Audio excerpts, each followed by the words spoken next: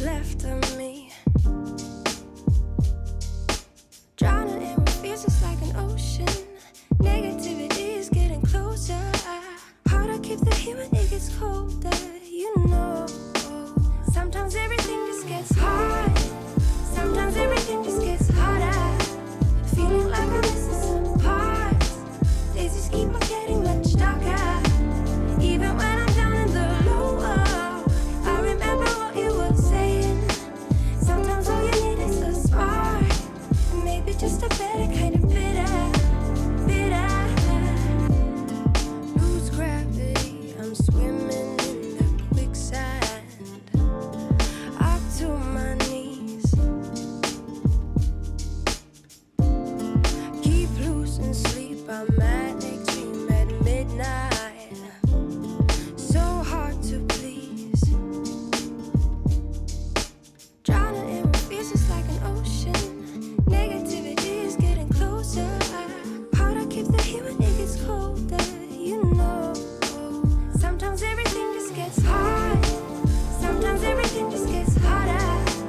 Feeling like I'm missing some parts. Days just keep on getting much darker. Even when I'm down in the lower, I remember what you were saying. Sometimes all you need is a spark, and maybe just a better kind of bitter, bitter, bitter, bitter, bitter, bitter, bitter,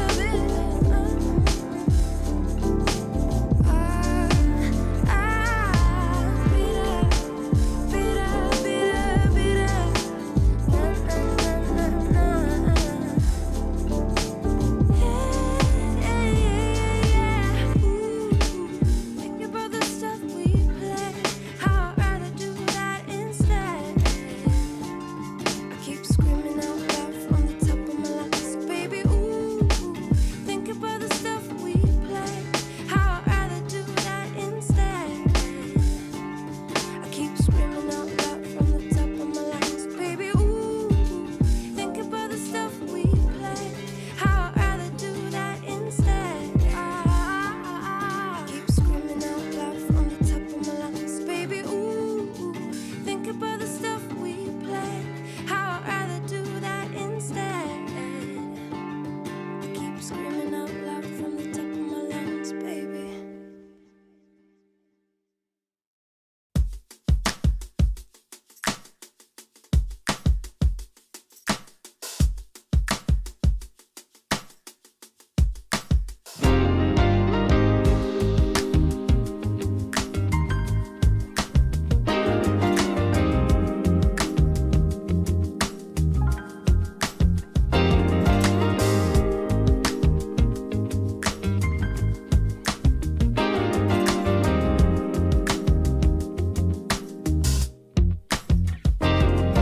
You say that you will change the way you walk, the way you talk, the way you wear your hair. Change the way you dress, the way you kiss, everything 'cause you are scared that I might leave you. Well, why should I leave you? Baby, please don't talk to me that way. Don't talk to me that way. 'Cause I think you're perfect for me, just the way you are. And I don't ever want to leave you. Baby, don't you talk to me that way. Yeah, yeah,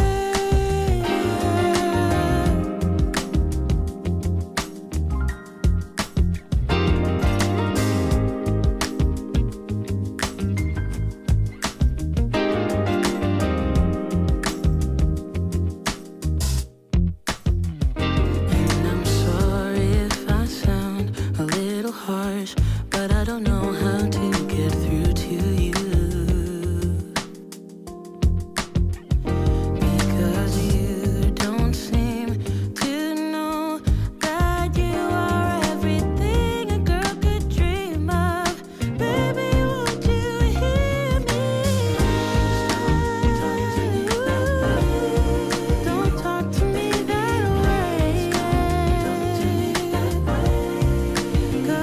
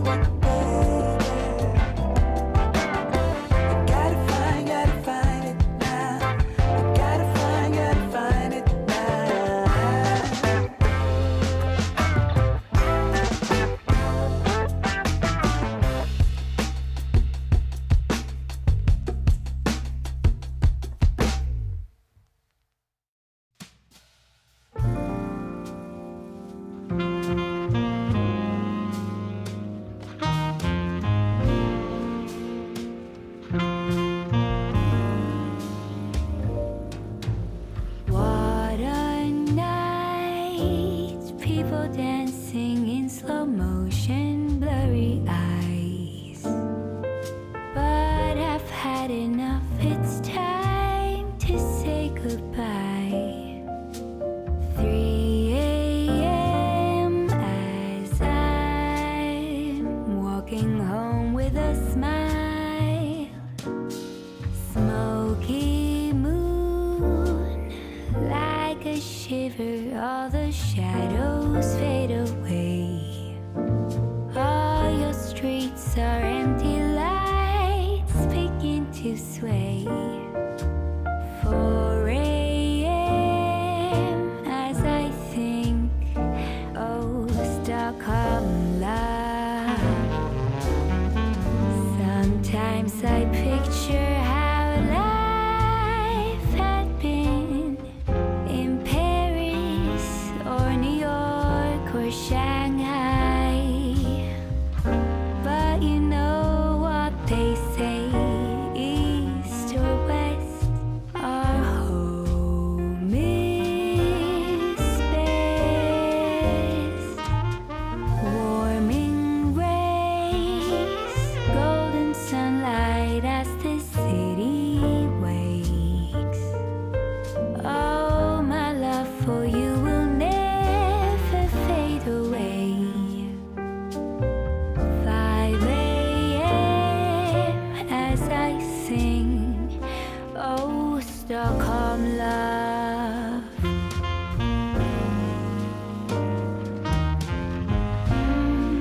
Stockholm love.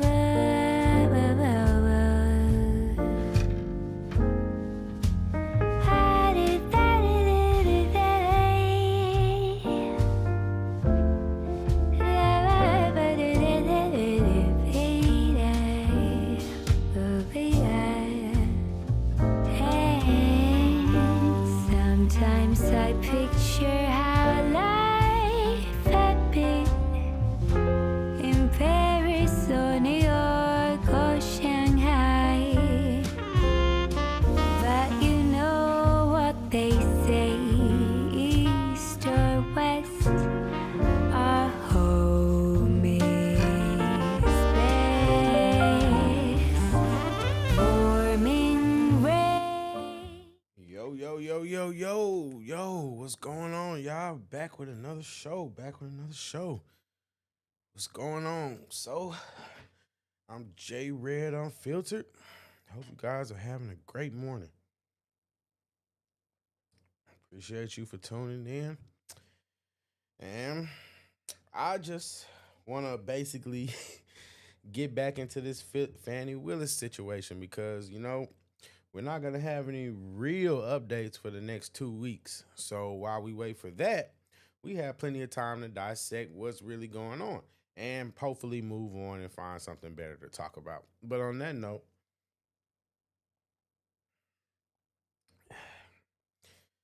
like I said, good morning, guys. And yeah, I really want to just first just start by just talking about the situation in general and just recapping the situation. And basically, what we have is Fani Willis, and she is basically going through a hearing, and that hearing is so that she would be able to is to see whether she will be allowed to remain as the basically the person in charge or the headliner or the leader of this Trump episode.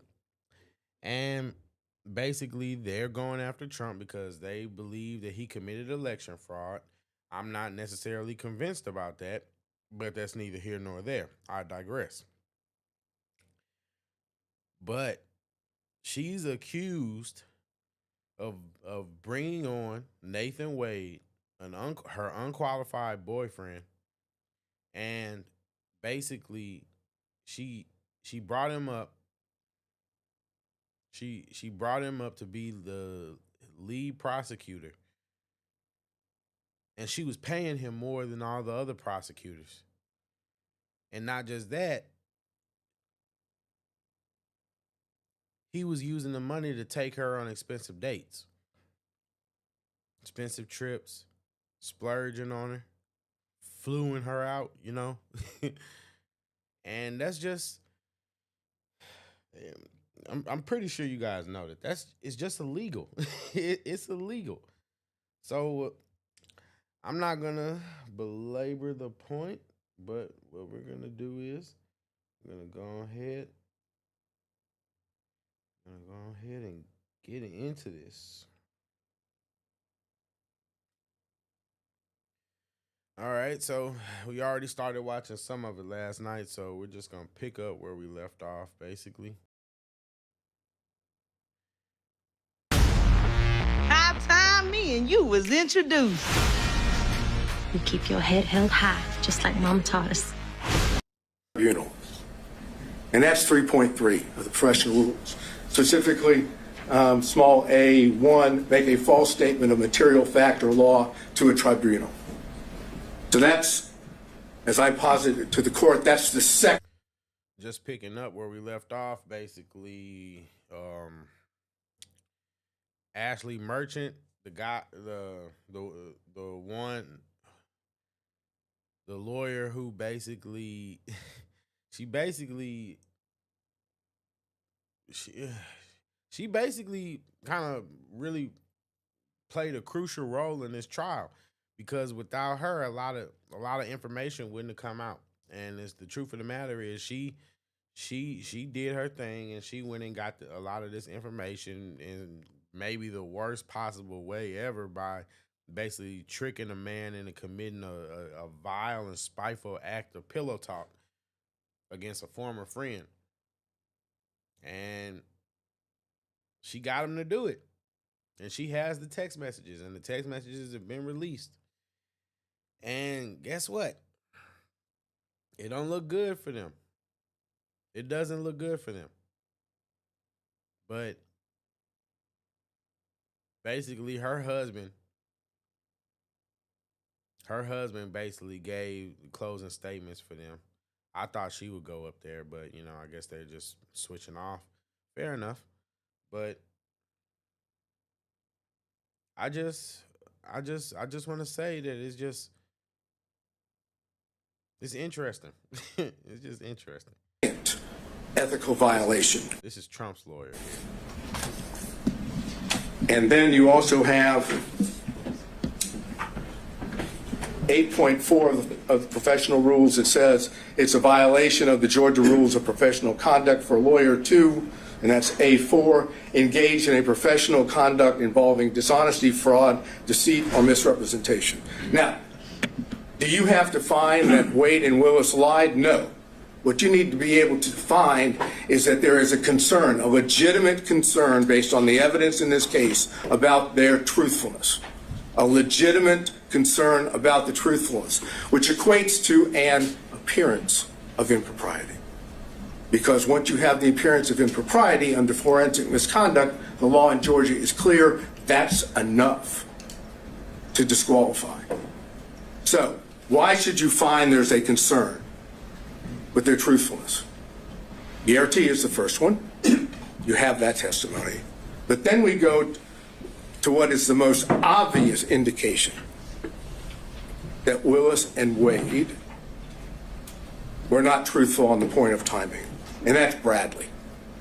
Defense Exhibit 26 came into evidence. Defense Exhibit 26 comes in and says,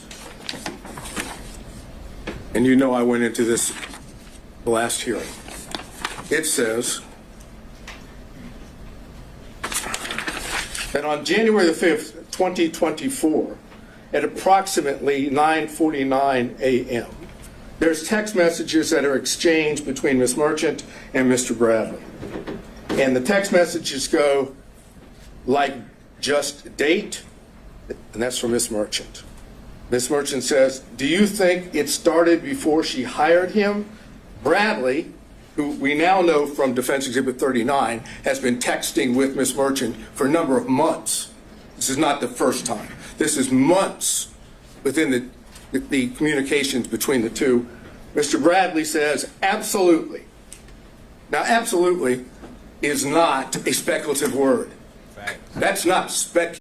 There's nothing speculative about absolutely. And that's the funny thing about Bradley's testimony, because he literally got on the stand, and the first time he got on the stand, everything was about, oh, I can't say that because attorney-client privilege. Well, guess what? The judge didn't believe him on the privilege. So the judge didn't believe him. So the judge made him go back on the stand. And guess what? Now everything is, I don't recall. Now, if you think that Nathan and Fani basically were threatening him, I want to know. Let me know. Because at the end of the day, it's just crazy. This guy is something else. And that's just the truth of the matter. This guy is something else. Terrence Bradley is something else. Mr. I don't recall. That's a definitive statement. And Bradley then, unprompted, says this. And unprompted is important. It started when she left the DA's office and was a judge in South Fulton. It goes on, Ms. Merchant says, she liked it started when she left the DA's office, with the appropriate emoji or whatever one would call it to say it was liked. And then Mr. Bradley say they met at the municipal court CLE conference. Again, unprompted. He's now definitively telling Ms. Merchant when this relationship started. Ms. Merchant says, that's what I figured when he was married. And then Ms. Merchant says, and we're now talking about a couple hours later, she texts and says, upon information and relief, Willis and Wade met while both were serving as magistrate judges and began a romantic relationship at that time. And Mr. Bradley responds, no, municipal court. Thank you. Doesn't say it didn't start then. He doesn't suggest that she's wrong, other than magistrate court municipal. Now we have that, and it's in evidence. And what does Bradley do? He knows that he's put himself in a position that if he testifies truthfully on the witness stand, Your Honor is in a position to be able to find, if you choose to, that both Willis and Wade lied. So what does Bradley do? Look, you were an assistant U.S. attorney. You know how this works when you have witnesses in this situation. Mr. Bradley did everything he could possibly do to evade answering questions. No recollection, couldn't remember, it was speculation. Anything he could possibly say that would cause Your Honor not to believe that Bradley knew when this relationship started. I suggest they were clear-cut lies, and the truth is in Defense Exhibit 26. And so if we take that view, that he thoroughly impeached himself, that he did not give truthful conduct, what's left standing? Generally, you would see someone who's impeached, perhaps we have some kind of core that you could point back to and say that's the time he was telling the truth. In these text messages, is it ever definitively shown how he knew this and that he actually did know it, other than in just a assertion outright? Absolutely. Usually, if a state has a witness that goes sideways, they've got him locked in. They've sat down with a detective. They've got a full statement. We don't have that here. Well, what you have is a text message, which is a prior statement of Bradley that he did on his own, that was not given to him by someone else. The only thing that the court has just noted is, how do we know he wasn't speculating? because you don't have to accept the fact that he wasn't speculating. The cases that I provided, I think by email yesterday, the first dealing with that, you can disbelieve that testimony and draw a negative inference. That's the Ferguson case. On Lee, the other case, you can simply take the prior inconsistent statement as substantive evidence. It has the same value. And that's what I'm asking you to do, to take what was the unprompted statement in Defense Exhibit 26 of Bradley, and take that on its face value, that is an indication that Bradley in fact knew and had said he did. If you accept that, you have to have concerns about the truthfulness of Willis and Wade on the timing issue. And I don't know if this is something maybe one of your co-counsel were going to address as well. We heard about kind of the law that applies, how we're outside kind of the orbit of the core of cases we're used to dealing with here, where it deals with side switching or where someone is in the relationship, the client relationship. The proposition you're putting forward now is that if a representative of the state, a lead prosecutor, the district attorney themselves, says something that's untruthful on the record, that is something that immediately has to be proactively policed by the trial court. Is basically what I'm getting at is, where in the law do we find the remedy to an untruthful statement? Generally, we send you down the street to the bar, right? And that's why I gave you the cases of Registe and Edwards yesterday. While those aren't prosecutorial cases or dealing with prosecutors, they deal with counsel. And in both those cases, the trial judge found ethical violations on the part of defense counsel, or potential ethical violations. Went through the ethical violations and said, based on that, you're disqualified. You cannot be the attorney of record in this case. What's good for the goose is good for the gander.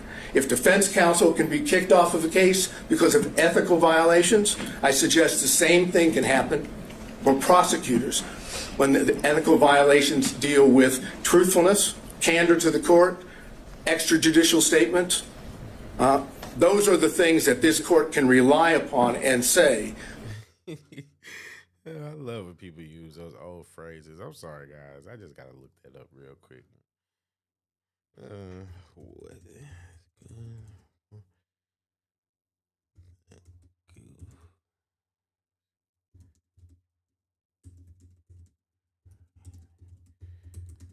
Sorry, guys. I'm goofy like this.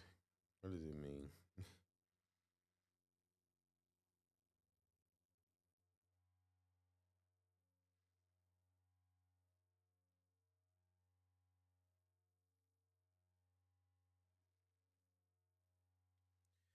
What's good for the goose is good for the gander. If something is good for one person, it should be equally good for another person. Someone who treats another in a certain way should not complain if the same is done to them. Okay. Sorry, I just like I like learning things. Sorry. Based on those, again, I find an appearance of impropriety. Where would be the limiting principle? The district attorney signs every indictment assigned to this courtroom. No. Does that mean she's off every case? No, it would be when the... If I found that she's untruthful, is that what you're kind of suggesting? You don't have to find, again, I'm not saying you have to find she was untruthful or that Wade was untruthful. You don't have to make a finding of fact that they lied. All you have to do is make a finding of fact that you have genuine, legitimate concerns about their credibility, about their truthfulness. And once you find that, then you can apply Registe and Edwards. Well, but it's the same principle, though. If I have genuine concerns about her truthfulness on a particular occasion, how do those not spill over into every criminal case a district attorney brings? Well, it's because she testified under oath, and so did Mr. Wade. They didn't have to testify falsely. They could have testified truthfully. They could have indicated that the relationship, the timing was in fact before Mr. Wade was hired. They chose not to. And in that... He's right. They could have just told the truth. They could have just told the truth and saved everybody a lot of time and a lot of taxpayers' money. But nope. Nope. They gonna lie, and Fani wants to just live and she just wants to be on she just wants to fall on that hill. Fani is determined to go down with the ship. And I'm gonna be honest, I respect it, but that lady is crazy. This lady is crazy. All this could have been avoided if her and Nathan just told the French toast truth. If they just told the truth, then guess what? It would look bad, but it wouldn't look as bad. It wouldn't look as bad if they would just tell the truth. Like, why couldn't they just tell the truth? Why couldn't they, like, why, what's so hard about saying, yeah, you know what? I did this. I shouldn't have done that. I shouldn't have, but guess what? I know it's, But no, they're determined that they didn't do anything wrong and they should be on a pedestal because they're going after Trump. And to be honest, I think that that's crazy that people are allowing her to even think in her mind that she's some kind of saint or something just because she's going after Trump. This woman really thinks that she's fighting for, or is trying to convince people that she's fighting for democracy and all that kind of stuff. No, you just know that this is a big case and you want it on your record because you know that your career is gonna skyrocket from here. It's not, I can't break down all this legal jargon for y'all just all like, because I'm not an attorney and I'm not trying to be, but just at the end of the day, some of this stuff is just common sense. Perjury is a universal concept when it comes, like even idiots can understand that.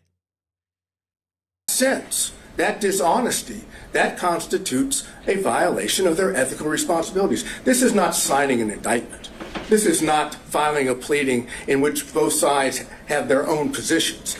This is a requirement that every witness has to tell the truth under oath. And if they don't tell the truth under oath, or there's a significant concern about their credibility, then they're violating their ethical rules. And as anyone will tell you, as Your Honor already knew from when you were a prosecutor, prosecutors are held to a higher standard. They're the ones that are supposed to be seeking justice. They don't have a particular, they're supposed to be disinterested. When you have the lead prosecutor and the DA giving what I suggest to you is untruthful testimony based on what Yerti has said, based on what Bradley said in his text, based on the whole way it was presented to you. Bradley didn't want to testify. He first came up with this attorney-client privilege thing on that. And Your Honor was, fortunately, went into that. And then when Bradley knew he had to testify about it, you saw what happened. You can draw the inference, as I've suggested on Bradley, that what he said in the text message, Defense Exhibit 26, is true. The relationship, in fact, started prior to November 1st of 2021. That Yerti says that. And now, without getting into any detail, the cell phone records. The cell phone records show that during that period of time from, let's say, April 1 of 2021 to November 30th of 2021, that there was April, May, April, May, June, July, August. a considerable number, 35 or more occasions where it appeared that, based on the records, that Mr. Wade was down in the area where Miss Willis was staying in Yerti's apartment. But more important, So you tell him 12,000 text messages, 2,000 phone calls, 35 visits in less than 6 months. In less than 6 months. In less than 6 months. There's only about 52 weeks in a year, okay? Do the math. Are you picking up what I'm laying down? There are 52 weeks in a year. 35 visits. Guys, I'm gonna be honest with you. They was fucking. Excuse my French, but golly, 6 months? Let me know. Do you even talk? Who do you talk to that much unless it's a romantic partner? And this is all before they even confirmed that they were in a relationship. And this is before that he even got hired. This is him putting in the work. God. Not even 6 months. Not even 6 months. And it's just ridiculous. It's ridiculous. Oh my goodness gracious. There are two occasions, and the state has not challenged those. There are two occasions where the records reflect that it appears Mr. Wade, Excuse my French, I'm trying to stop cussing so much. spent the night at that apartment. Now, the state may say, we don't accept that. But they didn't challenge it. And even when they brought forth what they brought forth today, supplemental 2 and 3, they didn't challenge it again. So what does that suggest? That's corroborating evidence of what Yerte had said, of what Bradley said in his text message. It's also impeachment evidence as to what Wade and Willis said about how many times. Is that a significant, in terms of just the times? Didn't Mr. Wade testify that he was there at least 10 times during that time frame? You've now found 35. Well, minimum of 35. Okay. But never overnight. He said he never spent overnight. Put that to the side, though, just in terms of the fact that he did say he'd been over there. Damn, Fanny, you wouldn't even let him sleep over. Oh my goodness. Fanny wouldn't even let him sleep over. You could come, you could bust these cheeks. You can bust these cheeks, but you can't sleep. You can't sleep over. Oh my goodness gracious! Happens to the best of us, I guess. She cold-blooded. She wouldn't even let him spend the night. Oh my God! That he'd visited the place, and I would presume he wasn't obviously keeping a very good accounting of it, but that wasn't something that was entirely denied. If you're asking me, do we win on the point that he said more than 10 or around 10 and we say 35, do we win on that point? No. Okay. It's not determined. The overnight rate might raise some more concerns. Understood? Yeah, it does. And that's the reason why we highlighted it in the affidavit of Mr. Middlestaff, because that is suggestive that they were not being honest to the court. So then, how much time have I used? Have I? I'm letting them use the hook. So, suggestive. Again, raising issues I'm wondering about burden. Is it we're dealing with a preponderance standard? We are dealing with a preponderance standard, and it's our burden. Yeah. No question about that. So does suggestive get us there? No, but it is corroborating evidence that we did put up. And that's what the purpose of the cell phone records. They corroborate what Yerte says. They corroborate what Bradley said in Defense Exhibit 26. And they impeach, to that extent, Wade and Willis's testimony. So if you find by a preponderance of the evidence, so I can finish this up, if you find by a preponderance of the evidence that what I call subset of forensic misconduct, ethical violations, has been shown, and that there is a significant and legitimate concern about the truthfulness of Wade and Willis, they're disqualified. Now, obviously, factual findings are yours, but the law allows you to do that. You don't have to do it through an actual conflict. That's the other side of the equation, and that's what I just want to take a second and look at this definition so that we can all be informed. The quick definition, Google or Bing says, the meaning of preponderance of evidence is the standard of proof in most civil cases in which the party bearing the burden of proof must present evidence which is more credible and convincing than that presented by the other party, or which shows that the fact to be proven is more probable than not. Also, the evidence meeting this standard. Basically, that is just a burden of proof. It's just basically saying that you have to, when you present your evidence, you have to basically present better evidence. In layman's terms, you have to present better evidence, and it has to be more convincing than the accusee, because usually the burden of proof is on the accusee or the accused. And the accusee No, I'm sorry. I said it right. The burden of proof is usually on the accusee, and it's the job of the accused to prove their innocence. So yeah, I know that was a rough explanation, but basically in a nutshell, you guys get what I'm trying to say. Hopefully. Argued, and I think that's what Mr. Gibbons going to argue. Before I let you go, though, this is an interesting classification. You're saying forensic conduct isn't just commenting publicly about the case indicating guilt. You're saying forensic conduct is just anything a district attorney says falls into that box? No, I'm saying that improper. That forensic misconduct as a subset of that would include violations, ethical violations, which impact the ability of the defendant to get a fair trial, as well as impact the court's ability to have faith that the prosecutors, these two prosecutors, are acting in good faith in their own conduct. Same idea dealing with, as I said, defense counsel in the two cases I mentioned. Ethical violations can give rise to disqualification, and I suggest we have that here. All right, thank you, Mr. Sato. Thank you. Where's the shot clock when you need it? Right there. Your Honor, I want to address very directly here.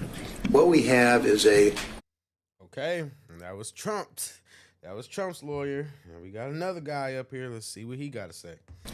a systematic, continuous pattern, a calculated plan, evidencing a design to prejudice the defendants in this case, in the minds of the jurors. This is what we have seen. This isn't the problem that the district attorney has. It's not that the district attorney had some sort of brief, off-the-cuff statement in an interaction with a reporter like in Williams. That's not what we have here. We have someone who sat down, wrote out her speech, wrote out her plan, who sat down for whether it's 2, 3, or 6 times with the editors of Find Me the Votes and told and got her message out about this case before it was supposed to be tried in this courtroom. And so that is the problem that we have. We have a pattern of forensic misconduct on behalf of Miss Willis. So, now, I mean, we have a... I think that's a great way to describe that. It's a pattern of misconduct. This woman thinks that she's untouchable, and she thinks that because she's in the position that she is and she's who she is, that she's untouchable. And to be honest, it's really hilarious that she really just thought, you know what I mean? She thought she could really get away with it. It's sad. It's sad. It's sad. I can't believe it. Honestly, I can't. Pattern of public statements being made. I take it you or your team has dived in and read the book. I know she was asked about specific portions in it. The only case that I can find actually talking about when someone crosses the line on public comments is that Williams case, and it talks about there has to be an implication of saying the defendant, a particular defendant, is guilty, and it even denied it. Right. So, have you found any case in Georgia where they actually said that a prosecutor had gone too far in their public comments? Does one exist? Well, number one, thank goodness it doesn't happen often. Sadly, it's already happened here.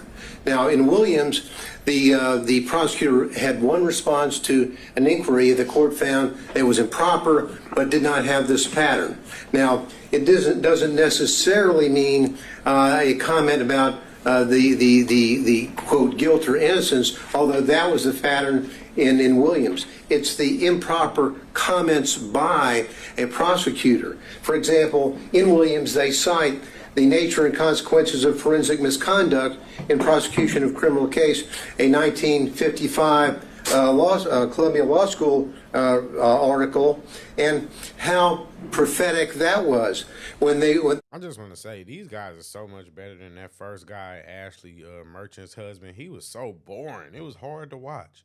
When Williams cites that case in that law school article, they talk about an awful lot more than simply the comments about specific guilt or references to guilt. What you have here, Your Honor, is a comment, and we can't look at it it doesn't apply only if a prosecutor said, "I think the defendant is guilty in my mind." No. It's more pernicious than that. What we have here is someone who sat down and drew up a plan for two reasons. And what she did reminds me of what the court in Estes v. Texas talks about, and that is that pretrial can create major problems for a defendant, indeed more harmful than publicity during a trial, for it may set the community opinion as to guilt or innocence. That's what we have here. That's exactly what we have. And the court in Estes talks about the power of the television camera. So what do we have, and what did this prosecutor do? What she chose to do is sort of what was criticized by the Supreme Court in Shepard v. Maxwell. Legal trials are not like elections to be won through the use of meeting halls, the radio, or the newspaper. That's exactly what we have here. What we have is a deflection. What this is all about is more insidious than just making the comments that she's made. It's a deflection. What she chose to do was to say, okay, I have done my best to hide the relationship with Nathan Wade. And Nathan Wade has done his very best by filing false documents in his divorce case to hide his relationship with Miss Willis. Now, and so what did they do? Well, when Miss Merchant filed the motion to disqualify, now the game plan has to change. The game plan I call the deflection begins to take place. The deflection is when the district attorney sat down and wrote out. I'm sure the court has. When you look at that video, it's in evidence of her speech at church. She has written out everything and she's reading from it. She chooses to deflect. The court asked earlier, wasn't she really responding to the motion that had been filed against her? Would that she had.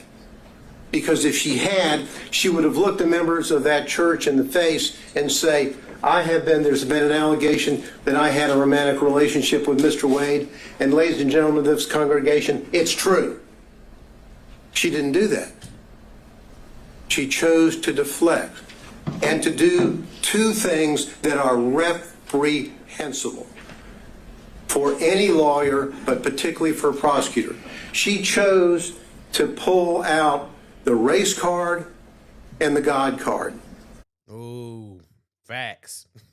Call her out for that. Call her out for that, because that was bad. I'm not gonna lie, because people might not be hip to what she's doing or really understand what she's doing, but those two things are the number one thing that black people love to run to in order to justify and substantiate their bad behavior. They love to say, oh, I'm just fighting racism. Oh, I'm doing this with racism. Oh, I've been here because of racism. I'm doing this because of racism. They love to throw out the race card, and they love to sit there and run to the church to justify their bad behavior. And the church is going to do it. I hate to say it, but the church is going to do it. And this is just what we're talking about when we're looking at the state of black culture, because this is why I say that Fani Willis and Terrence Bradley and Nathan Wade and what they do represents black culture. Yes, they aren't a representation of the entire black culture, but their actions represent things that are significant problems that we have with black culture. And the truth of the matter is, when you look at Fani Willis and her behavior, look at her. She goes to the church talking about some no weapon formed against me, and that God gives his toughest battles and all that kind of stuff. First of all, that's BS. And why is this woman even allowed to go in front of a congregation in the first place? Do you remember the days, and for those of you that attend church, do you remember the days where there was a standard and there was anybody just couldn't get up in front of the church? You know what I mean? Anybody couldn't just get up behind the pulpit and get to talking to the congregation, because you know why? Because you're accountable for what you say when you get on that pulpit. You're accountable for what you say. And guess what? As the preacher or the pastor or the shepherd of that house, you are responsible for what is said to your congregation. So remember the day they were careful about who they let go up in front and speak to the congregation. Now you got this woman getting up here telling people that God is sitting there prepping battles and doing stuff for you when God doesn't do that. God doesn't do that. God doesn't make your life hard. God doesn't put trials and tribulations in front of you. No, I said this before. God uses trials and tribulations. But they let this woman sit here and play this God card and play this race card, trying to act like she's doing black people some big favor by going after Trump. And at the end of the day, she's not. She's after self. She's after self, and she's worried about herself. And at the end of the day, what this guy says is absolutely true. Her tactics just from the beginning, just absolutely egregious. And that's just the things that we can actually see. I can only imagine the things that she does that people can't actually prove. You know, it's always worse underneath the iceberg. I hope the Fani iceberg gets exposed one day, because God, but I'm glad he called her out for that. I'm genuinely glad he called her out, because I hate to see it. That's what she did, and she wrote it out. She went on to deflect away from the allegations in the Wade motion, and she's saying why in her talk, public discussion with God, why are they only attacking one, in reference to Mr. Wade, and then she goes on to say, God, isn't it them playing the race card when they only question one? Now, if she had been truthful with that congregation, truthful with the community, she would have said, I had a relationship with him. Good, bad, forgive me, whatever. That's what she should have said. But she chose to deflect and say them, the reference to them and the others and they. It's obviously a reference to the motion filed by Ms. Merchant. They choose to go after the black man. And she then goes on, again, deflecting away and deflecting to what I call the third rail in American society, choosing somebody on the other side of being a racist. And it's a really just poor tactic. I'm gonna just be honest with you. It's a poor tactic. I hate to hear it. As a black person myself, I just cannot stand hearing black people throw that race card out there like that, because guess what? I don't see it. Most of the time when people throw that race card out there, I genuinely don't see it. When you look at things objectively, I don't see it. And it's nothing that I hate more about black folks than this victim mentality that they have. And this is just what he's calling out is just a nice way of just saying that she's just running in the victim Olympics and using the fact that she's part of a protected group to substantiate why people should support her through her bad behavior. And that's the truth of the matter. Because even going back to the church thing, because yeah, that kind of triggered me. Was she thinking about church when she was messing around with this married man?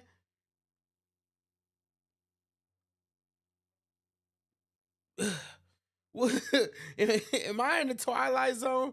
Like, in what planet are we letting the adulterers and people that are abetting adultery, you know what I mean? We let them get in front of the congregation? Okay. So is a racist. They're racist. She was the one playing the race card in a way to try to deflect from her own conduct. She goes on to say in discussions with the Lord, God, is it that some will never see a black man as qualified no matter his achievements? Again, the deflection. What is she saying? The listener is not necessarily in that audience in that church. The listener is at Fulton County. the potential jurors who will come into a courtroom and say whether or not they can fairly judge the evidence or judge the defense in this case. She chose to inject race into the minds of the listeners and virtually everybody in this community, and literally everybody in this country has reviewed and analyzed her speech that she made in a premeditated way. And in bringing in not only the race card, but also in bringing in the religious matter, this is exactly what Hammonds v. State in our Supreme Court talks about, condemning as an inflammatory appeal to the jurors' private religious beliefs. Why would she do that? To deflect. But now, not only is she deflecting, but she is then going forward and, in a way, telling the community, telling the congregation that God is on her side, not on the side of these people. God, she said, and when she's talking, and she's saying, God, pray for their souls. I, meaning God, qualified you. I qualified your imperfect, flawed self. I see you in every hour. Do my work. As though she's telling the folks in her very, very, very... No, she didn't. Oh, my goodness gracious. Was doing God's work, busting it open for Nathan Wade while he was still married. Was doing God's work, using money that you overpaid somebody that's not qualified to basically take you around the world and benefit from it. Was that doing God's work? Jesus. Implicit way injecting into the minds of the jurors. If Fani is doing God's work, then we're doomed. I'm sorry. I hate to say that, but if Fani is doing God's work, we're doomed. God wants me to win this case. God wants me to prosecute this case. And why is he going, and why are these others going after the black man? Well, the answer is very simple. As we said in our brief, we didn't mention Mr. Cross, the white female, or Mr. Floyd, the white male, because there was absolutely no evidence, and is no evidence, of a personal romantic relationship with them in which he obtained these benefits. That's the reason why we did not do that. So she goes forward with her with the deflections. That's exactly what she does when she goes forward. And she talks about a planned interviews time and time again with authors of the book Find Me the Votes, where she's talking about a case that's going to be tried in this courtroom. It's reprehensible. So in that specific, instance, setting aside the fact that she was willing to go on the record before a case had even reached the jury, what specific statements from that book do you contend cross the line? Well, for example, she's saying, she goes on to talk about all the calls that she gets from people calling her racial terms. And all the calls are racist. What she's trying to do, and I think there's a reference in there to MAGA people, whatever. In that, what she's really saying is that those people calling me up and making those claims or those horrible racial slurs to me are really people on their side of the fence. That's what she's doing. And there's no reason, Your Honor, ever for a prosecutor to sit down and go forward with this kind of interview. She did it in Find the Votes. But then they what really happened here is this hiding of the relationship. Because in hiding the relationship, they have done such a good job. Mr. Wade filed false documents in his divorce case. When on May the 23rd, May of 2023, talking about, have you ever had sexual relations with a person during the course of the marriage or including the period of separation? He's still married. He doesn't have a divorce decree. For those of y'all that's sitting there talking about, oh, Nathan Wade is separate, oh, he's divorced. No, that man is legally married. Legally married. He's legally still married. It's an open divorce case. It's open. You couldn't pick nobody else, Fani. You had to pick this guy. But his answer is none.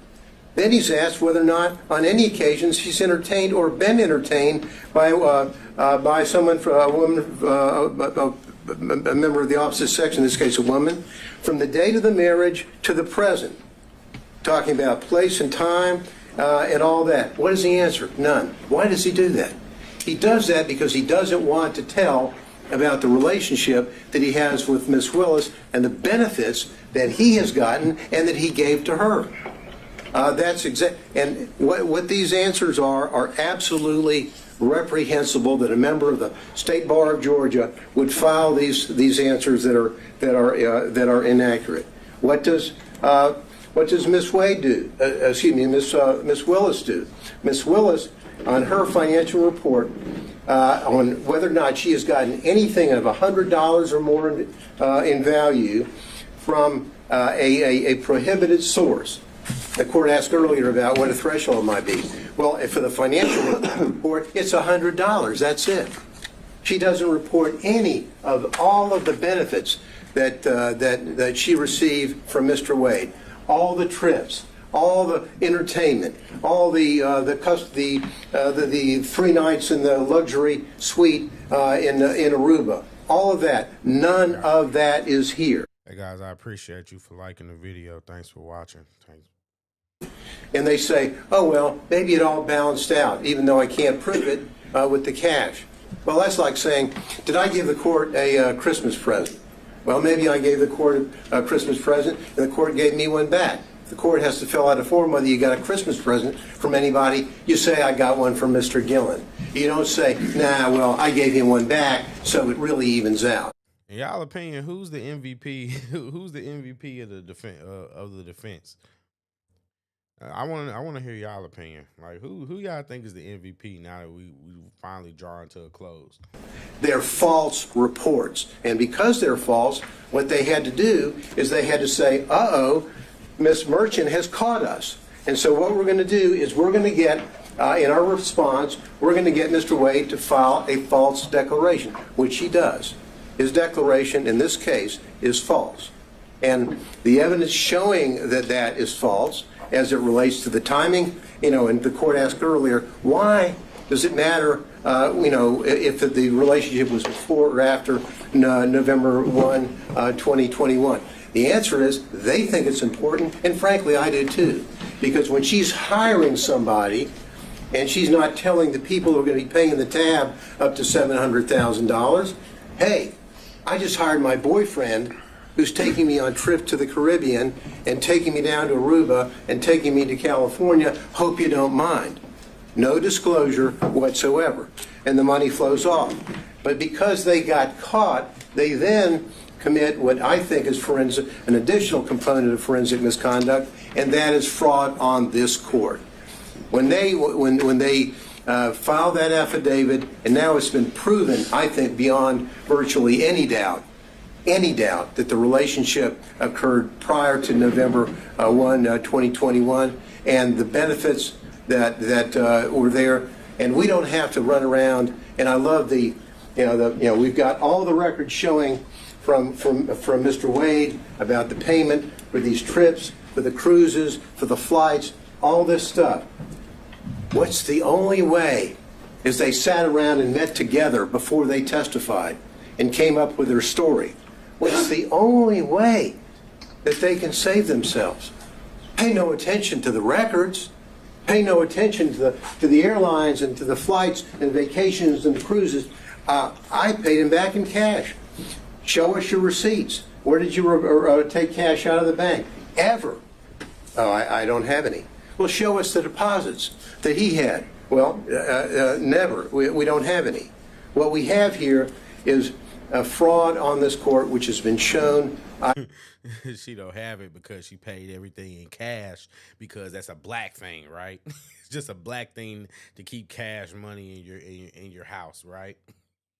I think overwhelmingly by the evidence, and overwhelmingly through not only the testimony of Yurdi, the testimony of the emails and the text from Mr. Bradley to Ms. Merchant, as well as all the documents that they had no answer to other than the just trust me, I gave him money, It evaporated. I don't know where it came from, and he doesn't know what he did with it. Just please trust us and believe us, because it's our only way out of the trap that they set for themselves. These people, sadly, and I hate to say, as the court knows, I was a prosecutor for about 3.5 million years, it seems, in the federal building, and I was an assistant DA beforehand. Prosecutors don't act like this. Lawyers don't act like this. These people, Your Honor, is a systematic misconduct, and they need to go. Thank you.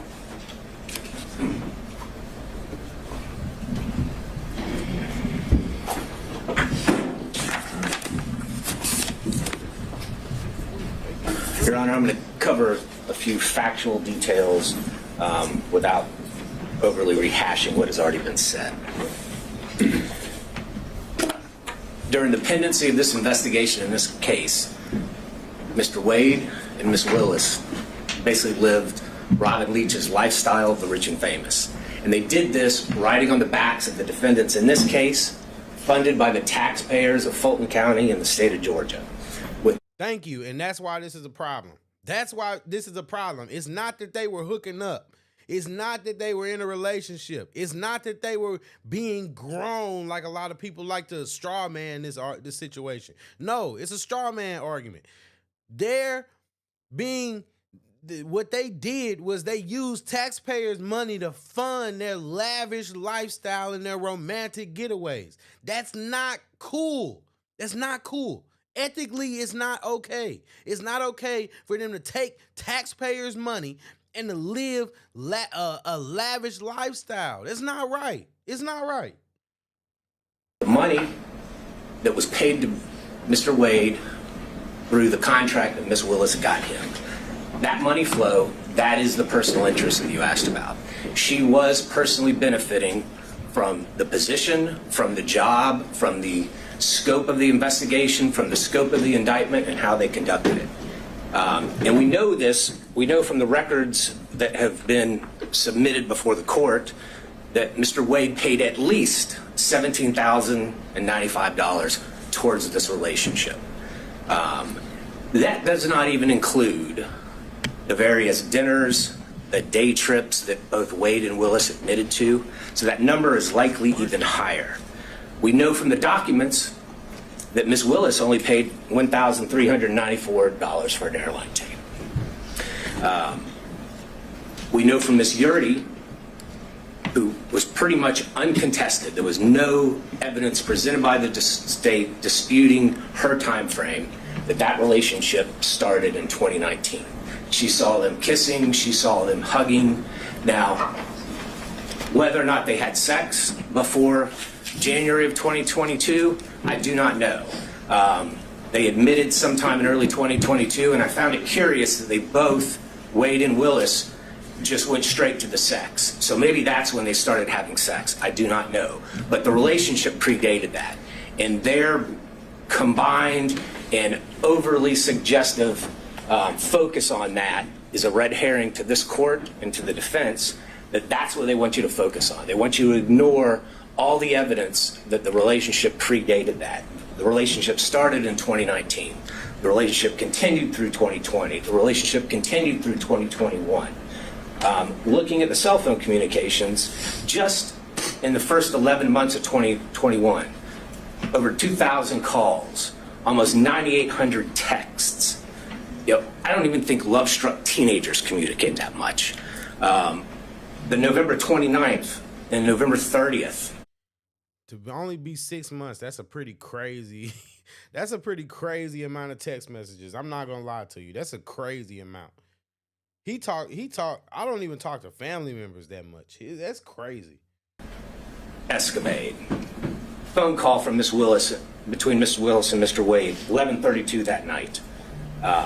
Shortly after midnight, the phone starts traveling down from where Mr. Wade lives and ends up where Miss Willis is staying, and he's there until roughly 4:55 a.m.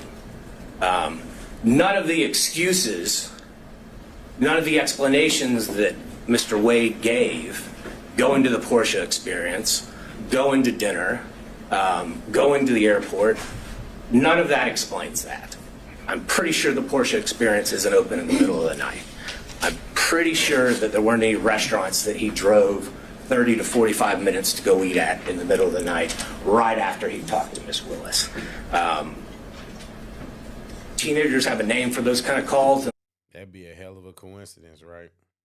And yes, they do have a name for it. It's called booty call. Those kind of escapades, I won't go. Sneaky link. Sneaky link. Oh, right. That's what the kids say nowadays. Sneaky links. To it. But the documentary evidence, the objective evidence, undercuts everything that both Wade and Willis said. When you look at Miss Yurdy, again, she unequivocally said that relationship began in 2019. She saw physical evidence of a romantic relationship. Mr.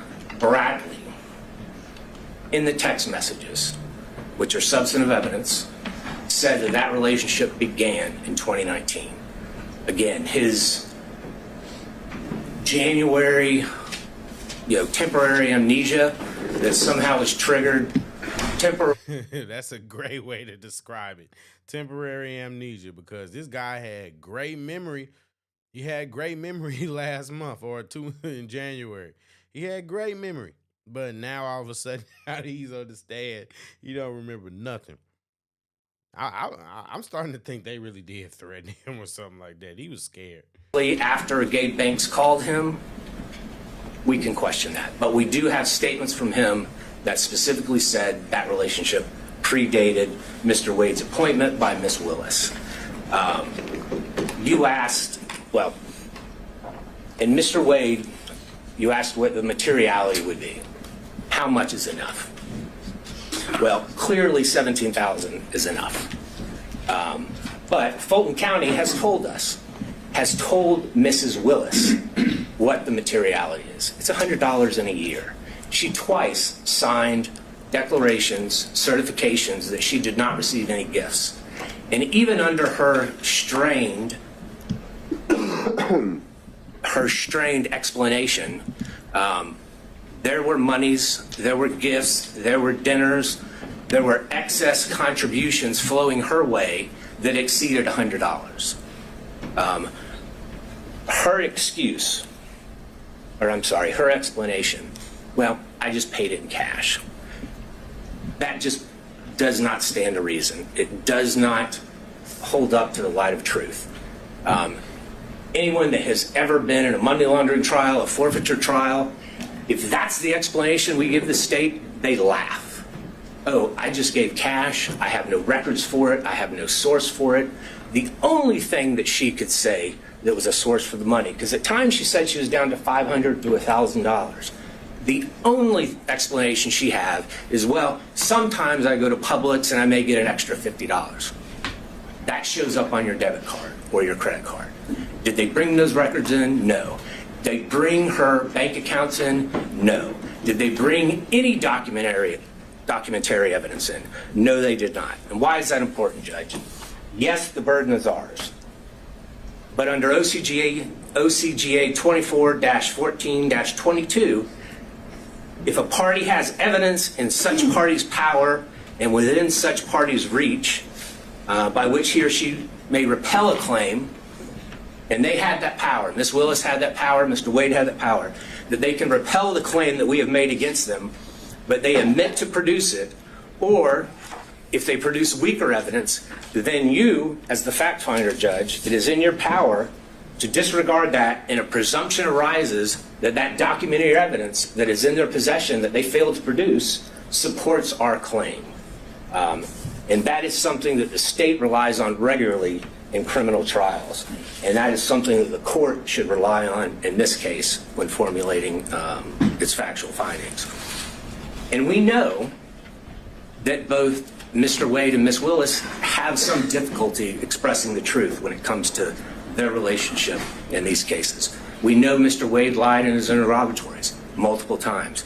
We know Ms. Willis falsely certified that she hadn't received any gifts from anybody. And Mr. Wade clearly was a prohibited source. He was someone doing business with Fulton County. Anything over $100 in a year, she had to put down, and she put zero. And It defies imagination that she could somehow forget about all these trips, all these dinners, all these day trips, and not put that money down. You had asked, I think it was Mr. Gillen, did she say in that church speech? You know what? He said something that just really made me think about something. Do y'all know, do you guys know any woman who's actually in a relationship with a guy that's going to pay him back? That's going to pay him back for doing things for her. Like, can we just actually ask if that really makes sense? You're going to pay. I don't care how independent you are or how much you want to perpetuate the stereotype that you a strong black woman and all that kind of stuff. Like, let's just be real. Come on, just stop the cap. No woman is sitting there giving money back. She was lying. Ain't nobody giving. You're not paying him back for doing something that involved you, for you. Just why is it so hard for people to be honest and genuine these days? It's just. Or anywhere else that the defendants were guilty. And I think she did in that church speech. She said in that church speech, and she was talking about a conversation that she apparently had with God, talking about herself. She said, this leader has a trial conviction rate of 95%. She said, the trial team this leader put together has a conviction rate of 95%. I do not see how anyone, and I think that was purposefully intended by Ms. Willis, I do not see how anyone can listen to those two statements and not take that Ms. Willis is telling everyone in that church and everyone that's going to hear that in the media afterwards that these defendants are guilty. That is what she was saying. She is a prosecutor. She's familiar with the U.S. v. Berger. Every single attorney that's ever been a prosecutor is familiar with the dictates of that U.S. Supreme Court case. That is a foul blow. That is improper, and she violated pretty much every tenet a prosecutor must abide by to seek truth and justice in a particular case. So, Judge, when you're looking at this, the uncontroverted evidence shows that they had a relationship prior. The uncontroverted evidence shows that Mr. Wade lavishly spent on Ms. Willis. The uncontroverted evidence shows that the money that he was spending on Ms. Willis came from this contract that he had. And I'm not just talking about the contract as a special prosecutor, but there's also those other questionable contracts that no matter whom his partner seemed to be, they also got. There is a direct financial benefit that Ms. Willis received from this. And Judge, looking back at what Judge McBurney said, if merely hosting a fundraiser for a political opponent of a putative defendant creates not only the appearance but an actual conflict, then what Ms. Willis has done since then in this case creates an actual conflict. But again, as prior counsel has stated, we only need to show the appearance of a conflict. And we have done that by a preponderance of the evidence. In fact, I believe we've shown an actual conflict. But nonetheless, the result should be that Ms. Willis and her office should be disqualified from this case. We still have a few more minutes. I think Mr. Cromwell may have something to say. Thank you, Your Honor. Thank you.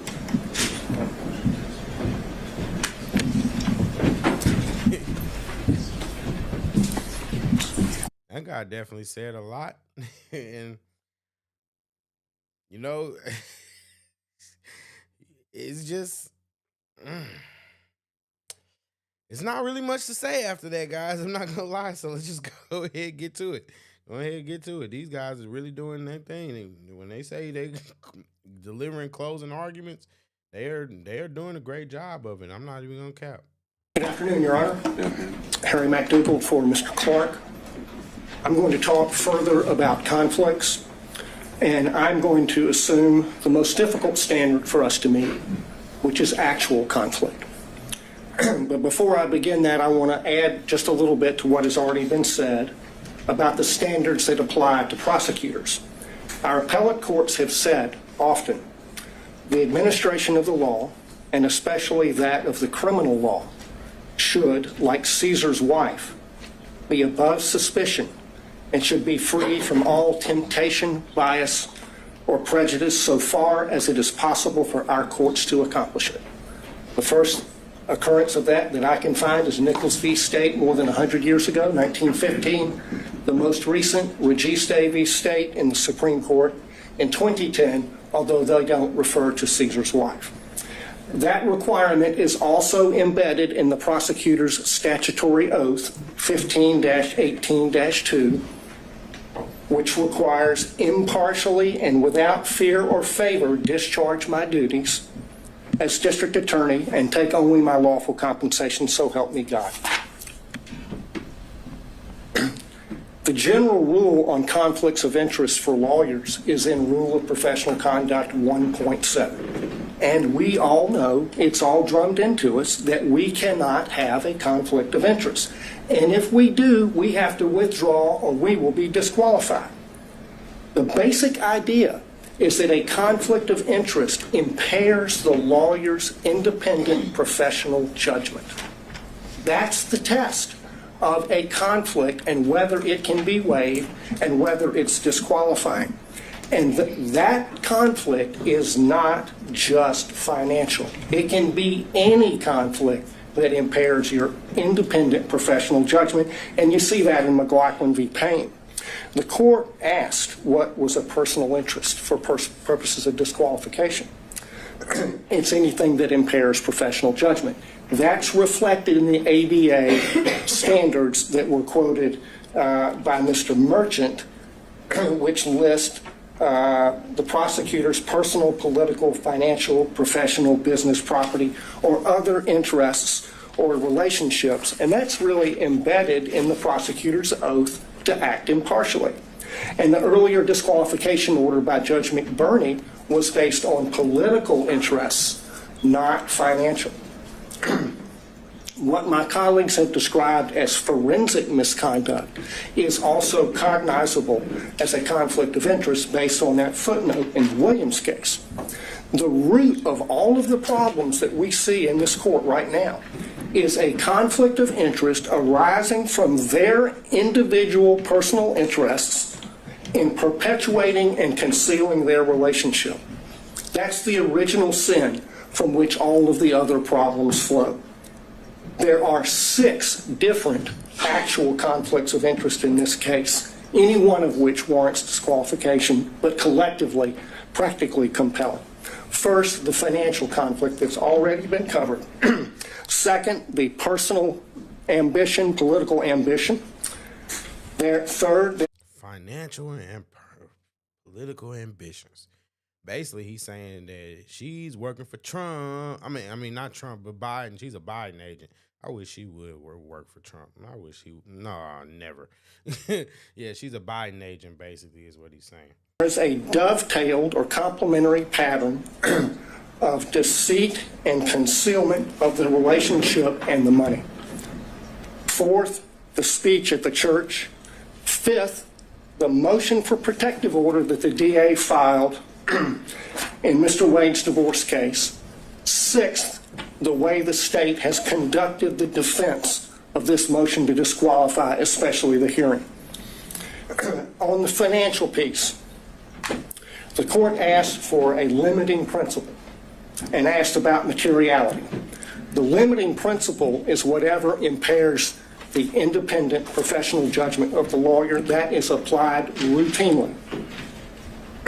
We have a county code section that flatly prohibits gifts from contractors, period. We have, by analogy, the federal bribery statute, which has a threshold of $5,000, 18 U.S.C. 666. The court asked about burdens and inferences. The court can draw a negative inference from the state's failure to produce evidence to support the invisible magic cash balancing theory based on State v. Thomas, 311 Georgia 407, particularly footnote 19. As to the timing question that the court asked about,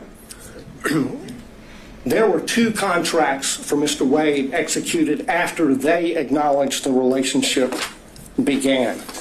Each one of them afflicted or conflicted under county and common law. The second conflict is her political ambition, for which he was previously chastised by Judge McBurney. And that's also present in this book. The inside flap of this book says that they were given, quote, exclusive access to thousands of secret documents, emails, text messages, and audio recordings. The court has twice denied defense motions to unseal special purpose grand jury materials. She helped herself to get the glory of this book. I introduced certified copies of a number of county code sections. I'm not going to walk through those, but I'll tell you why they matter. The stack of law from the state constitution down to the county ordinances imposes a regime on the DA under which she has 3 obligations. She has to go to the county commission to get approval to pay him like she did. She cannot accept gifts from a prohibited source.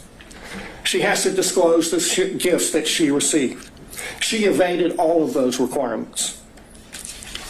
Section 2-69 of the county code prohibits gifts from prohibited sources, which he was. There is no boyfriend exception. The disclosure forms, the evidence is sufficient for you to find that her disclosure form for 2022 is false and that it is a false writing. That's an actual conflict of interest between her duty, legal duty of disclosure, her legal duty of candor as a prosecutor, and her private and personal interests in concealing the relationship, concealing the gifts, and keeping the gravy train rolling for as long as possible. His part in the pattern of concealment is a story you see in many divorce cases. The husband is hiding things from his wife. How much money he's making, the other woman, and what he's spending on the other woman. And he got on that stand, lied in his interrogatories, and then he got on the stand and he lied about lying in the interrogatories. And the lawyers for the DA's office, they just sat there and let him do it. They did nothing to correct obviously perjured testimony. In and of itself, that warrants disqualification of every one of them. The reason they lied and covered it up. Ooh, coming for their neck. Ooh. Did y'all hear what he just said? He said all of them. Get rid of all of them. Ooh. Was to avoid the trouble they're in right now. That served their personal interests to the detriment of their public duties as prosecutors. The speech at the church. I want to focus on why she did that. Mr. Gillen talked about that. She did it to deflect attention from her own misconduct and that of Mr. Wade. She violated her public duty as a prosecutor to serve her personal interests and the personal interests of her boyfriend. That is a disqualifying conflict between her personal interests and her public duty that is actual, operational, and materialized. And it rests on undisputed facts. Hey, what's going on, Maria? She says this lawyer wasn't playing. He was the superstar yesterday. He did the best. Yeah, he coming for the jugular. But he actually did say from the beginning, he did say that I had the most difficult, that we're gonna tackle the most difficult position to take, which is the conflict of interest. And so far, I'm like, oh, wow. Wow. But thanks for tuning in, though. I appreciate you watching. The next thing that she did that was a disqualifying conflict of interest was the emergency motion for protective order that she filed in the divorce. I filed a certified copy of that as Exhibit 37. She sought a protective order under the Apex Doctrine on the grounds that she's the DA. The whole filing is expressly predicated on her status as DA. In fact, she never lets you forget it. She says it 27 times in 12 pages. In that filing, speaking as DA, she said, the circumstances, quote, suggest that defendant Joycelyn Wade is using the legal process to harass and embarrass District Attorney Willis, and in doing so is He's definitely better than Ashley Merchant's husband. That guy was so boring. That guy was so bored. I had to turn the video off. I got so tired of him. This guy is good. I love to see it. I love when lawyers be lawyering. I love it. Obstructing and interfering with an ongoing criminal investigation. In the prayer for relief on page 11, she asked for 6 months to, quote, complete a review of the filings in the instant case, investigate and depose relevant witnesses with regard to the interference and obstruction this motion contends. There's no sugarcoating it.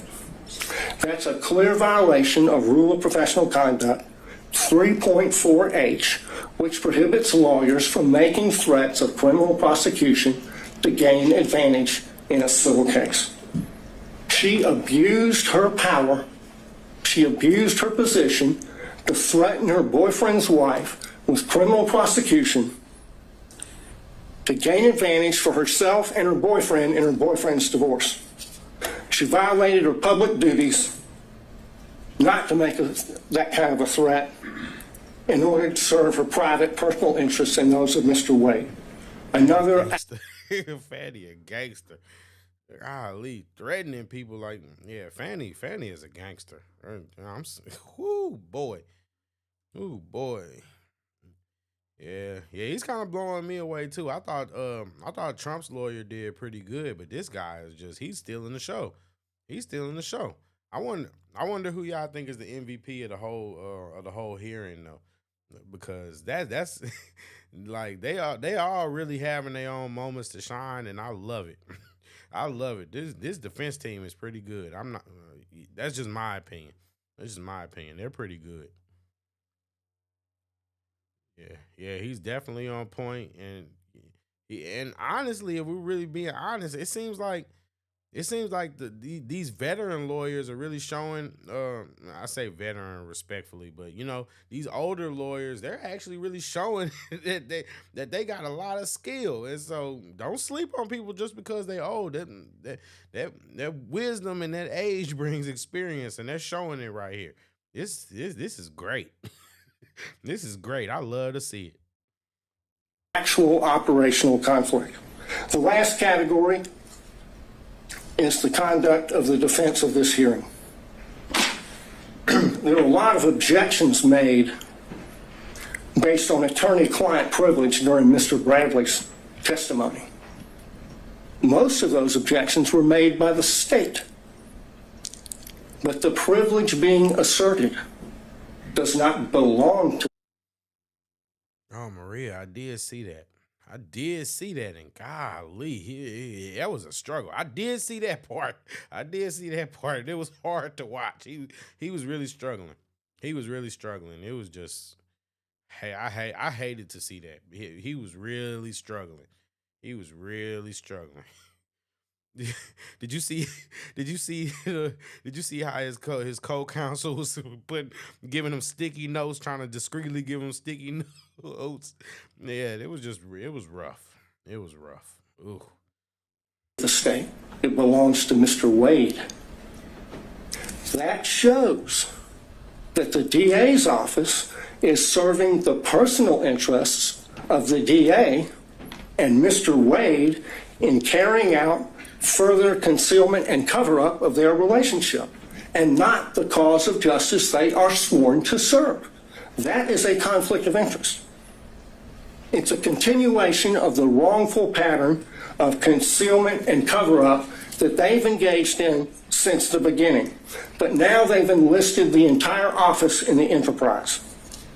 In the written response to the motion to disqualify, they said this, and I quote, "To be absolutely clear, there is no evidence that D.A. Willis derived any financial benefit from Mr. Wade." That's on page 15. Flat out false. 10 lawyers in this case put their name on that, starting with the DA. So throw another log on the bonfire of conflicts of interest.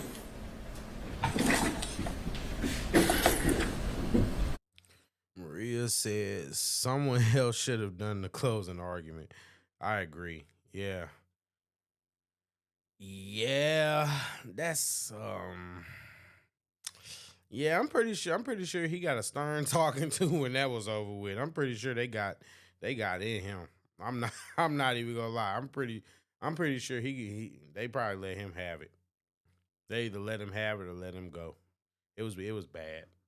It was bad. The judge even helped the state's argument. That's messed up. You're right, because the judge is supposed to be impartial. Judge is really not supposed to be helping either side. He's just supposed to just make a ruling based off of what the case presents. So, like, for instance, if a lawyer doesn't even isn't good at presenting their argument, the judge isn't supposed to help him. He's just supposed to say, "Oh well, you just delivered a trash argument. So guess what? That's what it is, you know." But yeah, that's bad. Ooh, who was chewing gum? I thought you can't do that. Can't do that in court. Like, yeah, who was chewing gum? Who's chewing gum? I missed that one.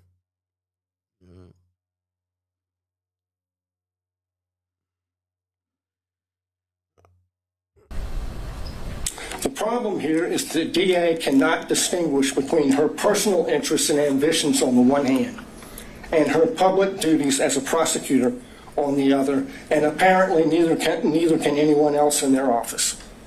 Of the 6 conflicts I've identified, only one is subject to a conflict in the evidence. This is a case study in what happens when you operate under a conflict of interest. It's put an irreparable stain on the case. Think of the message that would be sent if they were not disqualified. If this is tolerated, we'll get more of it. This office is a global laughingstock because of their conduct. Yes, it is. That is a true statement.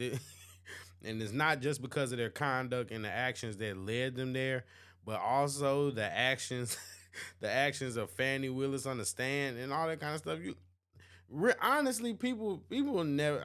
I can never look at her the same way, and it's just funny because people really think she got up there and she defended herself and did what she was supposed to do, when in reality, all she did is just, like this guy said, she made them a laughingstock. And it was already bad. She made it worse. Worse. And wow. Maria says, yeah, he had cotton mouth. He was struggling really bad, tripping over words, couldn't answer when the judge asked him to explain. Yeah, it was rough. I was watching it live on the lead attorney stream, and they were laughing. It was so bad. It was funny, but it was really hard to watch. Like I said, it was just rough. It was rough, and I know they let him have it. And that black woman, did you see that black chick when she was going up there posting the sticky notes and posted up and how mad she was looking and how uncomfortable he was looking? Like, he knew he was gonna get it. You was gonna get a spanking when you got home, buddy. Oh.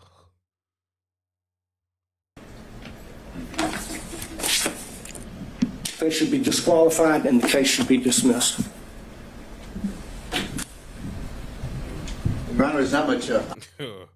guess there's nothing more to say than that. They should be disqualified and the case should be dismissed. Oh, wow. Wow.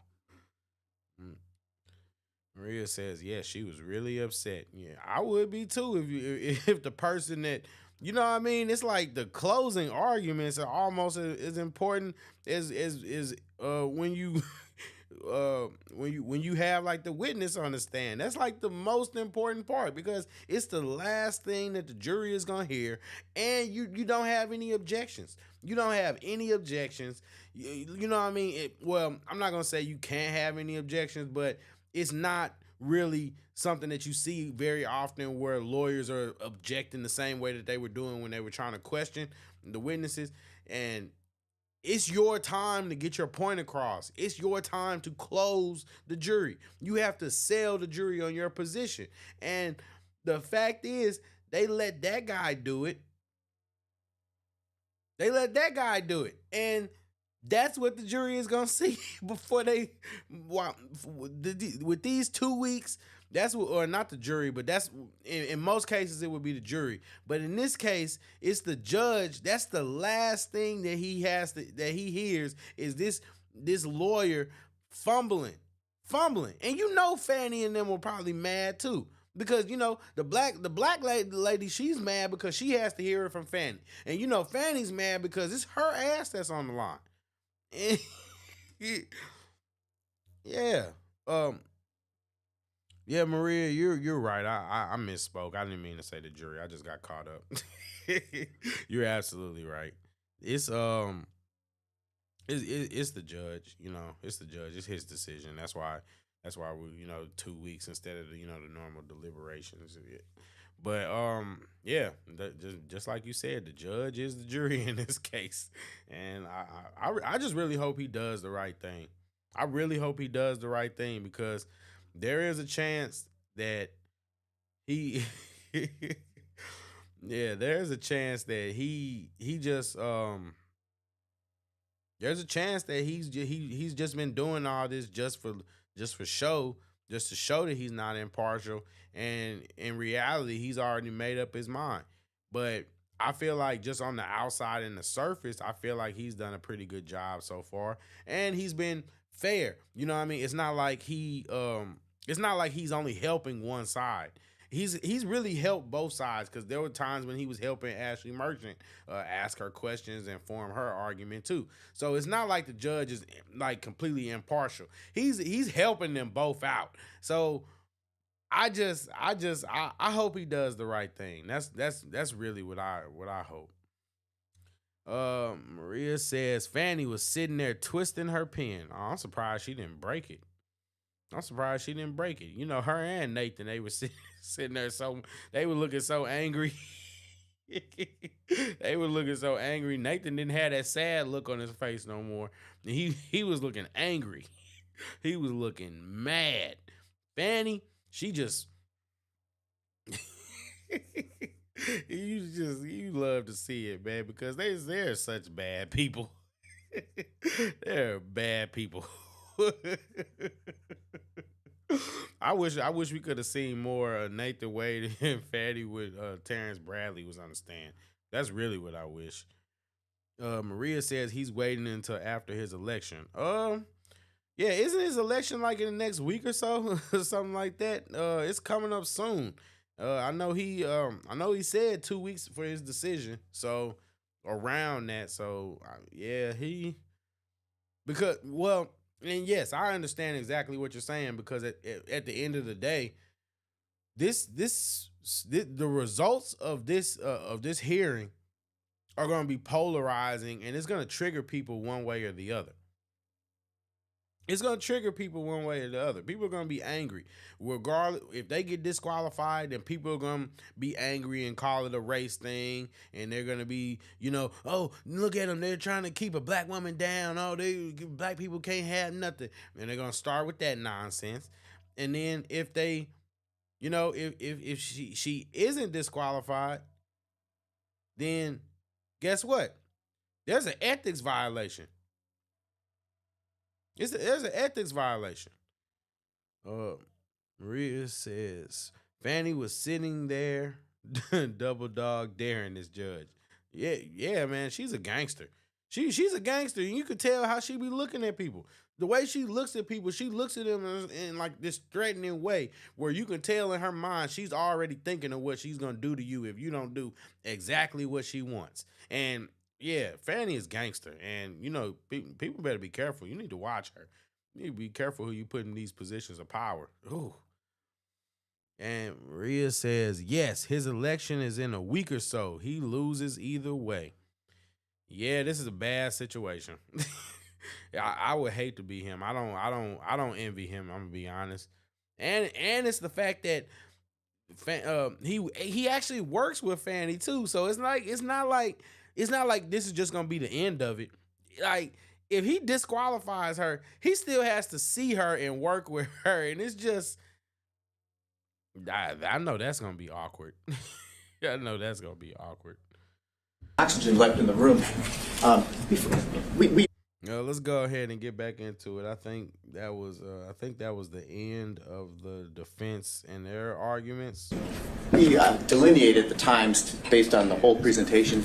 Would Your Honor consider some time for us in rebuttal? No. Okay. Well then, can I reserve what I had 5 minutes for Sure, rebuttal? that's fine. All right. Thank you, Your Honor.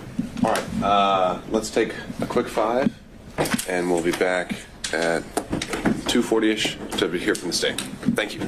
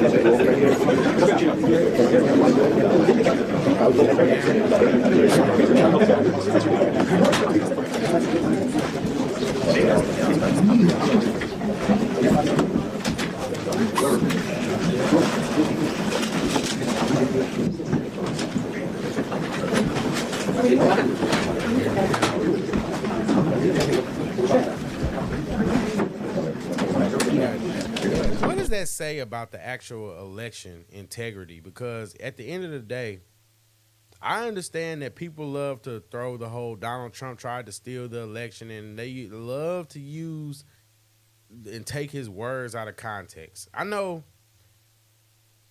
people love to hate Donald Trump, but what's the number one thing they love to use as an example? Let's say, well, what about the recording of him calling saying that he needs to find these votes and all that kind of stuff? That is taking his words out of context, and it doesn't Wayfair presents have to wall be art and decor. what Create you're your gallery interpreting. with art deals so. Because there she goes. Oh snap, there she goes. She's back. Look at her, guys. Oh, she's back.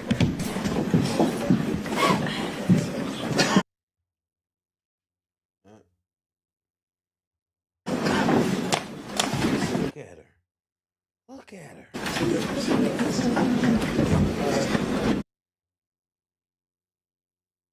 Look at her. Was it worth it, Nathan? That's what Nathan saw.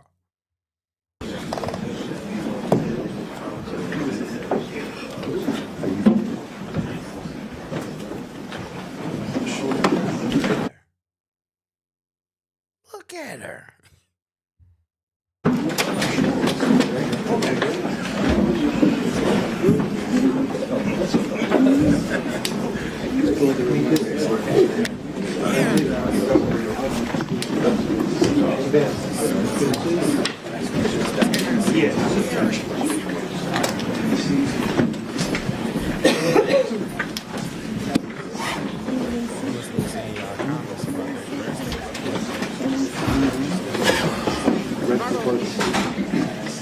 gonna lie to you. Look, don't judge me for this, but I might have to take back what I said about Ashley Merchant looking better than her, because she came out to play today. And I'm gonna be honest, Fanny's behavior makes her unattractive, but if she's just sitting there, I mean, goodness gracious, like, she's actually not that bad looking. I mean, but I still want to. I still don't think it was worth it, Terrence. I don't think it was worth it. You got a long time to go crazy.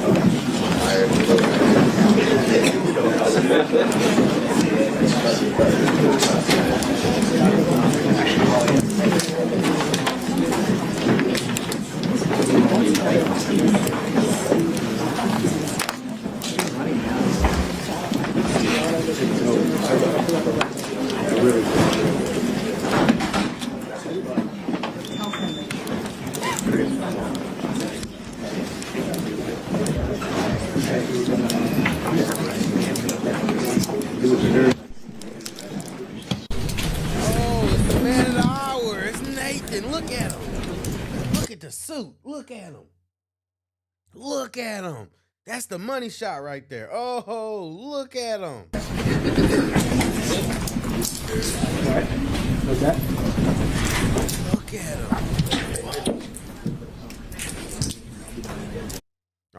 him. Look at her. Look at her. Maria says, clicking her pen is very immature. I'm a substitute teacher, and that's what teens do in class. Well, yeah, Fanny is very immature. Like, we know that. Yeah, she's very immature. Very immature. Like, even just the way she got up there and acted on the stand. Maturity is not something that she's gonna ever be known for. If we just keeping it a buck. If we just being honest, she is just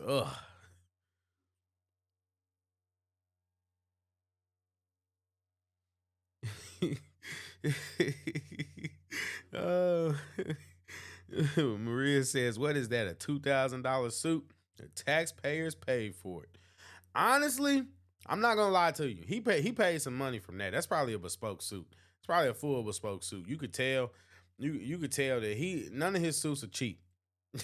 None of his suits are cheap. He got some lawyer in, like, real lawyer suits, not them kind of lawyers where they just putting on a suit just to wear what they wearing. No, he actually takes some time and really invested in his suits. You're right. Taxpayers paid for it. And you hate to see it. You hate to see it. $2,000. Honestly, I think it's probably more than $2,000. I wouldn't be surprised if he probably paid like $5,000 for that suit. I'm gonna be honest. That's just my opinion. When you look at the details and all that kind of stuff, unless he just knows where to go, it probably wasn't anything for him to spend a couple $3,000 or $4,000 on that suit. The suit, it really is a nice suit.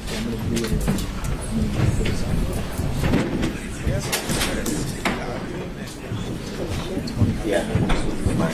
Right now.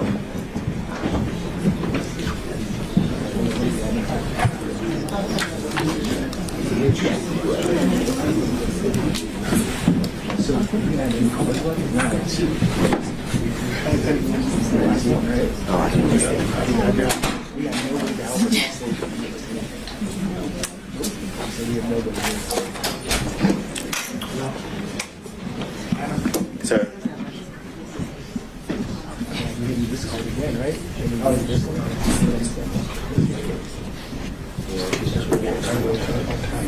Oh, trust me. Good night alive, Taylor, too. My word, yes.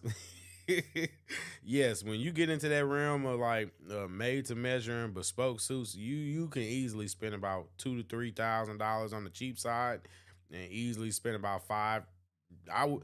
Honestly, I'm gonna be honest with you. I wouldn't be surprised if that suit was like $7,000. I wouldn't be surprised. I'm not saying that it is, because you know it's a lot of stuff that you got to look at, but I wouldn't be surprised if in his arsenal he has a suit that's $7,000. Because when you live in these expensive places and you go to these stores, I don't think that this guy is shopping at the Suit Supply or Indochino or nothing like that. No, this guy is spending some money on his suits, so he's probably, yeah. I don't know. I just know if I was a lawyer, I'd probably be spending like probably $5,000 on suits too. That's just me though. I love suits. I love suits. I do.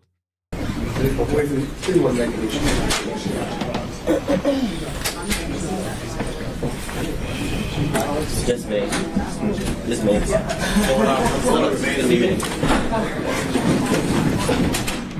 You see that?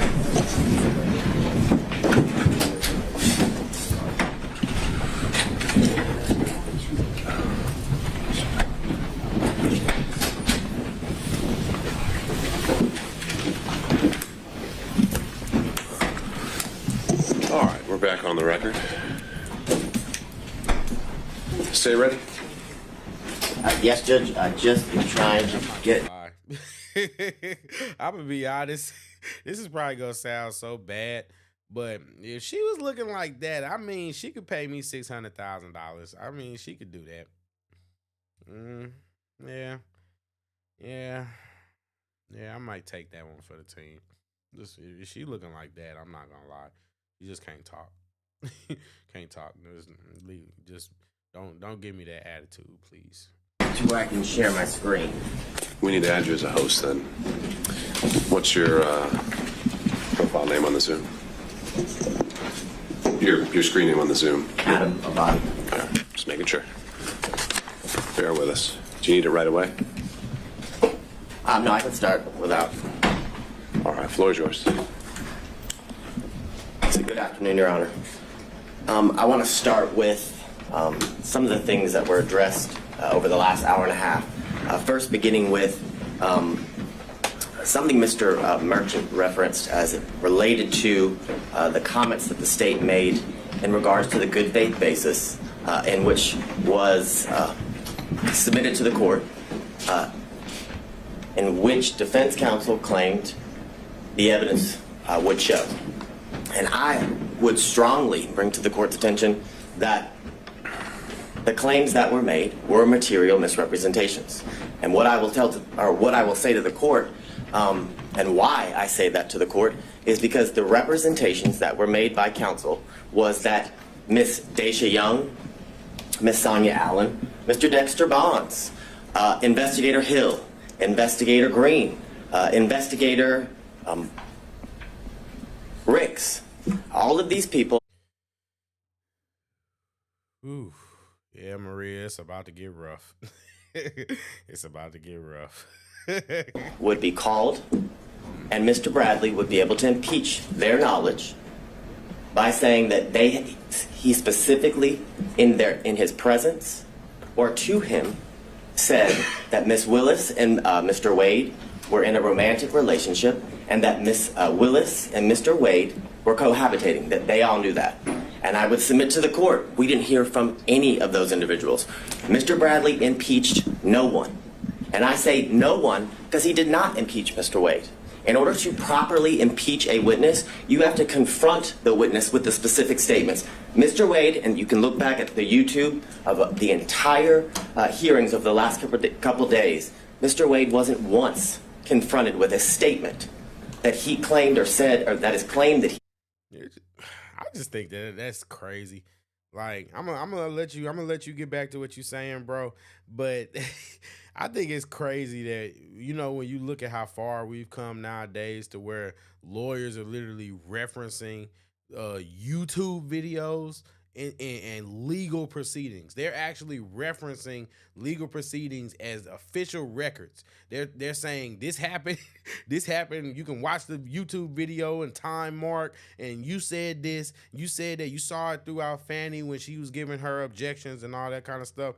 And it was it's just crazy to think that how far we come. I mean, once upon a time, it was just YouTube, and now that lawyers are literally using YouTube as evidence or to substantiate their arguments, and I think that that's really crazy, and I love it. I'm not gonna lie, I love it. He said to Mr. Bradley, the way you properly impeach somebody, you have to confront the witness. Here would be Mr. Wade, and once he makes a statement that you believe to be inconsistent, and you have a witness who can prove that inconsistency, that's when you call that witness.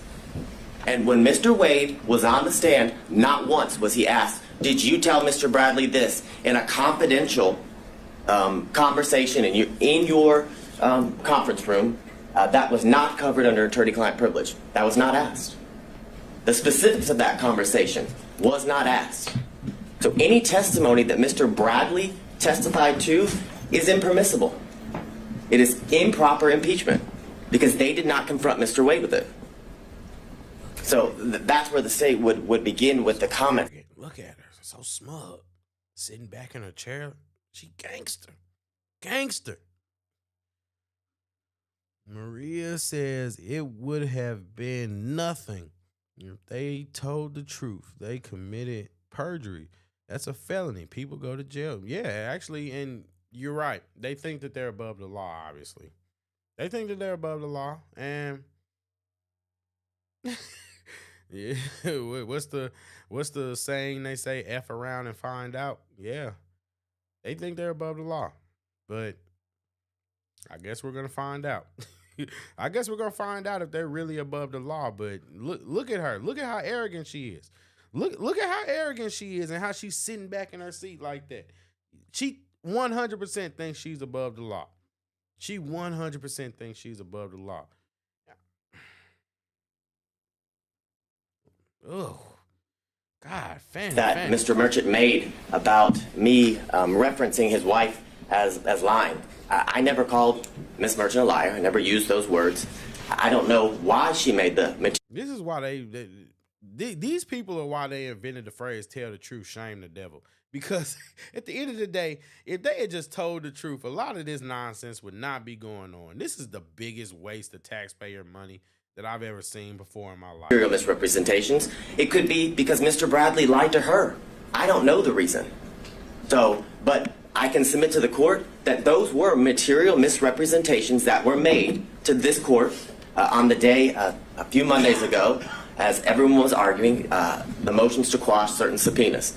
I'd also bring to the court's attention that during that motion to quash subpoenas, certain subpoenas, Miss Yurt's attorney. Make sure you get my good side. Look at her. She threatening the cameraman. You better be getting my good side. Attorney appeared, Mr. Partridge, and he made very clear on that Zoom that Miss Yurte had absolutely no knowledge of a romantic relationship and absolutely no knowledge of cohabitation. Those were the specific references that he made. So, what I would submit to the court is those are considered adoptive admissions that his client has made based on the statements he made because of the representations she made to him. Oh, so Nathan. I know that sounds convoluted, Nathan, but what I would say, Nathan, my man, my piece of crap. What a piece of trash. My adulterous Nathan Wade. What is that look? What is that look? I can't read you, Nathan. What is that look? Is that that Southern hospitality? Is that Southern gentleman that she was talking about? Like, look at him. Look at him. Was it worth it, Nathan? the court is You Miss here Yurte. because of butt. You here because you couldn't keep your dick in your pants. Nathan, was it worth it? He told Mr. Partridge, because Mr. Partridge told the court that she had absolutely no information about romantic relationship, and she had absolutely no information as in regards to. So, but wait, are you making an argument I should make inferences based? Now, these would be attorney-client privileges, or communications then. She's communicating with Mr. Partridge about what her upcoming testimony is. That's why she's hired him, and you're telling me I should infer things based on her communications to him? Absolutely, because they're not attorney-client communications anymore when he discloses them to the court and everybody else as they watch the Zoom and attend the hearing. The difference is there was no request to go in camera. There was no request to go or to have a private conversation with you as was done with Mr. Bradley. That would have been the proper procedure. So yes, I'm asking you. Oh, hell no. Is he wearing brown shoes with that? I know that he's not wearing brown shoes with a black suit. What are you wearing, Doc? Ugh. To infer that 100%. I'm asking you to infer that her testimony was at best inconsistent. Because the testimony of Ms. Yurdi, when she testified, was vague, very little description. When asked in a very leading manner, is it true, or do you know that Ms. Willis and Mr. Wade were in a relationship from 2019 into the time you were fired, or excuse me, you were forced to resign from the district attorney's office in March of 2022? She said yes. And then further, when pressed by Mr. Sadow, he talks about why she believed they were in a relationship. And what was interesting from Ms. Yurdi's testimony, that they were pretty close friends up until she left the DA's office, that she asserted to the court that on a yearly basis, Ms. Willis said, I'm in a relationship with Mr. Wade in 2019. Oh, by the way, I want to tell you again in 2020, because we're in a new year, I'm still in a relationship with Mr. Wade. And again, in 2021, the assertion is Ms. Willis then went back to Ms. Yurdi and confirmed, hey, I just want to reconfirm me and Mr. Wade are still in a relationship. It's absurd. It's absolutely absurd. More importantly, when Mr. Sadow asked her about... I think it's fair. That is a fair point. I don't think she was just sitting there checking in, confirming that she was in a relationship with that man. But I think that Fanny's lying. I think that Fanny's lying about... I just think Fanny's a liar. I'm sorry. I don't believe anything that woman. Why she believed that they were in a romantic relationship based on her own observations. She said something. He actually asked her, did you see him kissing or hugging? She said yes, but there was no description or qualification about when it occurred, what she actually saw, excuse me, was it a kiss on the cheek, things of that nature. So I would ask you to frame her testimony from that standpoint. You know good and well if they're talking about kissing, they're not talking about kissing on the cheek. You know that. If they say hugging and kissing in the context of a romantic relationship, you know that they're not talking about no freaking kiss on the cheek. Come on, man. Do better. When you're addressing her credibility, as the court is going to do with each and every witness that you heard during the testimony of all the witnesses during the hearing. I'm going to see if my screen will share.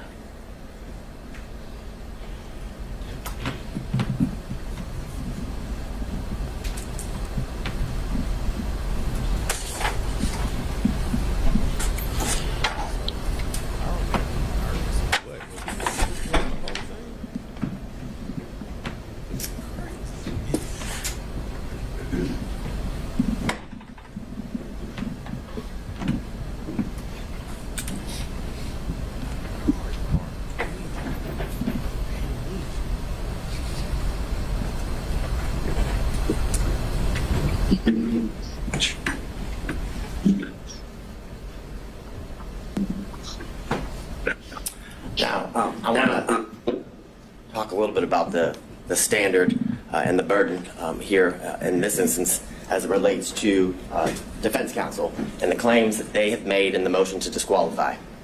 And Maria says Yurdi didn't want to testify. She was not vindictive like he tried to portray her yesterday. And yeah, I don't think many I don't think many of them actually wanted to testify. So it's like people don't understand. Like with Terrence Bradley, yeah, he was vindictive and he's conniving and he's a snake. Yeah, he's a snake. I didn't get that energy from the other woman. You know what I mean? I didn't get that energy from anybody else. Like Terrence Bradley was the bombshell, but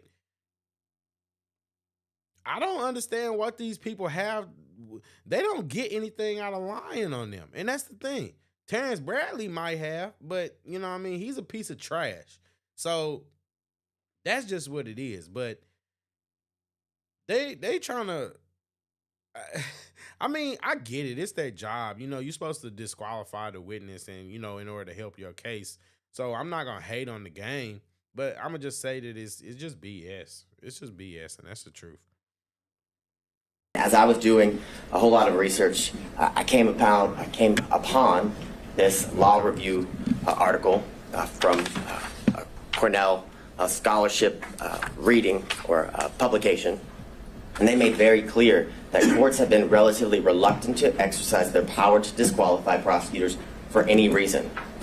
And that goes along with the standard what the state would submit to the court is that the defense has to show an actual conflict. And in this instance, they have to show the actual conflict would be that Ms. Willis received a financial benefit or gain and did it got it based upon the outcome of the case.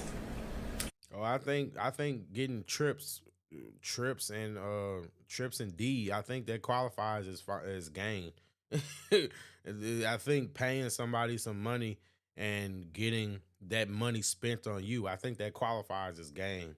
I'm just saying, I'm not a lawyer, I'm not an attorney, you know what I mean? There's people they pay for that, but I'm just saying, just as a regular guy, it sounds to me like financial gain. I don't know how you could argue against that. I genuinely don't. It doesn't make any sense. It makes absolutely no sense. And during the 3 days of the extensive testimony of all of the witnesses and the prolonged examinations of the witnesses by multiple defense counsel, they still got nowhere. We're in the same position we were in on Monday. The same assertions that were made on Monday have no answers today as we're before Your Honor. They were not able to provide any evidence as to, or to the contrary of Ms. Willis and Ms. Wade's assertions of when their relationship began. There's absolutely no evidence that contradicts that the relationship did not begin later than or around March of 2022, Your Honor. I'd further submit to the court, because of this failure, that their assertion or their request that, one, the indictment be dismissed. There's absolutely no evidence that the defendants in this case, their due process rights, have been harmed in absolutely any way. There was zero evidence. Not a single shred of evidence was produced through any of the exhibits or the witness testimony showing how their constitutional rights, their due process rights, were at all affected by the relationship that began in March of 2022 with Ms. Willis and Mr. Wade. And because of that, the motion to disqualify should be denied, and Ms. Willis, as the District Attorney of Fulton County, and Mr. Wade, as the Special Prosecutor assigned to this case, should be allowed to remain on this case and continue to prosecute the case to the end, Your Honor, until the trial is set by the court and is to begin. Now, the issues, obviously, you've heard a lot from defense counsel as to what the issues are for you to, I guess, determine. And here would be the state's contention, is that you must find that there's an actual conflict if you were or are to come to the conclusion that you should disqualify Ms. Willis and the District Attorney's Office. And looking at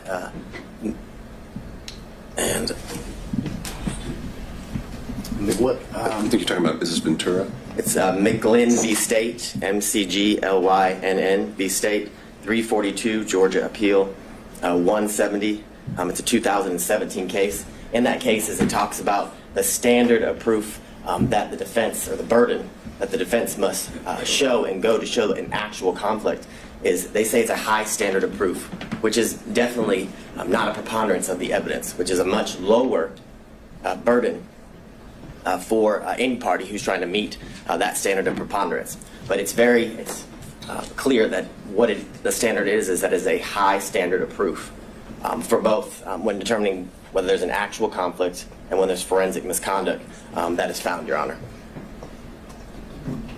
And I want. Yep, Maria, you're absolutely right. There doesn't need to be actual conflict. It only just, if it looks like conflict, you know what I mean, then guess what? That's all it takes. That's all it takes. And that's what the defense has basically been trying to nail down. It doesn't have to actually be true. But what it is the fact that it looks like it could be true is all that matters. And they got a point. They got a point. To go through some of the cases that defense counsel has referenced, as they argued here today and in their filings, and I guess the bright line standard, or the standard and the grounds for which disqualification is appropriate for Your Honor to be determining in all of the cases as it relates to disqualifying the elected district attorney, is that you either find that there's a conflict of interest, or that there's been some sort of forensic misconduct. Those are, I guess, the two areas that Your Honor, that is in your purview when you are looking to resolve an issue regarding disqualification.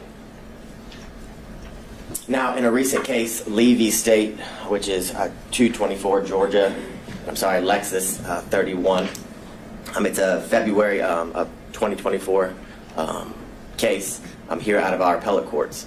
And in that case, Justice Pinson wrote that a trial court did not abuse its discretion by failing to disqualify an assistant district attorney absent an actual conflict of interest. And that is the case that was ruled on by the Georgia Court of Appeals about a month ago, Your Honor. Now, the cases in which defense counsel has relied on in their briefs and here today, I would submit to the court the cites are misleading, are inapplicable, and some of them actually support. I'm gonna be honest, like, I used to be the type of person that I would rail on a guy like this because it's just like he's struggling. I mean that. I mean, just like when you look at the confidence of the other lawyers, the other side, and you look at him, and this guy is gonna be going. So he's their guy. He's their closer.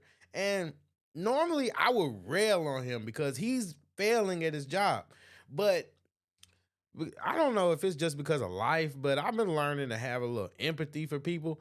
And it's just, I honestly feel bad for him because it's like,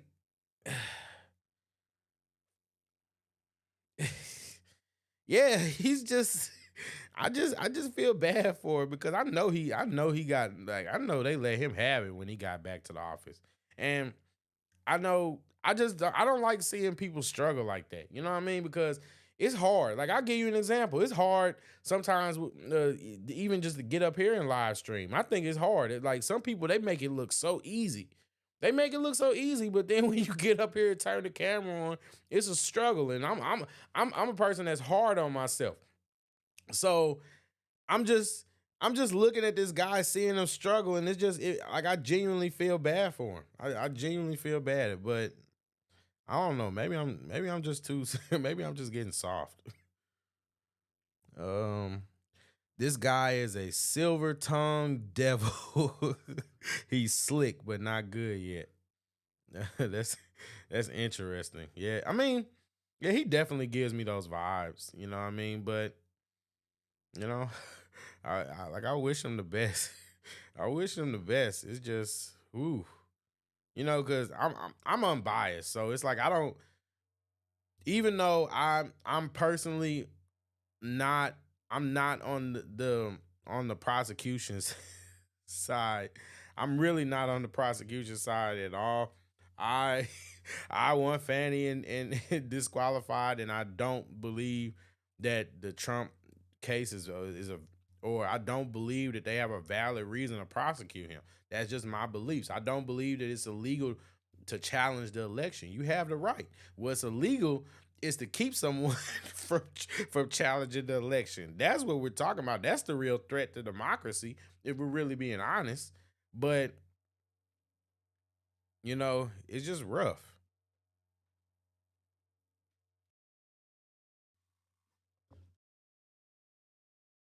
the state's position. And what I would say to you is that the defendants, in many instances, combine language from the multiple cases and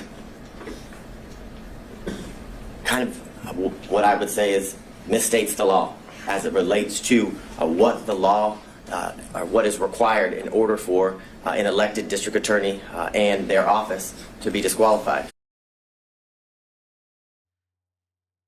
Let's get to these comments, guys. Maria says, oh, hold on, guys. I'll be right back. Short intermission, and I'll do these comments real quick.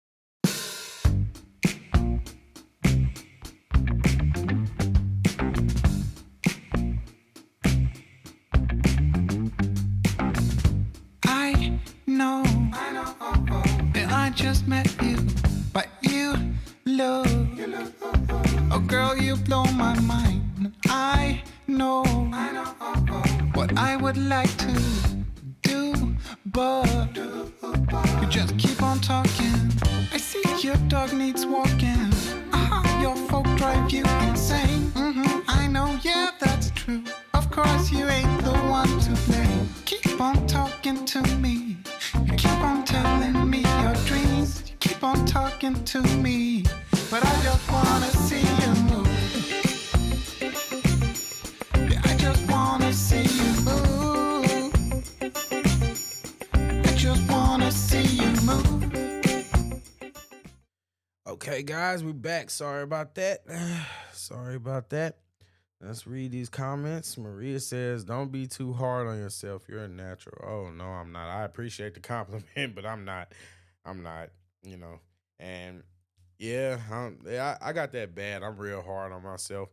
But, you know, I feel like I'm trying to sculpt myself to be bigger. And I just have higher expectations of myself because I have higher desires. So, you know, yeah, it's something I'm trying to work on, though. I appreciate you, though. Thanks for all the comments, because you really are helping the show go along. Maria says he needs a few more cases under his belt. He shouldn't have been the one chosen to close. I'm sure they, Fani and Wade, are thinking that, but they can't change now. Yeah, I agree. You know what I mean? Because it's not even just that he's terrible. It's just the fact that he just shouldn't have been the one that was chosen to be the closer. It was terrible. It was just a bad decision. I mean, I'm pretty sure they regret it now. I'm pretty sure.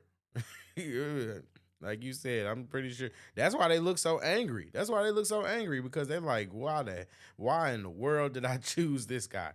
And why did you? Where did the lady prosecutor go? She was better. Yeah, the lady actually was. She was actually pretty good. She actually was pretty good. So I think it would have been better for her to do it, and I think it would have been better for Ashley Merchant to do it instead of her husband too. But that's just my opinion, because I think Mr. Merchant was really boring. But I think that between this guy and the female prosecutor, she was better. She should have been the one doing this. I don't believe that you know what I mean? Sometimes you have to when you have to give the ball to the most effective player. You know what I mean? Like if Harvey Specter was here, Harvey Specter would be the guy that you want to close, right? He'd be the guy that you want closing this argument. But Harvey Specter isn't there. So, yeah, I think it was a mistake on their part, and they're going to regret it. I think they're going to regret choosing this guy. And what I would submit to the court Let's go back to that. Show me how. Yes. Show you how. So I think the first one they cited was battle versus the state. Certainly a conflict of interest or the appearance of impropriety can be the grounds of disqualification. Well, there were a number of these cases that seem to exclusively rely on the appearance of impropriety. Right. So they acknowledge that there's some ambiguity here, that sometimes Whitworth gets cited to Ventura, and we've got this quote that comes up where it's just they only cite to an actual conflict that must be involved. They acknowledge the ambiguity. You're saying there's no ambiguity whatsoever. I am saying that, and why I am saying that, why I would submit that to the court, is in all of those cases, they do reference the appearance of an impropriety, but they reference that because they also find there's an actual conflict in each one of those cases. So your position would be, your review of the case law, there's never been an appellate opinion that relied only on an appearance of propriety? As it relates to a prosecutor or district attorney, yes.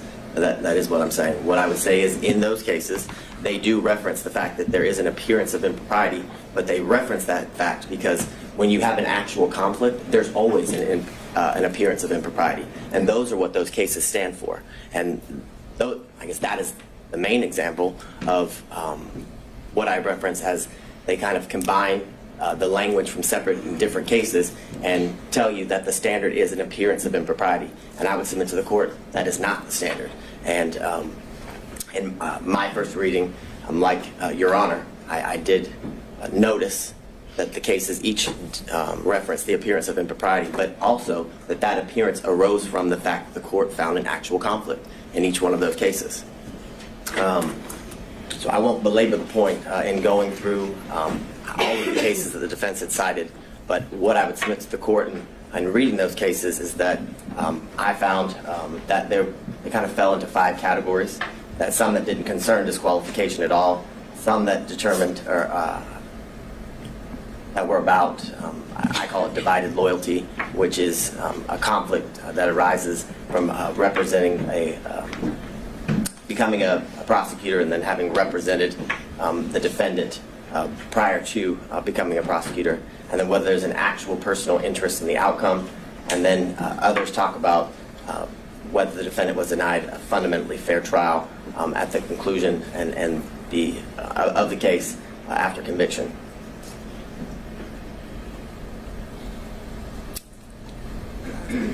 And these are some of the cases that defense counsel had cited within their brief that had absolutely no application to the issue that we're here before Your Honor today. The first, McIver v. State, has nothing to do, or has nothing related to the disqualification of anyone. I think some of these are just relating to kind of aspiring for broad language about standards to prosecutors. So point taken there. But if there are more, all right, keep going. Just take a second to pause. Maria says this is where he can't explain to the judge. Yeah, I don't think he's doing a very good job of arguing his point. And it's, like I said, it's really hard to watch. Icy Kitty says, I really like this judge. He's very helpful and understanding, not jaded. Yet. Exactly. Yet. He still has a chance where he could just go rogue and just turn around on us. But yeah, I feel like so far he's been fair. I have no real beef with him, for real. Like, he's just doing his job, man. I salute him for that because he's in a tough position.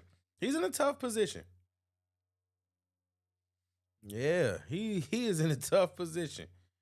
And we got B Fry saying, J Red, nervous boy, spitting facts. Appreciate you guys for coming through. We basically are sitting here watching this, excuse my French, but we're watching this shit show that is Fanny's lawyers and the state's lawyers basically trying to argue why they should, why Fani and Nathan Wade shouldn't be disqualified. And to be honest, the person that they chose and picked to do it, he's not arguing a very good point of position. And I'm just sitting here just watching this guy struggle, and I feel bad for him. I genuinely feel bad for him. I'm sorry. It's just not the way that this is not the way that you don't send your bench player to sit there and close. He's not the guy they should have picked. I'm sorry. I'm sorry. Icy Kitty says exactly. Oh, Time says J Red in chat, respect and blessings always. Stay woke and prayed up every day. Appreciate you for coming through, Time. Appreciate everybody for the comments. I love y'all and I appreciate you. He picked Maria says he picked the smallest straw. Yeah, that's unlucky for him. Guys. Oh man.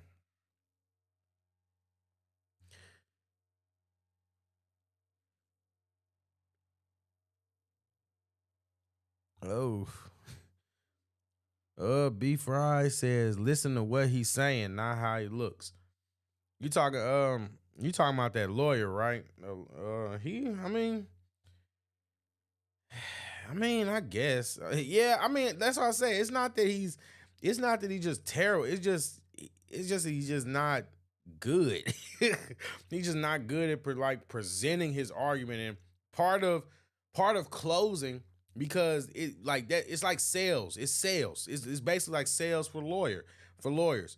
And part of closing is your charisma and how you deliver it. So if you're struggling to deliver it, you fumbling over your words, it's going to be hard for you to present a convincing argument or to persuade people, because that's what the closing is for. It's to persuade people. B Fry says, yes, nervous boy. Yeah.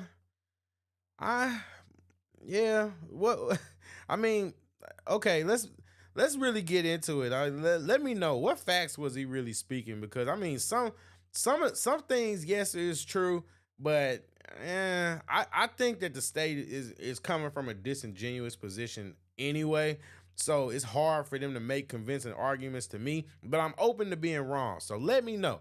Let me know how is he speaking facts? I'd appreciate it. And thanks for the comments. Let's get back to it. So as it relates to one of the cases that was referenced here earlier, and is also referenced in some of the briefing by defense counsel, is the Regency v. State, which is 287 Georgia 542, and all of the cases that fall under this, what I would call category, is about a attorney who formerly prosecuted a defendant in I guess the same type of case or the same case or similar charges, and that would be why. I like that. We're gonna call him Nervous Boy from now on.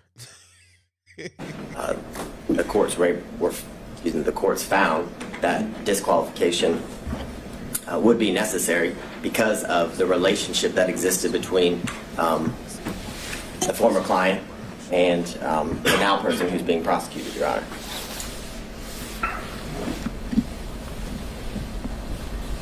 The next series of slides just goes through what has been addressed as it relates to the standard that is required when dealing with the issue of disqualification, and the state would contend and submit to the court that the defense must show an actual conflict in order to have the district attorney disqualified, and that actual conflict has to be in the form of showing that Ms. Willis, in this instance, received a financial benefit or gain in relation to the outcome of the case. Like many of the cases that involve personal interest, Your Honor, it's all based on a contingency fee, where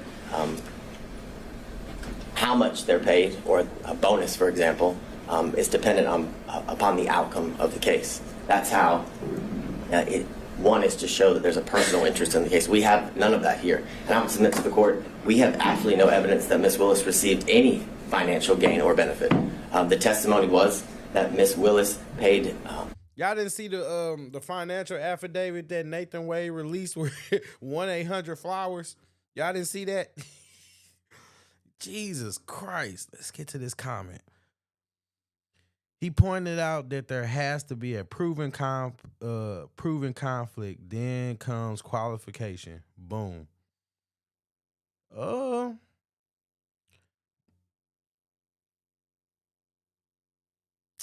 Does there actually have to be proven conflict though? That's what I'm wondering because the defense is arguing that there has to be the appearance of conflict, and that the appearance of conflict is enough justification for there to be disqualification. But let's see. So, I mean,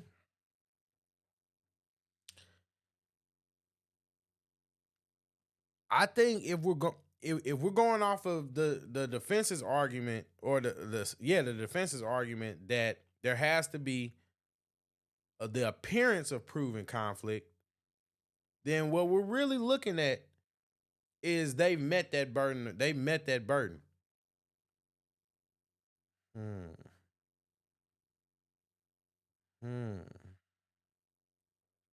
They met the burden of appearance, but if it has to be proven, I still think I think you're right that it has to be proven, but I think there's I don't know. I'm conflicted. I'm conflicted because I understand what you're saying, but I think if that was the case, then wouldn't the judge have corrected that? Because that's literally his job. And if it had to be proven conflict, I don't think the judge would let them slide with that, because he's been real impartial when it comes to that. Like people are not skirting the law on this. So I don't think that the judge would let them get away with that if that wasn't the case, because he's called both sides out when they when they full of it. So I'm just wondering, does it really have to be proven? Because the appearance is bad enough, and the appearance is enough to basically compromise the entire case. And if we're only going off of the appearance, then they've met that burden. They met the burden of the appearance of conflict. So I'm just not sure. I'm just not sure about that. I'm gonna be honest with you. Oh, Michaela, she says, yes, nervous, not the best public speaker at all. No, that's an understatement. I thought I was bad.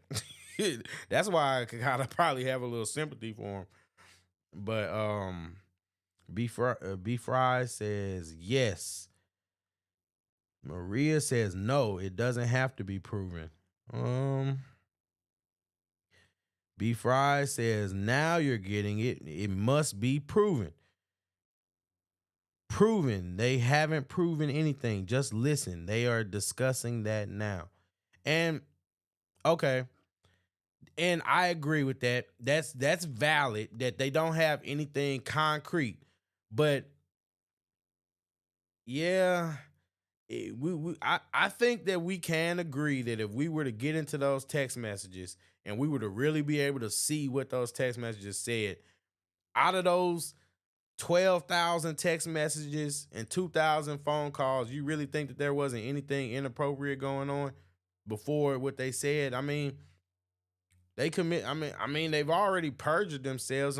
So who's to say that they weren't lying? And I agree that the burden of proof is on the defense to prove this, since they're the ones that's trying to do the they're the ones that are attacking the they're the ones that are attacking the prosecution in this case.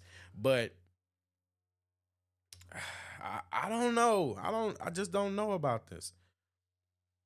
Maria says the appearance of impropriety, and basically, just so we're clear on what that means, impropriety means a failure to observe standards or show due honesty or modesty, improper language, behavior, or character. And I think it's fair to say that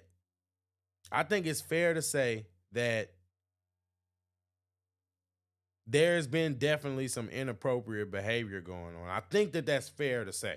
You know what I mean? I'm not trying to trigger people right now, but I think that that's fair to say. Time says, what does the affair have to do with Trump rigging the election? Okay, well, let's get into it. The reason why the affair has something to do with it is because she okay, I'll just be blunt. I'll be blunt. Basically, the reason what this has to do with the Trump situation is because Fani and Nathan are coming after Donald Trump. In just in simple terms, because they're coming after him, they have to and they have to basically fight back. So they're trying to disqualify or figure out some kind of way to get this case dismissed. That's usually what most lawyers are after. They either want dismissal, those types of things. And, they only want to go to trial if you're going to win. So that's why it matters, because they had the affair, and them having the affair leads to a compromising situation, because not only is Nathan Wade not qualified, but he was paid an astronomical amount of money that was also used for what can appear to be the benefit of someone that was in a relationship with him. Okay? So that's not what this is about. It's just that they're using the affair to justify a reason why they should be disqualified from the case. And that's the best way that I can break it down, because they're just it's just legal stuff going on. You know what I mean? They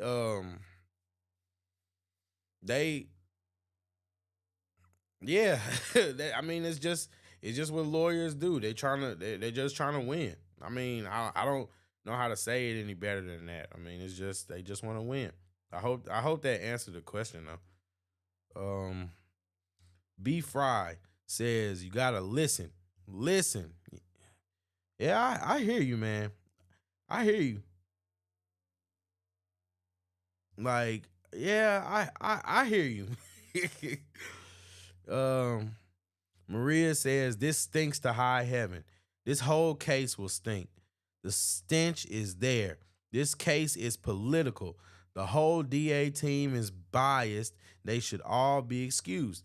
And yes, that's another point too, because they are biased, because we just recently got information that Fani is she's basically a Biden agent. She's an agent for Biden. She's doing his work. She talking about doing God's work. She's doing Biden's work. So, they are biased. I think that's a fact.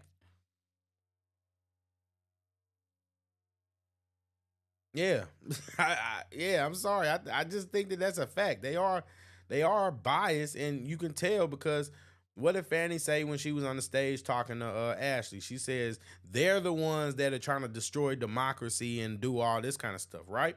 They're biased. So them coming after Trump the way they are, it's not like they're approaching this in good faith. It's not good faith at all. It's not. It's just not. It's not good faith. B Fry says you gotta take everything that Bradley said and throw out. Just continue to listen, bro. They're talking about it now. You think so? I don't think Bradley was lying.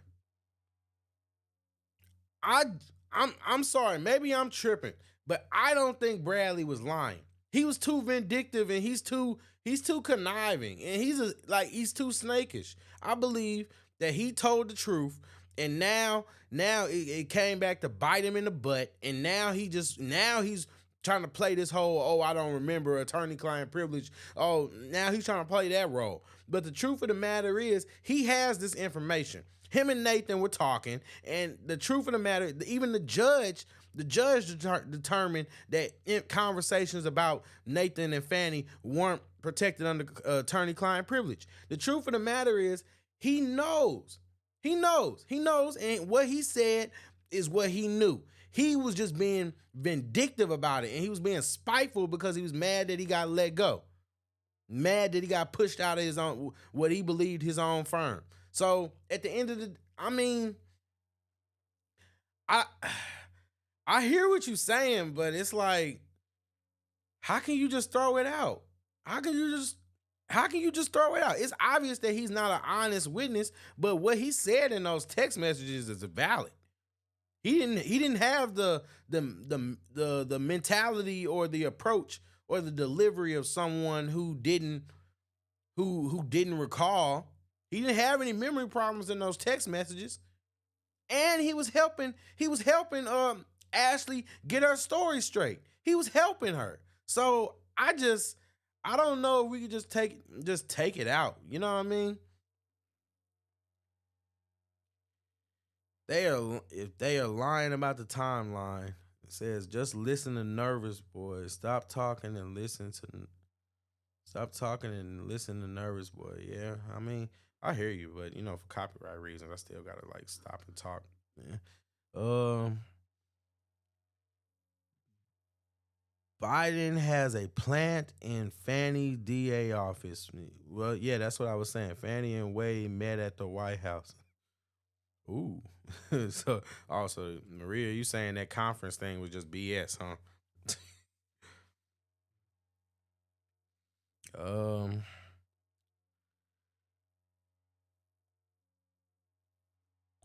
Trump affair was Time says Trump affair was biased to where his lawyer Michael Cohen did 3 years for Trump.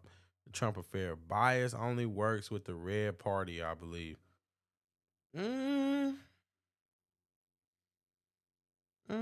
I hear you.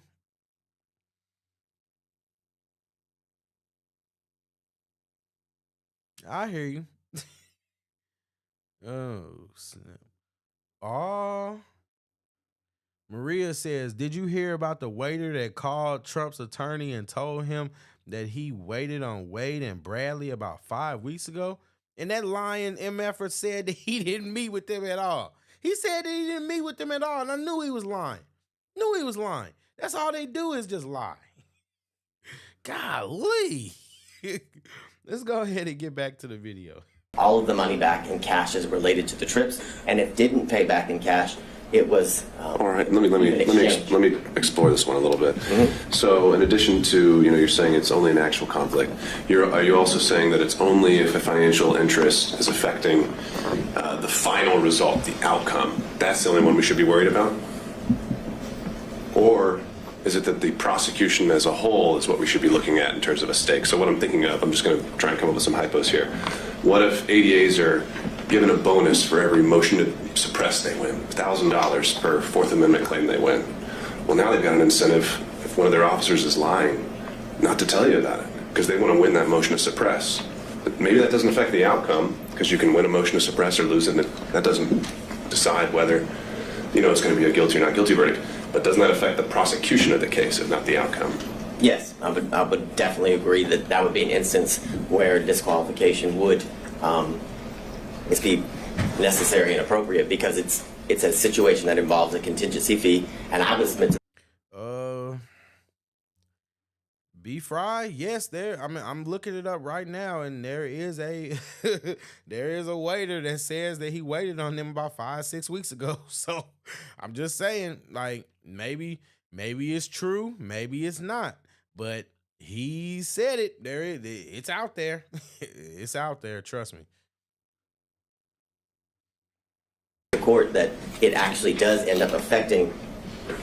It could, based on how important the motion to suppress is, right? Okay. But if it's some immaterial, I don't know. But I guess, so you're saying it's maybe not so much just whether it's a guilty or not guilty dismissal, no pros at the end of the day.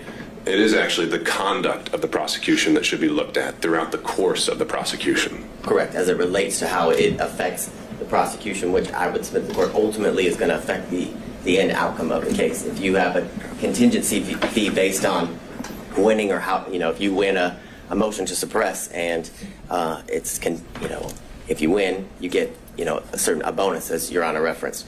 I think that is ultimately going to affect the end outcome of the case, because, as Your Honor just said, if there's an instance where an officer is lying, or that where there isn't good faith to go forward with that motion, the prosecutor would go forward with regardless because of the contingency fee, which not only affects the prosecution at that point of the proceedings, but ultimately is going to affect the entire case, because if they were to win a motion to suppress, or I guess the motion would be denied and the evidence wasn't suppressed, knowing that they didn't have a good faith basis to go forward affects the ultimate outcome of the case. So I think it's twofold, as Your Honor has referenced. I think it's at that part of the procedure or the proceedings would definitely qualify for a reason necessary to disqualify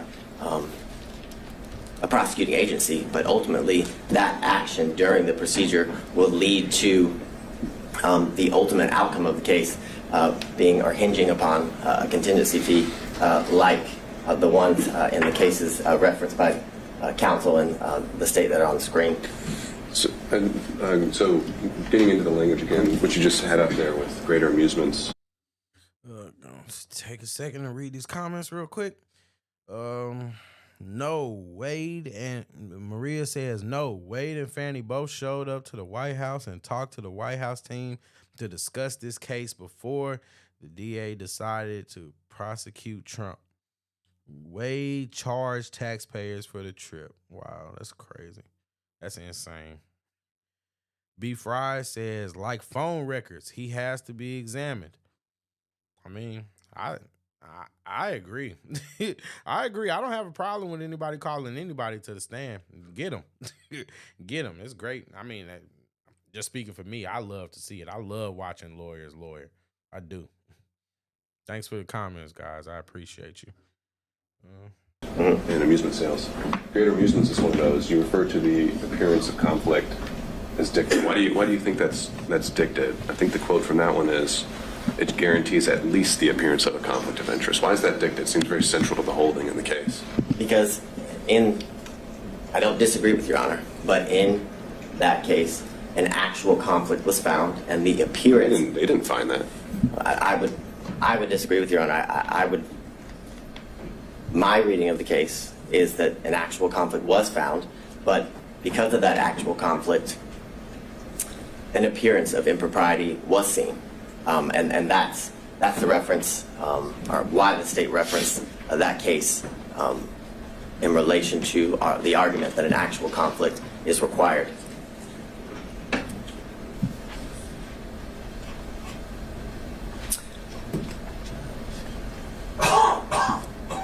On the series of cases, Young, that was referenced by defense counsel, as well as Nichols v. State, are both instances where there's a personal interest in the case due to the situation and where at one point they were opposing parties. And of course there's a personal interest or stake as it relates to prosecuting an opposing party in a civil claim, which are what both of those cases reference, which shows that there's an actual conflict of interest that relates to the personal gain of the specific prosecuting agency. And what do you make of Nichols' reference to, it's an older case. Sometimes the language can be what we're not accustomed to seeing, but there's, they refer to the metaphor of Caesar's wife, and generally when that's used as a ethical standard, that's something that goes beyond just an actual conflict, right? Isn't the beyond reproach getting more into appearance world? B. Fry says, boom. Yeah, I mean, see, the thing about it is, at the end of the day, the judge is going to be the one that makes the ruling, and he's going to be careful about the ruling that he makes because, no judge wants to be appealed. So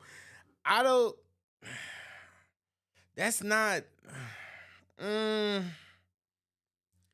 just because he says that, because they obviously have two different interpretations, right? But if we're being honest, in this case, the interpretation of the judge is the one that really is going to be the determining factor. So just because he says that they found the privilege or they didn't find it, I mean, I'm not saying that you're wrong. I'm just saying that it's just It's interpretation, and the judge's job is to interpret the law. I mean, he can present his case, but at the same time, because he's so nervous, he's not even presenting his case in an effective manner. So I don't know. I don't know.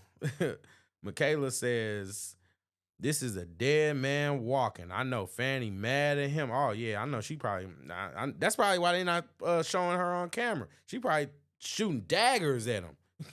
You know, Fani, she got those looks. Oh, man. Maria says, I believe that the evidence the defense team wanted to add, but judge said not for this case. They can put it on record and bring another case or something like that. I remember him saying that. I remember him telling them that. I do remember that. Maria says, I'm not doing that. He said, B. Fry says he's schooling the judge. Maria says, you think? And B. Fry says, that's why the judge is asking questions and nervous boy is schooling him. That's not what I'm getting. I'm gonna be honest with you. I'm not getting that the judge is being schooled. I think that they're just having a conversation. And like I said, I think it's just about interpretations of the law. I just can't say that he's schooling him. I mean, I don't know. I don't see that, but you know, maybe I'm off. I don't see that, but that's just me. Thanks for your comments, guys, and thanks for the likes. I appreciate it. The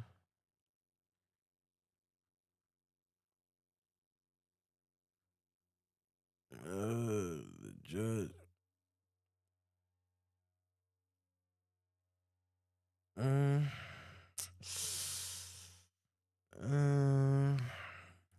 That's why the judge. Maria says the judge is calling him out to explain. B. Fry says he's schooling me too. Well, I mean, at the same time, I mean, I'm not a legal expert, so I would hope that he's schooling me. Like, I would hope that he's schooling me. I'm not a legal expert. I'm a regular guy. So, I mean, at the end of the day, I mean, I would hope that he's schooling me, but I'm just calling a spade a spade. He can't deliver an effective argument, so you really can't say he's schooling anybody. And to be honest, he's not really schooling the judge because the judge is the one that makes the final call. He's just presenting an argument, which is not the same thing as schooling somebody. So I think that's a little bit disingenuous. I'm not gonna lie, it's a little bit disingenuous, just a little bit. Maria says the judge is calling him out to explain. I read that already. Schooling you too. Time says, FYI, always have a really good lawyer going into the a really good lawyer going in a courtroom. Yes, don't get a public defender either. Don't get a public defender either. Be specific. Yes, you really need a good lawyer. And a lot of people, it's really not about what they did, but a good lawyer can save you. A good lawyer will keep you out of jail, will keep you paying less money. And it's really important. Really important. Always have a good lawyer. Always have a good lawyer. And I meant that as a compliment. He's schooling us. Oh, I mean, yeah, I'm not offended or anything like that. You know, I'm always down for, a little verbal back and forth. You know, I don't like, it's nothing personal. It's nothing personal. I appreciate you for watching. I appreciate you for contributing to the show. You know what I mean? I enjoy people that challenge my positions. How else are we supposed to grow if nobody ever challenges our positions? You know what I mean? I enjoy people that agree with me and people that disagree with me because it keeps you sharp. It keeps you sharp. I appreciate you. Real talk. Is it getting beyond? No, isn't getting into the appearance aspect of things when we're talking about Caesar's wife. And I think it goes beyond that based on the language of the holding in that case, where it literally says that the individual had a personal interest in obtaining a fee by forcing a settlement in the civil case and using the criminal case as leverage. So that's not an appearance of impropriety. That is an actual conflict of interest in which arises because of the individual's personal stake in the end outcome of the case, Your Honor. So that's how I would differentiate, I guess, the representations of defense counsel as it relates to the standard or the burden that must be shown, and why the state would submit to the court, and the most recent ruling out of the Georgia appellate courts that an actual conflict is required to be shown. So I'm going to skip through these series of slides. You've heard all about Whitworth.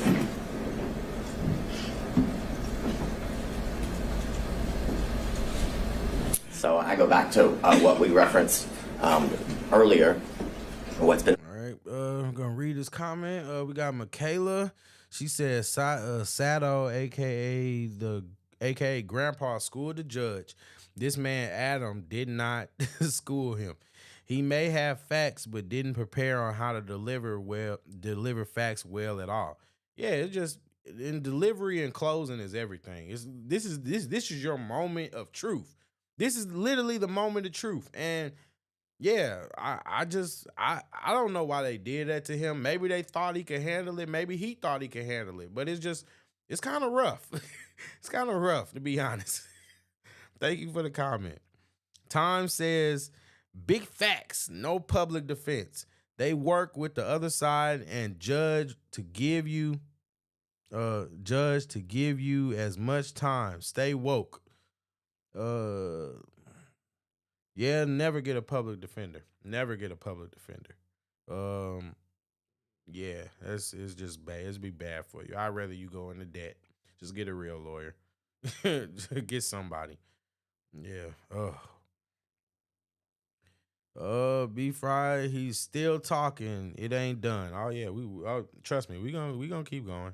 It's no rush. No rush. Referenced by all parties that the grounds in which a district attorney can be disqualified is where a conflict of interest is found, and where there's forensic misconduct that is found. Those are the two grounds that are to be, I guess, are within the purview of the court as it relates to the issues here.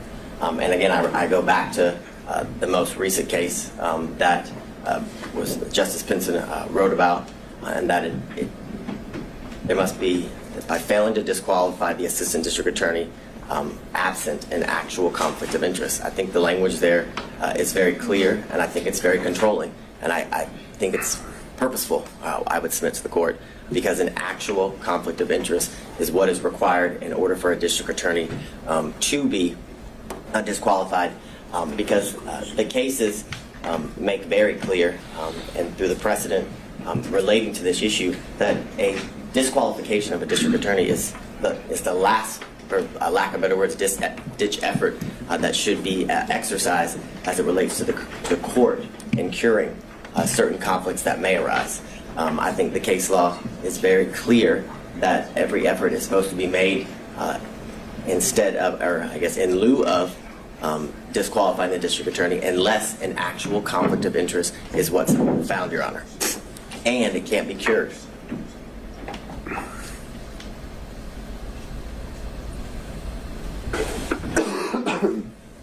And I understand that. I mean, I think that makes, that's a valid point. I mean, usually when it comes to elected officials, usually it's best practice to try to avoid that kind of situation, the situation where you're disqualifying judges, doing all that kind of stuff. Usually you just don't see it happen. They have to have done something so egregious that it just can't be overlooked. And the truth of the matter is, he has a point. He has a valid point. I still think that, the judge, I still think that the judge is going to be He's still gonna be the final.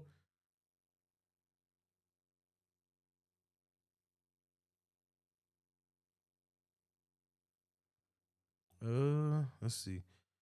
Let's look at these comments real quick. Right. Can it be cured? And Time says, stop saying I think. You have to talk and I know. He sounds like a really young lawyer, a beginner. Yeah, you're right. I'm trying to work on that. Nervous boy on the road. Keep listening. We're going back into it.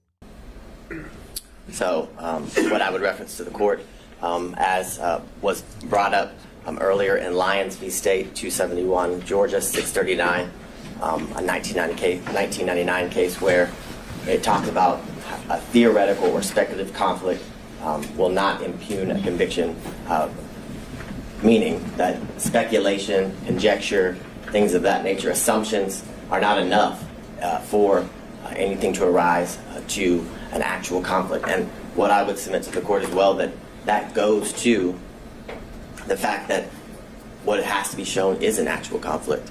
If it's speculation. Is there any qualifier there, though, that's in a post-conviction context? So we're talking about, competent evidence. We're obviously in a pretrial phase here. I've wondered how much import to give that sentence when we're in a pretrial realm. That's assessing whether to overturn a conviction, and usually that's kind of an entirely different standard where we assess as a totality: was there a fair trial? Is there harmless error? I know there's no harmless error when it comes to disqualifications, but just a thought. If you have any reactions. Well, I think what Your Honor said is pretty on point in the sense that if it's found that if the trial court either applied the wrong standard or should have disqualified the district attorney, it leads to an automatic reversal, like you said, and it goes back to the trial court. And I think that is very enlightening in the sense that that's only done if an actual conflict is shown, and the fact that it can't just be theoretical, speculative, or assumptions that would lead to the appearance of impropriety. It's not speculative. I'm sorry. I'm gonna let you go get back on it, nervous boy. But it's not speculative. It's not speculative. We know what they were doing. We know that they were in a relationship. We know that money exchanged hands. We know, like even the judge said this earlier. There are certain things that we just have to agree that there's a consensus on. There, money was exchanged hands between two people that are in a relationship. One person was hired by the other person after the start of a relationship, and they lied about that relationship. So I mean, it's not like there's just nothing there to substantiate the argument for conflict, or just like, come on, that's so disingenuous. I'm sorry. Provided the appearance of a conflict that would lead to No!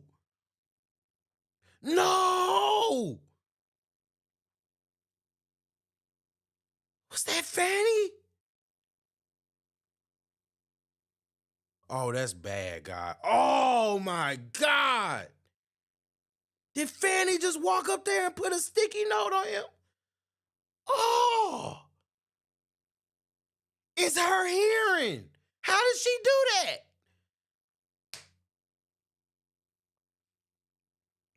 Schooling. That's what you said, B Fry. You said he was schooling. Oh my God. I remember seeing the other chick give him sticky notes, but Fani? Oh no. Oh my God, he is fired. He is fired. Oh my God. I'm sorry. I gotta take a pause from that. I know this woman is her hearing, and she got up and gave him a sticky note like she's his head counsel. Oh my God. Golly. Jesus Christ. You done made Fani get up. You made her get up out of her seat. Fani was laid back thugging. Fani was laid back thugging, sitting back in her chair, and This guy this guy is so bad that he literally made her get up and give him a sticky note. I wonder what she wrote on the sticky note. Was it a threat? Did you threaten him, Fanny? Golly, did you threaten him? let's read these comments for a second. I need to recover from that. This judge has been paid off to remove Fanny and Wade. He could have shut this nonsense down from the beginning. Why do you think that he's been paid off? I think he's been pretty fair and impartial to both sides. Why do you think he's been paid off? That's not I don't agree with that. I don't think he's been paid off. I mean, in fact, if anything, he would have been paid off to work in favor of Fanny and Wade. So what makes you say that? But yeah, I'm curious. What makes you say that? Michaela laughing emojis. I just found Time says, I just found out that Young Thug is not the leader of YSL, and Fanny was the defense attorney for the leader of YSL, and that man is not involved in the RICO. Can't they get her thrown off of conflict of interest too? Yeah. Interesting. I'm gonna have to look into that. That's interesting.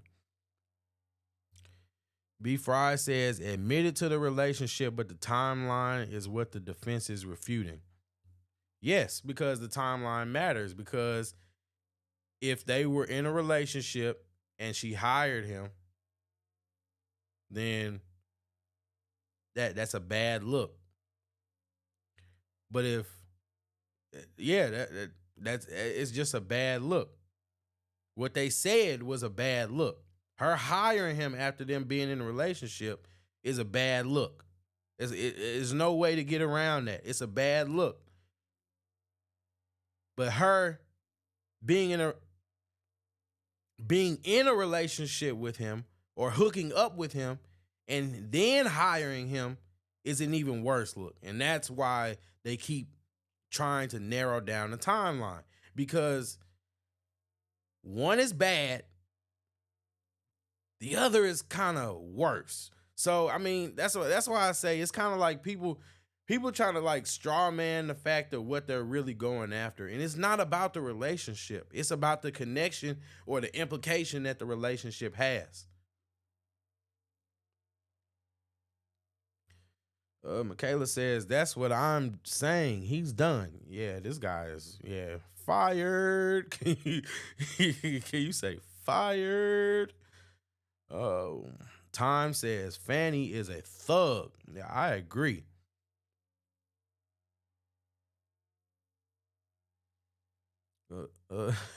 Fanny is a thug. I agree. She thugging hard. Sean Dunn says, what is wrong with this fool? How many texts have been made between you and your girl in 6 months? Not no damn 12,000. Not no damn 12,000. I'll tell you that for sure. I don't got no 2,000 phone calls. Like, that's just, can you imagine how many phone calls that is? Can you imagine how many phone calls that is in 6 months? How much time y'all spending talking? And then the meetups, the 35 meetups, that mean for them not to be in a relationship, they was still banging at least once a week. At least. Nothing wrong with that. I'm not judging him. You know what I mean? Well, let me not say that, because I am, because the man married. Man married. If you got a problem with that, then I don't know what to tell you. The man is married. So at the end of the day, I'm judging that a little bit. But the fact is, because you couldn't find anybody else, you couldn't wait a little bit till your divorce was over. So at the end of the day, we're not finna just sit here and just pretend like what they doing is just nothing wrong with what they doing. It's just,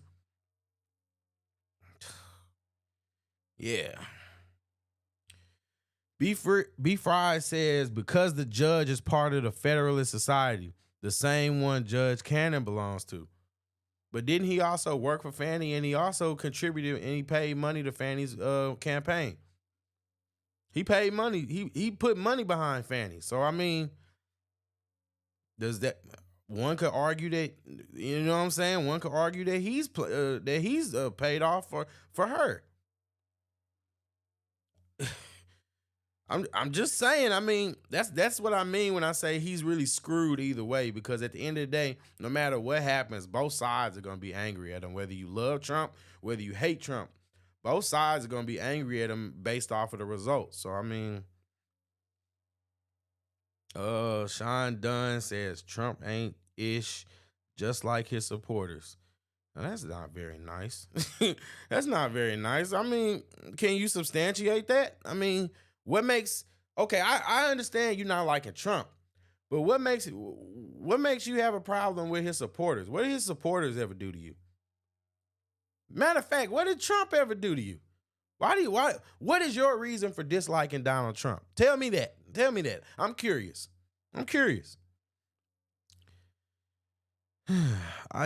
Time says, I don't believe the jealousy girlfriend you can see is definitely jealous of Fani. I love you guys. The relationship came after she hired him. Came later, after she hired him. B. Fry, have you seen the text messages? Have you seen the phone records? The phone records take place. The records of the text and the locations, they all take place before the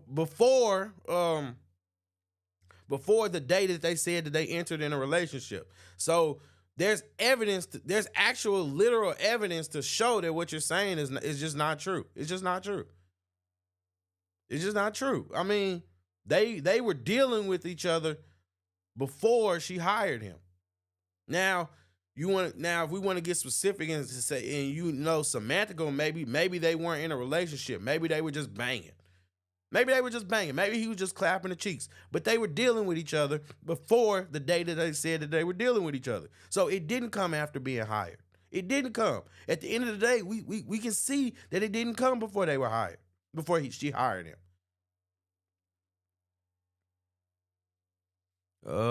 B. Fry says that that ish ain't true. You have to cross-examine the cause text for it to be true. They release info to the public and people take as being true. That is not what? That's not true. That's not true. It doesn't have to be cross-examined or something like that to be true. That's not true. That's not true. What you're trying to say is, in order for it to be taken as credible evidence, maybe that's what you're trying to say. But I mean, if something is true, it's true, regardless of whether you can prove it or not. I mean, if something is true, it's true.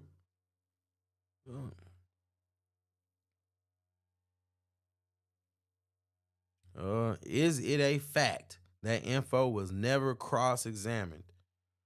Yeah, like I said, I mean, I just don't think that something being or info being cross-examined necessarily testifies or justifies it being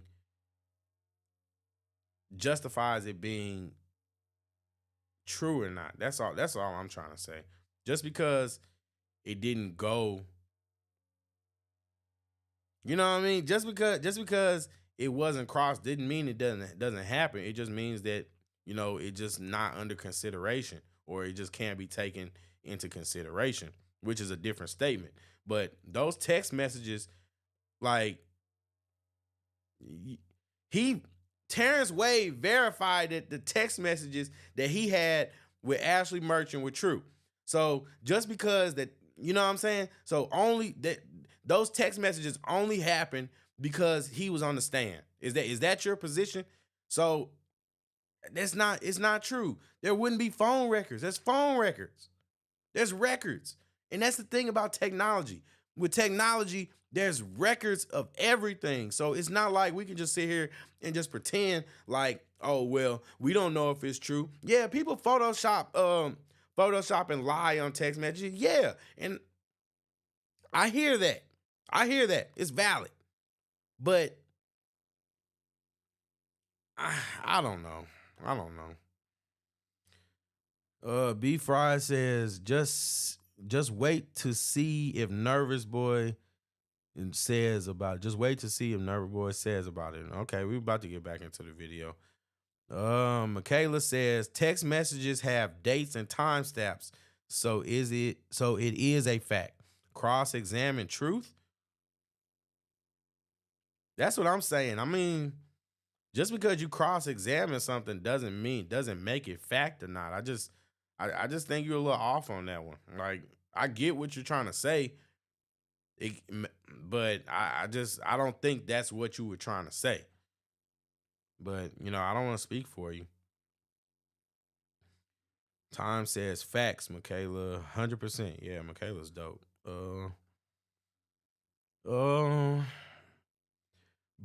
Maria says Bradley had temporary amnesia, but the text don't lie. Yeah, he seen the text messages and was like, oh, damn. You know what I'm saying? He was like, I can't believe I said that. Text messages don't lie. The phone records don't lie. Then you have to prove whether they were photoshopped or not. He confirmed that they were true. So text messages don't. I'm just saying, them phone records, they get a lot of people caught up and they get a lot of people in trouble. So I'm just saying, like, I just don't think that that's a very strong argument. Time over here speaking facts because Bradley is a lame and he was jealous of Wade because he was getting all the ladies. And the only reason he even got kicked out of his firm is because he couldn't keep his hands to himself and he trying to take it. You trying to take it from women. You trying to take it from them. Yeah, you're right. Bradley is a lame. He's a vindictive, spiteful little snake. He's a sniveling snake. He's vindictive. He's spiteful. He's just an evil person. With friends like Terrence Bradley, I promise you, you don't need enemies. You don't need enemies with friends like Terrence Bradley. He's a terrible person. Terrible person. Terrible person. Now, B. Fry, I do agree with that. I do agree with this. You have to listen to both sides, then say what's true or not. I agree, but I still think that doesn't determine whether something is true or not. That doesn't determine whether something is true or not. There's a lot of things that people probably know about this situation, but because they can't prove it with evidence, it doesn't mean that it's not true. It doesn't mean that it's not true or that it didn't happen. Well, excuse me. What it means is that they don't have the evidence, or they just don't have the legal backing in order to get it in there. So I mean, I hear what you're saying. I'm just saying that it's just I don't know. We're gonna get back into the video, guys. Yeah, I mean, I guess I'm borrowing kind of from, as we've been doing the other pretrial motions, special demurrers seem to get different treatment pre-trial and post-trial. Post-trial, they get more of a pass unless you can show some issues, and I'm wondering if that same principle applies here with disqualification. Well, and but I don't have the answer to that. Well, what I would also say, and I don't remember the exact line. Hold on, guys. I'll be right back. I gotta take a short intermission real quick.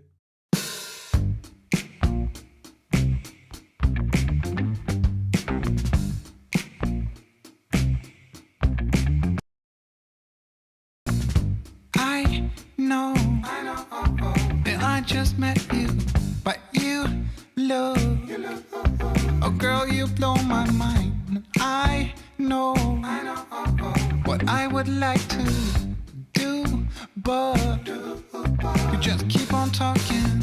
I see your dog needs walking. Your folk drive you insane. I know, yeah, that's true. Of course, you ain't the one to blame. Keep on talking to me. You keep on telling me your dreams. You keep on talking to me. But I just wanna see you move. Yeah, I just wanna see you move.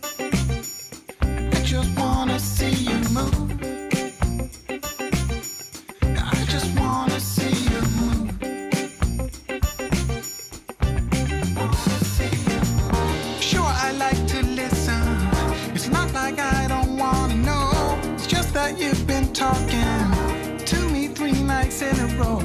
I think it's time to let go. Forget the past, just lose control. Cause life's too short for yapping. Come on and dance, come give me soul. You keep on talking to me. You keep on talking to me.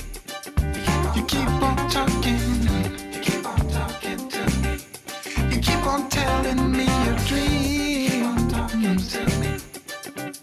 You keep on talking, but I just wanna see you move. I just wanna see you move. I just wanna see you move.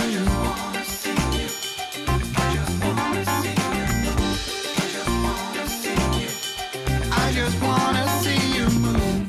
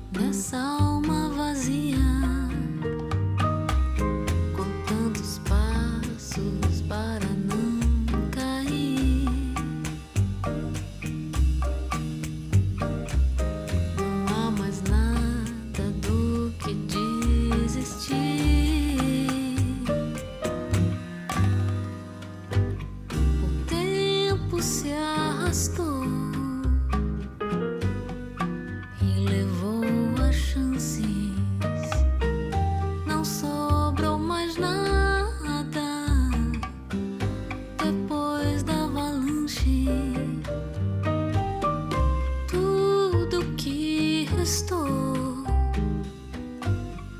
dessa fantasia. Foi sentimento e a fotografia. Tudo que ficou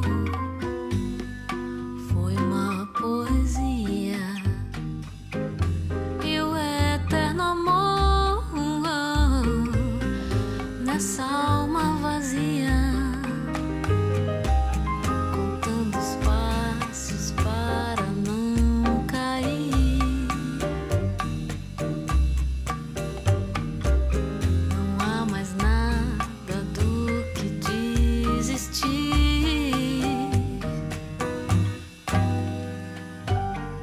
Tempo se arrastou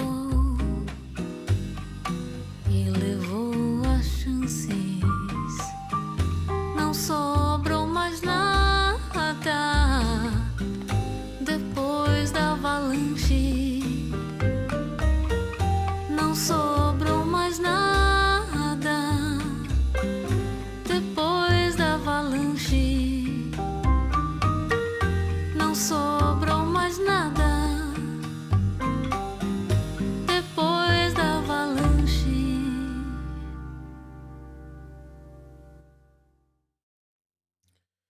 All right, what's going on, y'all? We back. We back. Sorry about that. Had to take a second to handle some business. But yeah. Oh buddy. Struggle streaming. Okay. But yeah, so let's go ahead and get back to where we were. But first, I'm gonna read these comments. Tom says, "Hey, yeah, what y'all think of the music? You know, I'm just trying something new. Let me know what you y'all be rocking with the playlist. Let me know. Real." Says this is elevator music. I can't dance to that, but just listen. Yeah, I'm bad at that. I love me some good elevator music. Red has definitely got something to eat and drink. Be patient. It's a virtue. Yeah, I'm human. I'm sorry, guys. I'm human. What you want me to do? I gotta, you know. Yeah, I don't know why it's doing that, but sorry, guys. Technical difficulties.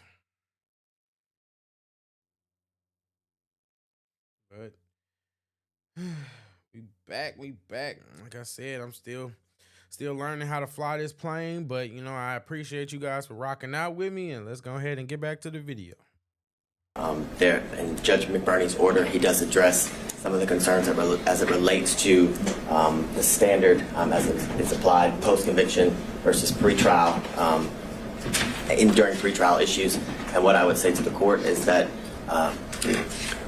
so you're citing that in support? Because I didn't think the state was all that pleased with the analysis he applied. Well, what I'm citing, legal analysis. I'm citing what you specifically referenced as to the standard that is to be applied pre-trial and post-trial, whether it makes a difference.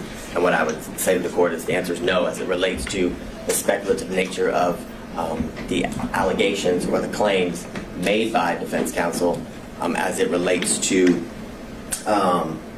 whether a conflict actually exists, Your Honor. What I can't do at the moment is point exactly to the page. At the end of the state's argument, I can give you the page number as it relates to Judge McBurney's order. I think I know what you're talking about. The footnote where you references the appearance standard. Yes. All right. Correct. Further, in Lamb v. State, 267 Georgia 41, on page 42, it's a 1996 case where the court says, nevertheless, the conflict must be palpable and have a substantial basis in fact. A theoretical or speculative conflict will not impugn a conviction which is supported by competent evidence. Now, I understand as it relates to... They really want people to believe that this is just a theoretical, that this is just theoretical. It's not theoretical. They were in a relationship.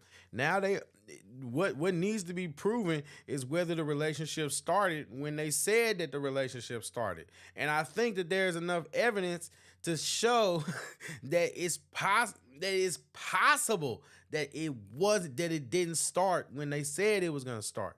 So, or when they said that it started. So we know that they're not being honest. So we know that it's like, stop acting like it's theoretical. No, there's an issue here and we need to figure it out. We need to figure it out. There is an issue. There's an active issue.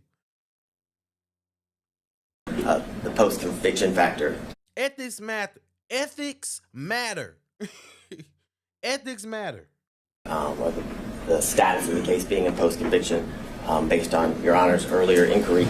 But I would submit to the court that as it relates to the issue of disqualification, that the standard is the same whether it's post-conviction or pre-trial. In Bloomfield v. Bornstein, which is 247 Georgia 406, the 1981 case. In that case, it says the appellees have not shown us a case where a per se rule was applied to disqualify an attorney on the basis of an appearance of impropriety alone. The Georgia cases cited by the appellee do not stand for the proposition that a trial judge is authorized in Georgia to disqualify an attorney solely on the basis of an appearance of propriety, which further goes to the state's submission to the court that the standard is that an actual conflict must be shown, and that conflict that arises shows that there's a personal stake of the district attorney as it relates to their personal financial gain that's being alleged.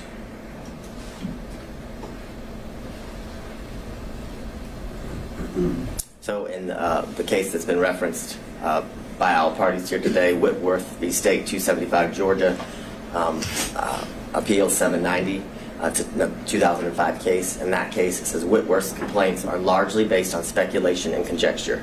Applying any evidence standard to the record, it is clear that the trial court did not abuse its discretion in denying Whitworth's motion to disqualify Morgan based upon his personal interest in his conviction. Aren't we past the speculation and conjecture aspect of this, though? I mean, the original and the core of the financial allegation is that there is a relationship and that money has changed hands. There's maybe still an open question of where the ledger stands, but I think it was conceded that that balance could run in one way or in the district attorney's favor. Is that contested? Yes. What's not contested is that a relationship did develop between and that purchases were made back and forth. That's the state's position. That is the state's position, but they were made back and. So then there's an opportunity for conflict of interest. There's room for conflict of interest. Then that's the point. Forth, the purchases were made back and forth, either to equal the money that was spent by one party or the other, and if that wasn't done, cash was exchanged in order. Still illegal, still wrong, still ethically wrong. You're not supposed to do that. You're not supposed to do that. Like, I don't understand what the problem is. What is the confusion? You're not supposed to do that. To equal the costs that were paid by either one of the parties. Right, but that's a facted issue. Whether it was, split even, or whether it goes a little bit one way or another, or whether it's all the way $10,000 one way or another. That's a facted issue as a result of the hearing. But it's no longer just the theory that money changed hands is no longer speculation or conjecture. Well, I agree that money actually changed hands is not speculation and conjecture, but whether that money that changed hands had any financial benefit or gain to the district attorney, that is all speculation and conjecture. I would submit to the court. Absolutely all speculation and conjecture to harass and honestly embarrass the district attorney based on some of the questions that were asked that had absolutely nothing to do with the proceedings that we were here. For example, the lien on her alleged house. That was highly irrelevant, had nothing to do with the proceedings and the exchange of money between the district attorney and Mr. Wade. And the point of that line of questioning was to, again, embarrass and harass the district attorney in a way that was very public, and in a way that was to impugn her character as it relates to that line of questioning in front of the court, in front of anyone watching the proceedings as it unfolded.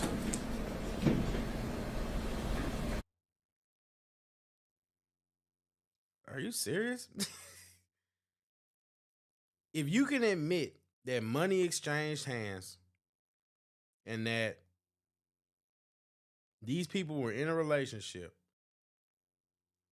what makes you think that if Nathan is on record taking trips and Fani is allegedly paying him back in cash, what makes you think that that doesn't have anything to do with their relationship? Like, come on. What makes you think that that doesn't have anything to do with their relationship? What are we talking about here? Like, come on. Let's just be for real. Come on. Like, there's a concept, and that concept is called Occam's razor, right? Occam's razor basically is the idea that when you have the opportunity to go down two different paths or two choices, two decisions to make, the choice with least resistance, or that the choice that you have to come up with the least reasons to justify, then like that is usually what tends to be true. And so what we're dealing with here is a situation where if it walks like a duck and it quacks like a duck, money exchanged hands, and that was a fact. They were in a relationship. That was a fact. They lied about the relationship. That was a fact. Why did they lie about the relationship? Because guess what? They know that it looks bad. They know that it looks bad. And if it didn't benefit from the relationship, then why was Nathan overpaid when he was unqualified? He wasn't even her first choice, but she paid him over $600,000. That's more than her salary.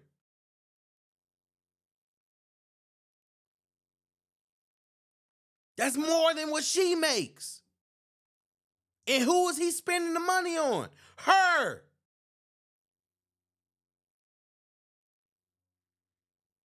Who do you think that the money was going to? It was going to her. If it walks like a duck and it quacks like a duck. Come on.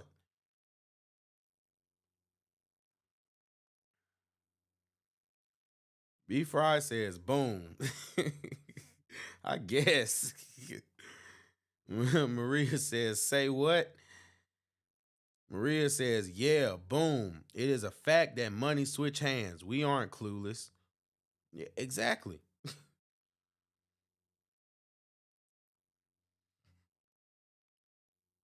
B. Fry says the exchange of money didn't benefit Fani or prejudice their case against the defense.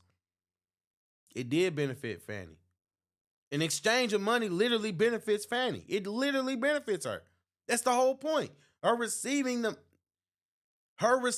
benefit. She literally, if he's taking that money and going on extravagant trips, and he's conveniently going on these trips with her, and they're dating and they're in a relationship, then yes, she benefits from him getting that money.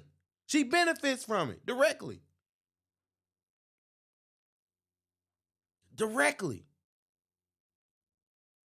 Now, if you're arguing whether it has anything to do with the Trump case, then like I said, the job of the defense is to eliminate their opposition. And in a nutshell, regardless of what legal jargon or anything like that, nobody cares about their ethics violations. The defense doesn't care that Fani and them were doing whatever they were doing. They don't care about that. What they care about is they got to get this case dismissed for their client. So at the end of the day, it does have something to do with it because Fani and Nathan chose to come after Trump. Them and all those defendants. So when you do that, you open yourself up to counterattacks. And what it is they got counterattacked because they had too many skeletons in their closet. That's the truth. That's the truth. They had too many skeletons in their closet. They tried to go after a big dog, and I hate to say it, but guess what? They might not have been ready for it. I'm just saying, like, come on. Come on. I'm not crazy.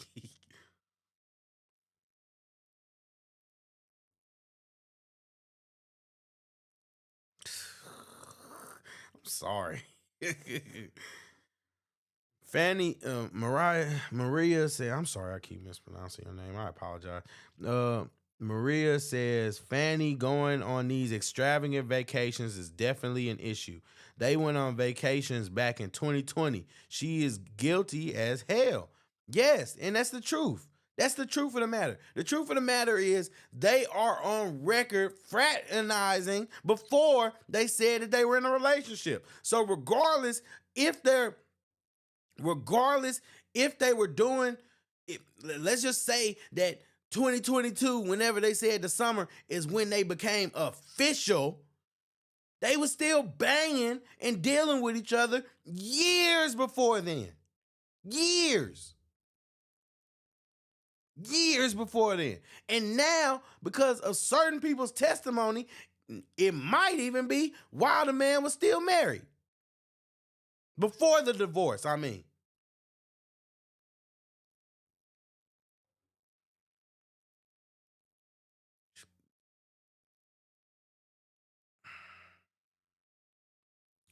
Time says, I want to be respectfully people buy what they are addicted to. Yeah. I mean, that's true. That's definitely true. Time spitting facts. It's true.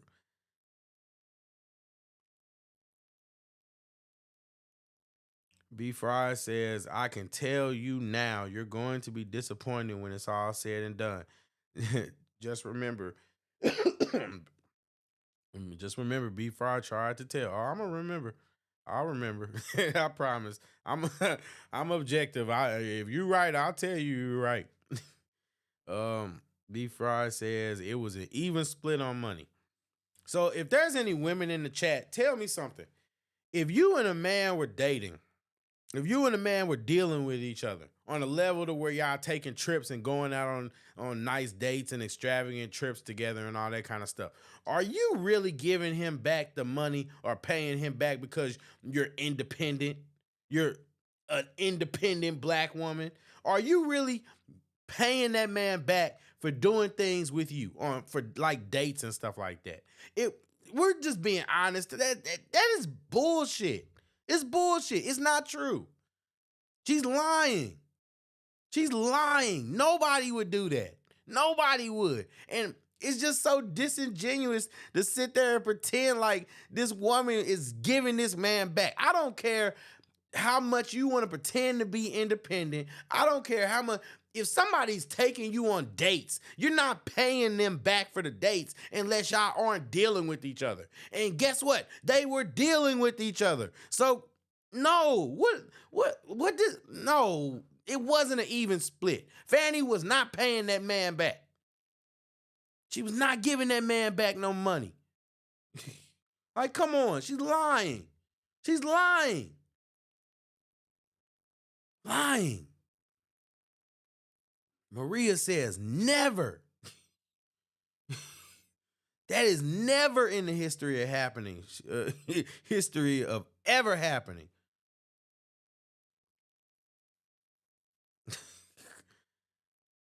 I agree with you, Maria. That's never happening. Law degree, passed the bar, elected to DA office. She's different. And I agree. She is different, but she ain't that different. She ain't that different. Nah, she's not that different. She's not some only woman in the world that would do something like that. Nah, that's cap. Nah. That's cap. No. No. No. I'm sorry, B Fry. You tripping. you are tripping. That is never in the history of ever happening. You tripping, B Fry. I'm sorry. That's never gonna happen. It's never gonna happen. There is no woman that's ever given no man back no money that he spent on her for a date when they dealing with each other. You might run across a woman that'll give you the money back if she wasn't down for what you was down for. You might run across that. But just to get to be dealing with each other, and you just an independent woman, and so you're gonna give this man back the money, and you paying him in cash, and you paying him in Cash App. Well, guess what? If you're paying him in Cash App keeps records. So there would be records. So why, like, you know what I mean? I'm just saying, it's just so much. It's so much to unpack there. But yeah, you don't really believe that, do you? I understand that she might be different. And look, I'm gonna be honest. Fanny is a hyena when it comes to how aggressive she is, and she is different. She just not that different. Not that different. And you're right. They can't prove that she didn't. But the reason why they can't prove it is because she didn't. I'm saying, like, there will be some type of record. Like, I keep cash in my house because it's a black thing. Meanwhile, my life is in danger and I'm worried and I can't sleep there because of that. Like, come on, man. Just some of this stuff is just like, wow. Time says no woman is giving back no money. Women are too selfish. I'm not going to say that they're selfish, but I'm not going to say that they're not selfish. I'm going to just say it depends on the woman, but I'm going to say even the woman that likes you is not giving you back money. She don't have to be selfish to do that. She's not giving you back no money. Not giving you back no money. You charge it to the game.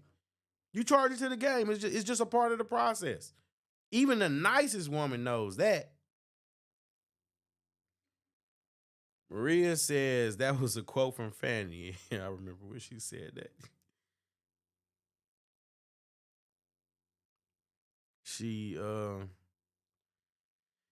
Be Free says we deal with different women. I mean, maybe. Maybe. Lucky you, brother. I'm just saying. Like, I've never encountered no woman that's gonna give you back and reimburse you for a date. She might take you on a date herself, but that's different.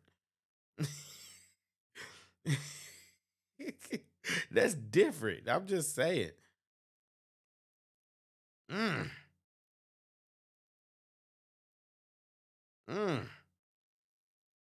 Maybe I'm off. Maybe. Like I say, I'm always open to the possibility that I'm wrong. I don't think I am in this case, but I don't.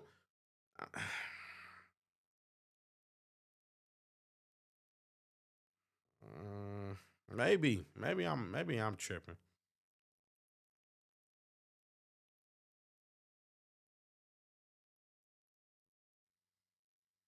Maria says the defense has an excuse for everything. This is beyond believable. Yeah, this is a shit show. I'm just gonna be honest.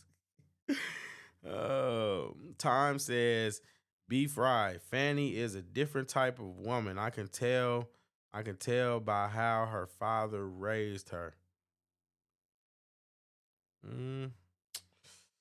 Yeah. Yeah. That's true too. By Fry says a man is not a plan, he's a companion. And I agree in an ideal world, but I mean, that's not it's not about I don't look at it as being part of a plan. I don't look at it as being part of a plan. I look at it as just you doing what you can do as a man. You know what I mean? And where everybody is different. Like, there's a lot of stuff that a lot of dudes are willing to do that I'm not willing to do but they got it. You know what I mean? They got it, so I can't judge them. And there's a lot of people that throw themselves out doing stuff, and then, you know, we call them simps or whatever. And that's just I don't know. You said that's a Fanny quote. Fanny got the quotables. Man, it's not a plan. He's a companion. I just, I just don't know if I agree with that still. You know. Maria says my daughter is 27 and she does go Dutch sometimes. Um, yeah, but yeah, I mean, I think I think, yeah, I mean, but that's a agreement up front. And I don't think going Dutch is the same thing as being taken on the date per se, and then giving the person the money back. You know what I mean? So it's a little different when y'all both go. Uh, when you both go, and I don't know. I don't know. I mean, that's a good point. Like I said, maybe I'm off. I could be off. B Fry. Yes, I know how to pronounce her name, but Fanny sounds better. You know what I mean? Miss Fanny, Fanny. You know what I mean? If I say Fawny, and it's spelled Fanny, so you know what I mean? It's not like just saying. I'm just saying. So I'm gonna call her Fanny because it's funny.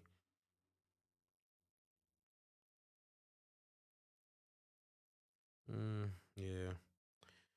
Maria says it's rare. Yeah, it's really rare. I mean, it's a lot of people where you bring up Dutch, they'll just reject they'll just reject the offer altogether. But I think I think it's admirable for a woman to be willing to pay.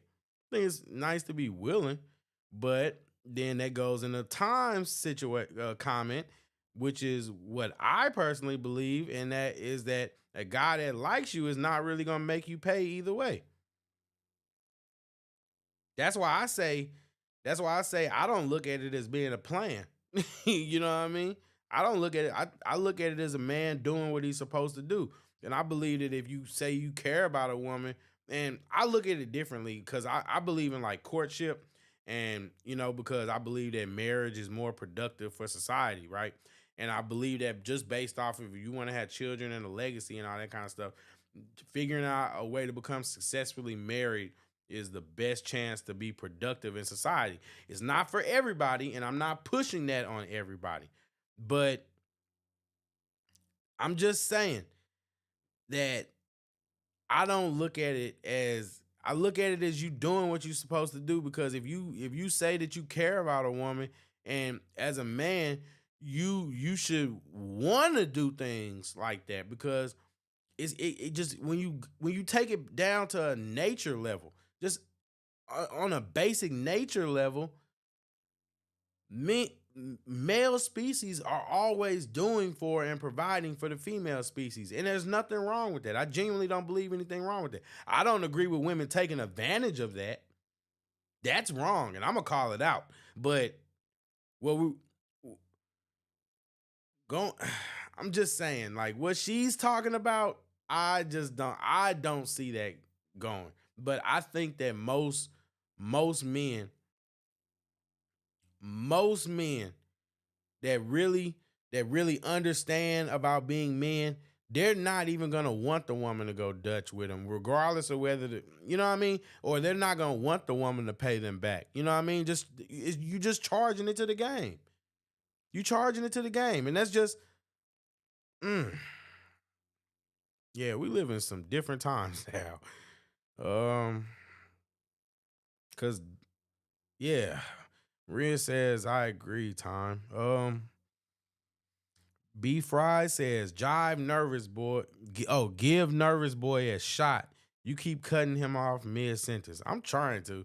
I'm not trying to. I'm not trying to do that. You know what I mean? It's just I try to just give my thoughts as they come, and also because of copyright stuff. I also got to make sure it's transformative. So I can't just let the video just run nonstop. But I hear what you're saying. though. I do. I'm trying to. I'm trying to give him a shot. I am. No. Maria says, my husband never asked me to pay. We dated almost 2 years, have been married 23 years. March 11, 2000 is our anniversary. He has always respected and taken care of me. And yeah, I mean, I think that, like I said, I think that he's just doing what he's supposed to do, and there's nothing wrong with that in my opinion. I salute him, and I salute y'all. I'm glad that y'all like happily married. That's dope. And yeah, but man, yeah, let's go ahead and get back to the video. You know, what you got to say, nervous boy? And the language in Whitworth, I would again submit to the court, requires that an actual conflict must be shown, which is why the reference to speculation and conjecture is again a reference, because speculation and conjecture leads to or equals an appearance of impropriety, not necessarily an actual conflict, which I submit to the court is what is required based on the case law.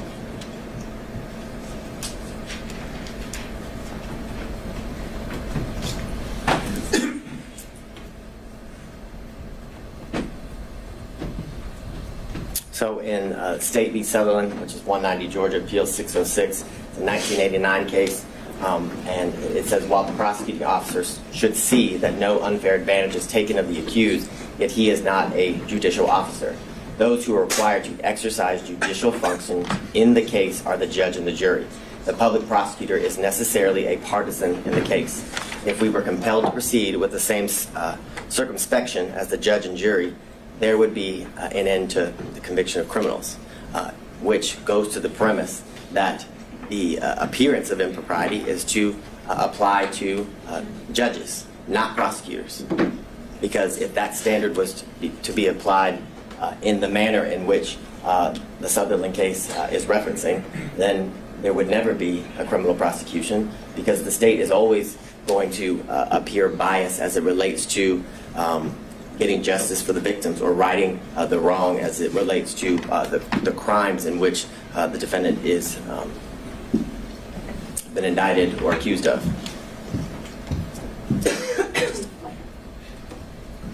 Look at him. That's the second time. It's the second time. They had to go up there twice. I'm trying to give Nervous Boy a chance, but God, like twice.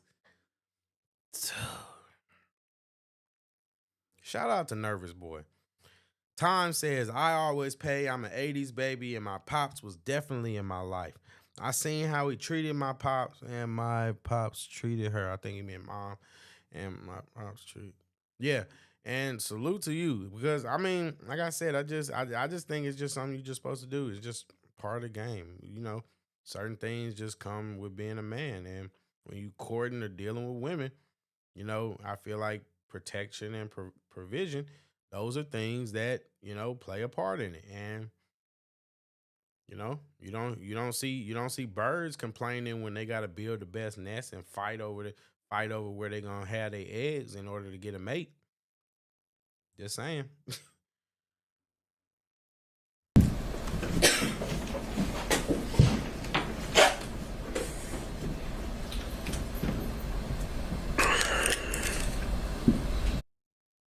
No, he wasn't. No, they had to go up there and help him. I'm trying to let him live. But nah. That's why they going up there to help him. That's not what's going on. So I want to move into, I guess, the evidence that Your Honor saw and heard during the last couple of days, 3 total days of testimony. As it relates to the witnesses. You heard from Ms. Yurdy, who the state would contend is a disgruntled former employee. You heard from Terrence Bradley, also someone who is a disgruntled former partner. The text messages in the state's opinion show that he is vengeful. You heard from his own testimony here, sitting before the court, that all he did was speculate, and any information that he had and garnered and then passed on to Ms. Merchant was mere speculation. I believe he said that over and over again when asked if he had personal knowledge. My recollection is around 15 times he said he had absolutely no personal knowledge of a romantic relationship between the DA and Mr. Wade. You also heard from the special prosecutor, Mr. Wade, a former judge, You heard from the 80th governor of the state of Georgia, Roy Barnes. You heard from the first female elected district attorney of Fulton County, and you heard from her father, who was a 40-plus year practicing attorney in good standing when he left the practice of law. And what I would submit to the court is that Miss Yurdy's testimony was nothing more than inconsistent at best, based on what I referenced to the court earlier as it relates to the representations that were made by her counsel prior to. Are those in evidence? Would his responses during a motion to quash, which weren't subject to cross-examination by defense attorneys, weren't even part of the evidentiary record of the hearing? Again, I'm just kind of puzzled by that. You didn't ask the question of Ms. Yurdy, what did you tell your attorney before coming here, and then we could have dealt with privilege issues and whatever else. I would agree with the court. It's not an evidence, but it was a statement by an officer of this court to the court during a hearing related to her testimony and how we would proceed with her testimony in this hearing. But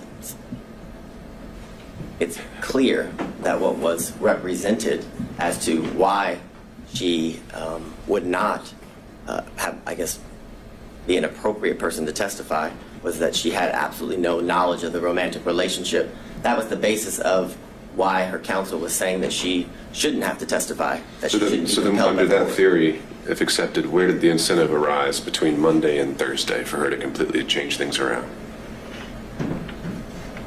Where did the incentive arise? So she was fighting so hard to avoid the, if we're going down that road you proposed, she was fighting to have not to come in here and testify at all.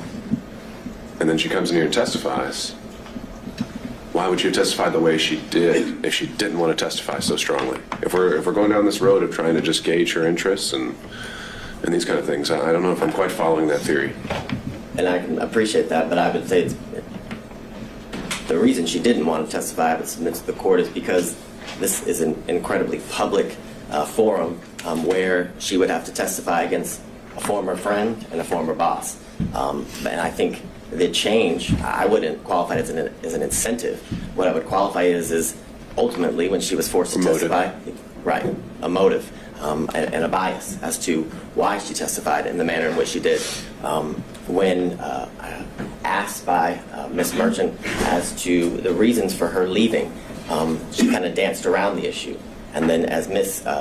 Cross asked her about whether she resigned or forced to leave, she was fired, she came out and said she was given the choice: you can either resign, but either way you're leaving. You're fired, or you can resign in a manner in which she wouldn't be officially fired, and when she's trying to get future employment and things of that nature. So I would submit to the court that there's absolutely no incentive.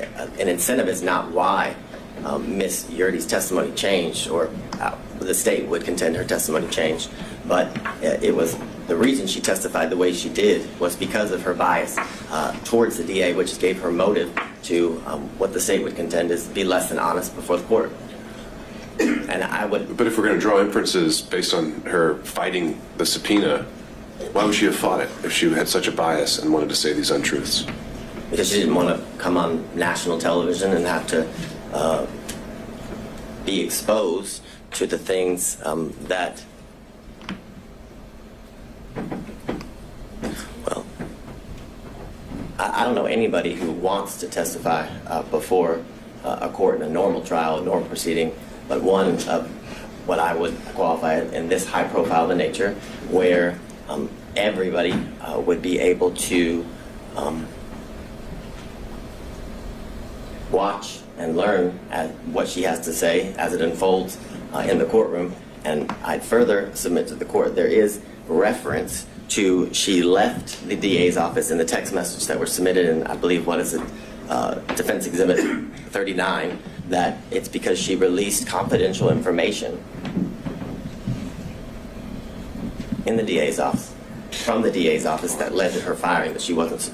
And I know I'm just because it's more conversational, which I appreciate. I know I might be getting you off script, so I don't want to use up all your time if you need to get through some other things. Next, Terrence Bradley, and I believe the one thing that the state and defense counsel can agree on, that he was less than honest at times during the proceeding and during his testimony.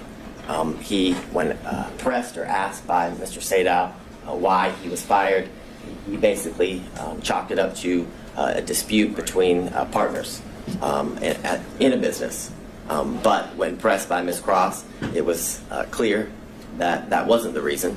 And what I would submit to the court, what has been referenced by defense counsel. Apparently other people saw them kissing too. She wasn't even the only one. Apparently Nathan saw them kissing too. Nathan saw them going back and hooking up in the back office, apparently. As baffling as to why the state would go into such a topic area. The state, as all counsel has when appearing before the court, has a duty of candor. And when Ms. Cross knew she was going to have to cross Mr. Bradley, she knew he lied. And she had a duty of candor to the court, in the state's opinion, to expose that. More importantly, it goes to his credibility and the statements that had been represented by defense counsel that he allegedly had made in the past. So it was important to bring that to the court's attention, because when a witness is testifying, the court is assessing their credibility and determined whether to believe the veracity of the statements made by the witness or not. So that is the most important factor when determining whether somebody is telling the truth or a lie. Furthermore, he reluctantly, when pressed, finally admitted that he paid off the assault victim. Eventually it got started with an. Maria says this attorney loses his point here. Again, Miss Yurdy, her name is funny, Miss Yurdy, was not disgruntled. She didn't even want to be there. Pro account led to he did pay off the victim in that case. He testified over a span of 3 days, and like I referenced to the court, he must have said 15 times that he had no personal firsthand knowledge as it relates to the relationship between Ms. Willis and Mr. Wade. More importantly, when pressed by counsel, he could not pinpoint a time in which he knew that the relationship occurred.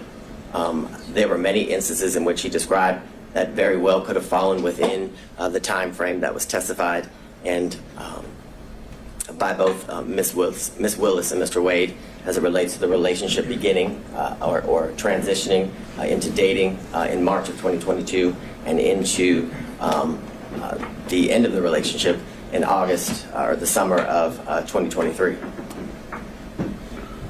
And as I referenced to the court, the statements that Mr. Bradley made, the state would contend are inadmissible hearsay as it relates to the statements that he was pressed and asked about what Mr. Wade told him, because Mr. Wade was never confronted with those statements. And in order for impeachment to be proper, he must be confronted with the specific statements that are alleged to have been made in order to impeach him.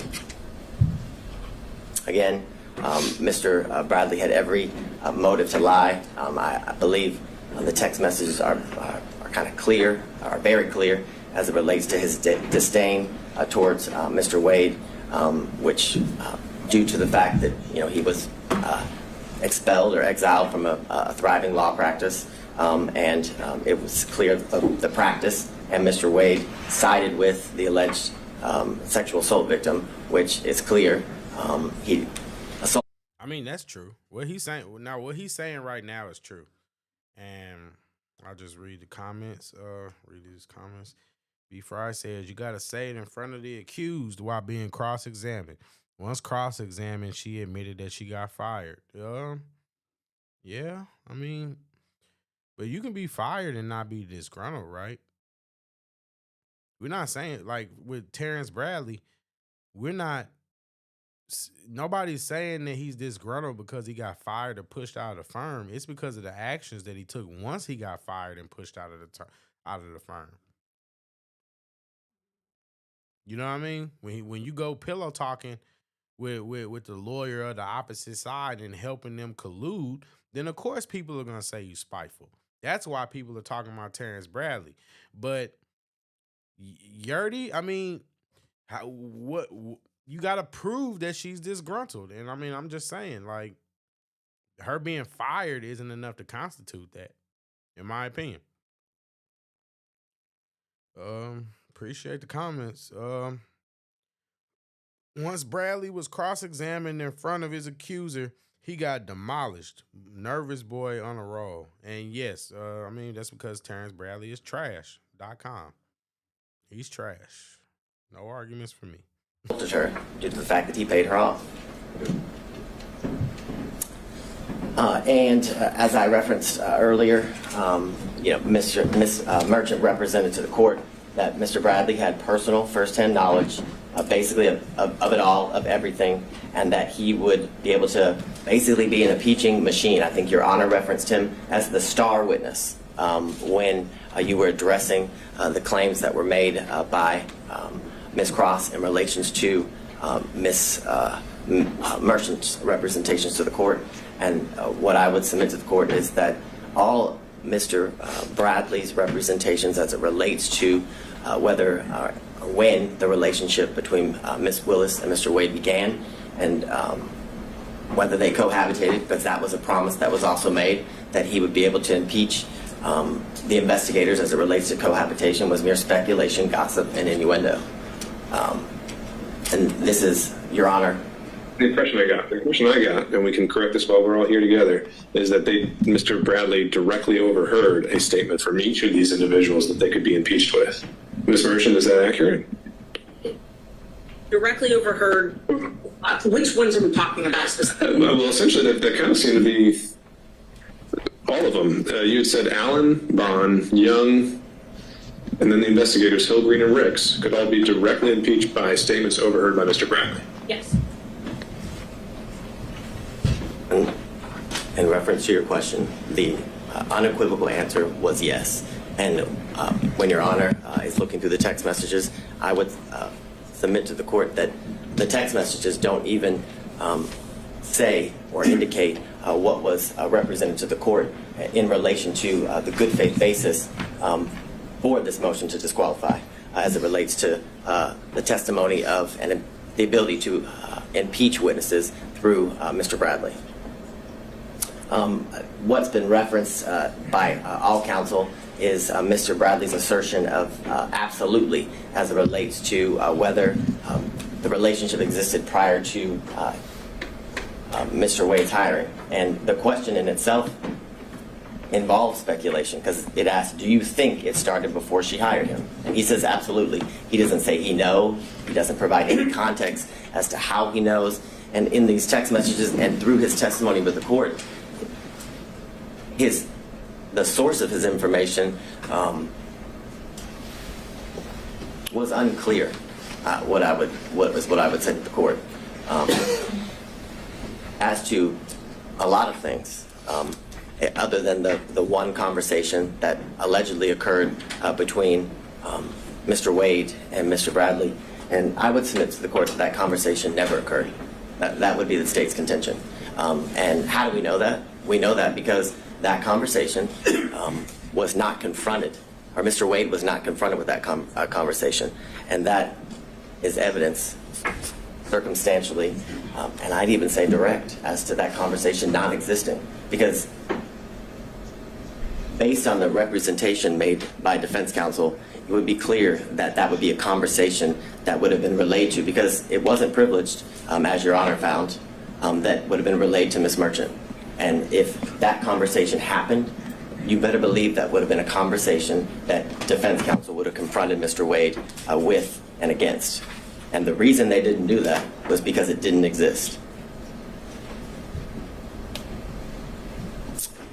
Again, you heard from Mr. John C. Floyd III, the district attorney's father, As Your Honor heard, he was a well-respected member of the legal community for over 40 years.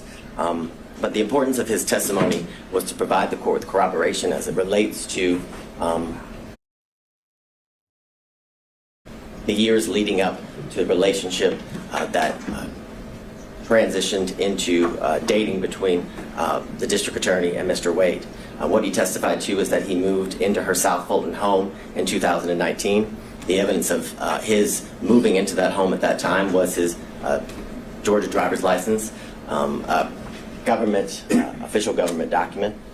He further testified that not only it wasn't that just Miss Willis and himself live at the South Fulton home, but that he often would see on numerous occasions the significant other of Miss Willis that was not Mr. Wade. He referenced that that person had a nickname of Deuce, and that he kept a lot of his belongings in the garage of Miss Willis. He specifically said he kept a lot of his disc jockey equipment, is how he referred to it when before the court. He made very clear that he had never seen Mr. Wade at the South Fulton home that is owned by Miss Willis. He made clear that he lived in that home with Miss Willis and Miss Willis alone, other than her two daughters who would occasionally visit that home until after February of 2021. But what precipitated the soon move of Miss Willis to what I would reference as safe houses for her protection was a protest that occurred before her home in February of 2021.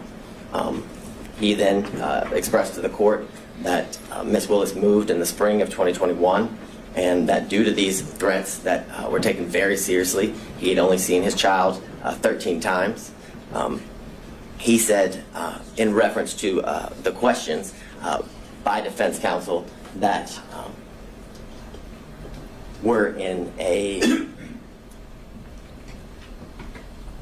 and I'm just going to be straight up with the court, they were trying to make Miss Willis a liar, what is how I would submit to the court, in the sense that she testified that she was concerned for her safety and her family's safety, which included her father and her daughters, and that Mr.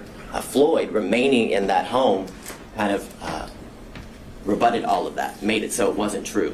But he testified that he stayed in the home because it was a home that she had put her blood, sweat, and tears in and was able to buy, and that he stayed in the home because there was constant officer presence. He told the court that he bought extra security equipment. He even went as far to tell the court that he slept in different rooms on different nights because he felt his safety was in such a concern. So I would submit to the court that line of questioning was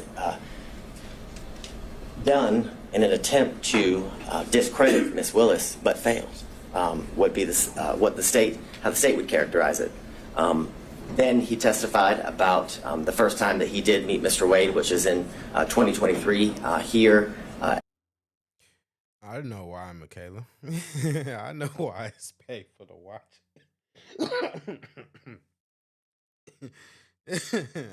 I know why.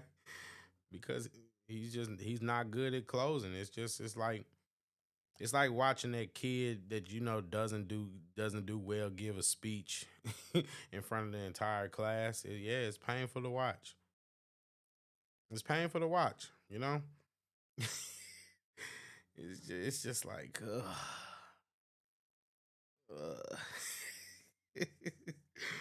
oh man. The district attorney's office, and he talked about how he kept cash in his home and why Miss Willis kept cash in his home. And what the court should take note of is the state didn't ask Mr. Floyd about the cash in his home. That came out through the cross-examination of defense counsel. So there was I guess, an implication that Mr. Floyd only did so due through his preparation with the state and his hearing and seeing news articles and clips related to the testimony that had occurred prior to him. but I would submit to the court that it's telling that that information came out through questions that were asked by defense counsel, which. And maybe he is. Let's just say you're right, B. Fry, and everything that Nervous Boy is saying is true.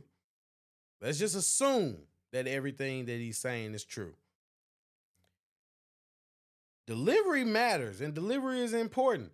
And he's not delivering well. So just the fact that we're calling him Nervous Boy, that means that his delivery sucks.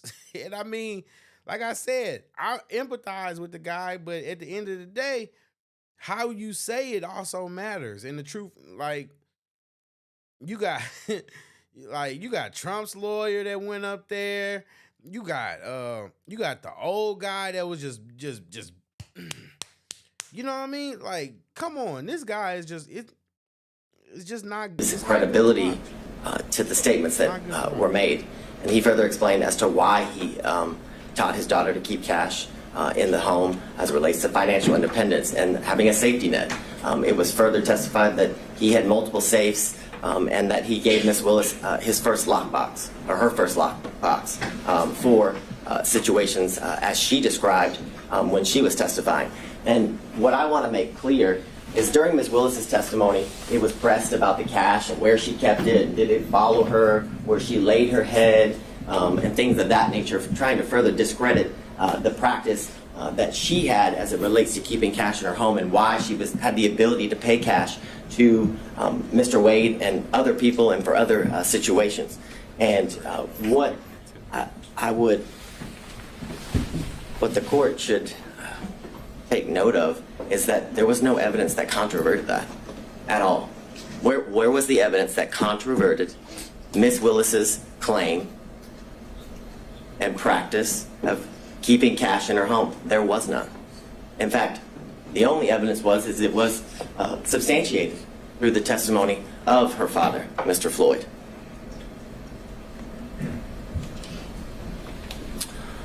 Furthermore, you heard from former Governor Roy Barnes, and his testimony was significant and important because how I would phrase it, Your Honor, is it debunks. Let me on this point, and I think you might have had a more recent opportunity to review his testimony than I have.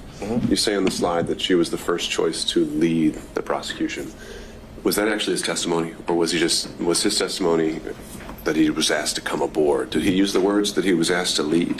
Yes, it would be. That's my recollection, that he was asked to lead the prosecution. He was asked to he was asked to fill the position that Mr. Wade is currently in, which is the lead prosecutor. It was said in that way as well as it relates to the testimony of Mr. Barnes. So I think it'd be very clear. My recollection is that he said lead, but what I can submit to the court that I know he also said that he was asked to fill the position that Mr. Wade is currently filling for the state of Georgia, which is the lead prosecutor. At that time, as special grand jury prosecutor, right? Yeah, the special, I guess, yeah, as the special prosecutor, lead the investigation, which led to the ultimate prosecution that we're here before Your Honor today.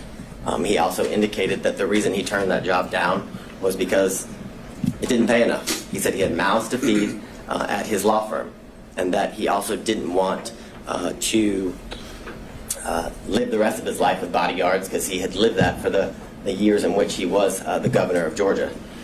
Furthermore, he confirmed the qualifications of Mr. Wade, which I still find it quite interesting and confusing as to attacking Mr. Wade's qualifications. Yeah, B. Fry, I think the judge is pretty dope. I'm not gonna lie. I think especially like the way he's challenging them but not like interfering. I think he's a pretty good judge.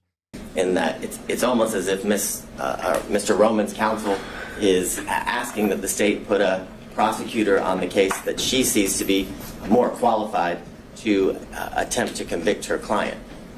It's an interesting argument, and it's one that makes no sense.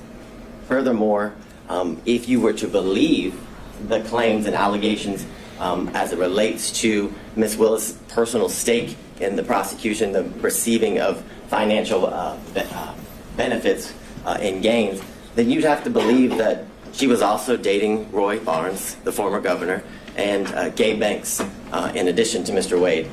If she has this grand plan scheme in order to profit off of the prosecution of this case, because that's what they're saying. Or they're saying that she telepathically or take a break for the comments. Let's see, but he's in front of a great mind. The judge can distinguish. Yeah, that's why I was saying that I think he's a good judge, because I feel like he's been really good at that. Michaela says, off topic, but I was thinking how hard it must be to be a judge and to remember all those facts. I'm not sure if judges write what they remembered, but the judge is very good. And I agree. I've actually seen him writing stuff down. So, I personally wouldn't be able to remember all this stuff. So I just salute to the ones that probably can remember it, or, they also have the records, so they can probably just go back and, search through the records. And now with this YouTube thing, they can just go back and watch the whole thing back over on YouTube. So I'm pretty sure judges have it a lot easier now than they used to. But yeah. B Fry says, great mind. Great mind. We love great minds. Love great minds. So go ahead and get back to this video though. Prophetically was able to know that Mr. Barnes and Mr. Banks would turn down the position so she could then hire Mr. Wade. It's ridiculous. It's absurd, and it's desperate. It's a desperate attempt to remove a prosecutor from a case for absolutely no reason, Your Honor, other than harassment and embarrassment. This slide, and we've been through a lot of the testimony. And I should be clear there, it was not introduced in evidence that Mr. Banks turned her down, right? How's that part of the record? Well, I'd ask the court to take judicial notices, has been asked repeatedly. Unless the district attorney testified to that. I don't recall offhand. I will be frank with the court. I don't recall if Ms. Willis testified to that exact fact, but I know that Mr. Banks represented that to the court during Monday's hearing as it relates to the allegations that were made. I understand Your Honor's position as it relates to that. Just trying to make sure we know exactly what is in the evidence and is not, but regardless, I think your point is made. I think it's an evidence of the record as it relates to, I guess, the issues that led up to the actual hearing of this case. So I understand Your Honor's position, but it did come out during a proceeding that was prior to the actual hearing. This slide is just a chart showing kind of the testimony of both the district attorney, Ms. Willis, and Mr. Wade, as it relates to how they met, how or when Mr. Wade became the special prosecutor, when their relationship evolved into a romantic one, talking about the trips in which they took after their relationship evolved into one that became romantic, and when it ended. And what, again, I would submit to the court is that those facts were consistent, and the only person who contradicted that when the relationship started was Ms. Yurgi. And what I would bring to the court's attention is that it was represented to the court that Ms. Yurgi was a witness other than Mr. Bradley who could bring to the forefront this issue of cohabitation. And when pressed and when asked about it, Ms. Yurgi had absolutely no information as it relates to this alleged cohabitation. It was false. She said she had no information. She was asked about trips. She said she had no information about the trips. Yet, she's such a good friend that Ms. Willis confirmed each year that Mr. Wade and her continue to be in a relationship 2019, 2020, 2021, until their relationship ended due to her forced resignation and splintering of their friendship, Your Honor. I guess several exhibits obviously were tendered in. Most of them were exhibits that came from the sealed divorce of Mr. Wade and Miss Jocelyn Wade contracts for legal services, trip itineraries, and the text messages. And I would specifically reference prior to today, the only text messages that were before Your Honor were Defense Exhibits 26 and 27, which it's the assertion of defense counsel that what those show is that Mr. Bradley had information as it relates to the relationship starting prior to March of 2022, and that's just false. Those text messages do not contain that. It does not pinpoint, just as Mr. Bradley couldn't, when the relationship actually started. And furthermore, you have the testimony and the evidence of the text messages that it was mere speculation. If you, as Your Honor, reviews the full chain of text messages, it is clearly Ms. Merchant and Mr. Bradley going through what I can describe as nothing else other than a mere fishing expedition between the two of them at first, because it's asked about certain members of the DA's office who would have information as it relates just specifically, for one, Ms. Young. It is asked whether she would have information, and he had no idea. He said he assumed, he was speculating. Maybe she did. Maria says, I doubt Fani offered Mr. Banks $600,000. I would like to know what she offered. She offered. I mean, she gave it to Nathan Wade for laying down pipes. So, I mean, yeah. I don't know. Maybe. No, I'm just playing. I'm just being silly. But nah, yeah. Yeah, I doubt that either. I doubt that. But Maria says he's trying to add that to the record. It's too late for that. Yeah. Yeah.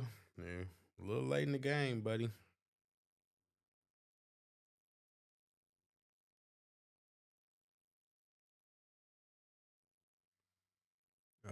B Fry says 600 for a lawyer got over 2 years is nothing. Cobb County paid him $4.50 per hour. You talking about Nathan Wade, or you talking about Mr. Banks? Let me know. You talking about, because yeah, I don't think Nathan Wade was making that. He testified to only having like $2,000 in his account. I don't think he was making no 600. And Fani put a cap on his hours, so that's what he testified. She paid $2.50 per hour. Yeah, that's what I thought. But she put a cap on his hours. So remember when he was on the stand and he was testifying. Remember he was on the stand and he was testifying how a lot of those hours went unbilled. They were unbilled. They were unbilled hours. A lot of the hours that he was working. So I don't think he should have been making the money that he was making, and he's not qualified. He literally made, none of the other prosecutors were making $600,000. None of the other prosecutors made that. So, I mean, yeah, if all of them were making $600,000, then no. But the truth of the matter is, no, he got paid more money than everybody else, and he had the least qualifications. He wasn't even supposed to be there. He's a municipal court judge, and that has never prosecuted a felony. He's never judged a felony. I mean, you know what I mean? This guy is just,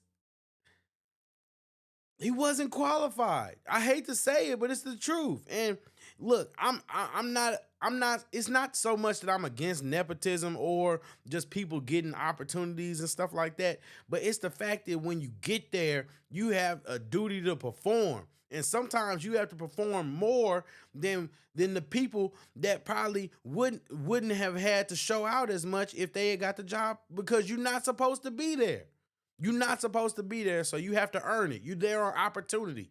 And what this is I don't know how else to say it, but we're not talking about some guy that's like overly qualified and he could demand that amount of money. No, he wasn't qualified for the job. You go from being a municipal court judge, municipalities, all the way up to prosecuting the former president of the United States. And the future one, let some people tell it. But no, I'm sorry. Yeah. But it's not okay. It's not okay. And that is the same as each person that was subpoenaed in reference in the text messages. All of that was speculation. And you know it was speculation because not a single one of them testified. That's telling.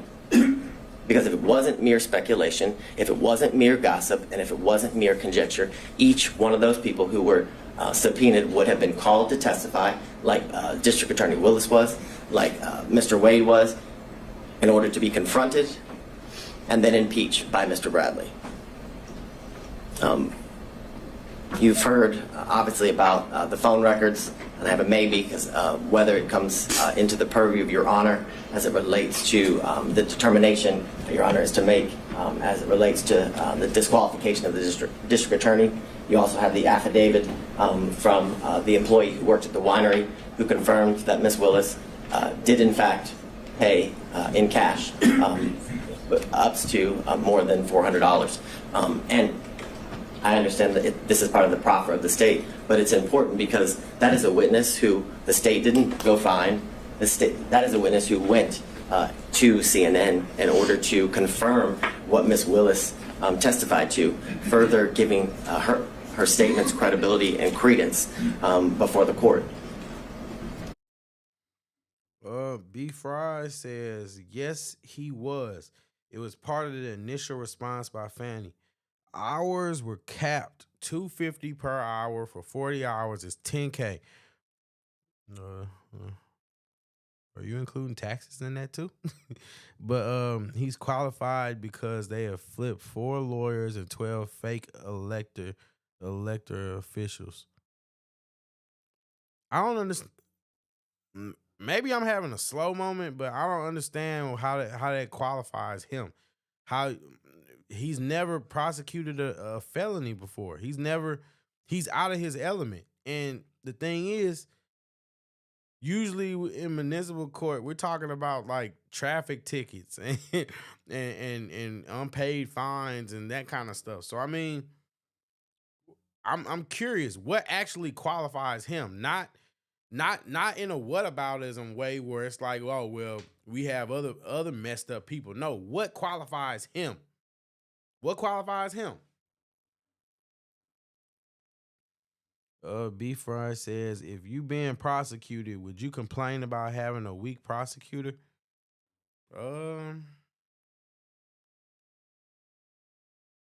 Depends on how the weak prosecutor is being weak. Like if it's a weak prosecutor, like that's just bad at his job, I mean that could be good or bad for you. So I mean it just depends on the scenario. But yeah, I see what you're saying. So I mean, yeah, as a general rule, you probably wouldn't complain and you want an incompetent prosecutor. Yeah, but I can see also scenarios where an incompetent prosecutor could actually be detrimental to people. So that's just me though.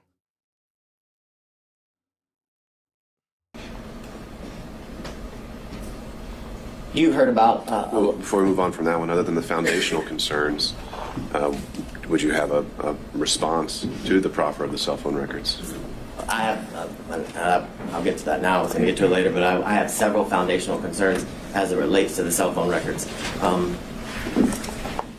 don't think I've ever, as Mr. Sadow's motion makes very clear, the state uses cell phone records routinely. And I would agree with that. We use them routinely. But we use them with an expert. And they're always challenged. B. Fry, I'm going to disagree with you on that. It's not the same thing. The law is the law. But, and yes, he is a judge. Yes, he is a judge. But you can't sit there and just say that it's the same thing. That's like with attorneys, right? just because somebody is an attorney doesn't mean that they're good at every type of case. That's why they call special practice. There are some attorneys that are better at family court. There are some attorneys that are better at criminal court. There are some attorneys that are better at civil crime, and there are some that, you know what I mean? There's some that they just go help, and they do a lot of pro bono cases. So I mean, or injury cases, or you know what I mean, stuff like that. Everybody has different specialities. So saying that just because he's a judge or the law is the law, that's disingenuous. I'm sorry. I'm sorry. That's not, because it's not true. It's just not true. Because if the judges, their job is to interpret the law, and they interpret the law based off of their experience and case study. The more familiar you are with what you're doing, the less you have to be in situations where you're getting schooled by other attorneys and stuff like that. So I mean, nah. I'm sorry, I'm not buying that one. He said, "Here we go." I'm sorry, I'm gonna let him play. Right. So, like I said, in the interest of time, setting aside the foundational concerns. Oh, I thought you were asking about them. No. Focusing on the substance of them, assuming that it would be admissible in the guise that he's proffered. Maybe you have that further up, but what's the reaction to that? So, what I would say initially is that due to the fact that they were analyzed by someone who was a non-expert, the analyzation of those cell phone records were not properly peer-reviewed. They were not, it's clear from the state's review that the normal practices that are used to... That's my point. It's like the more, but I'm saying that it's B. Fry says even this judge is reviewing recommended case studies, and that's my point. That's what I'm saying. It's like you still have to look at the case studies and all that kind of stuff. But I'm saying you're more familiar, and I don't know. Maybe I'm just talking crazy. Maybe I'm check the use of which kind of data is being used in reference to the two specific dates. I believe it's September 10th and 11th and November 29th and 30th. The affidavit that is used to say that Mr. Wade remains at Ms. Willis's, or in the area of Hateville, because again, during the hearing, the address for the Yurdi condo never came out. It was just that it was the Hateville condo. The actual phone number for Mr. Wade was never established. And the documents that were provided to the state that were certified business records did not have a subscriber page. So we have no idea that the number belongs to Mr. Wade. Now, I understand Your Honor wants to look past the foundational issues, and I can appreciate that. But the foundational stuff is very important as it relates to the admissibility of the records. No doubt about that. But if somewhere, how they were able to survive those foundational concerns, do you have any reaction? Yes, I do, and I will skip forward so I don't. So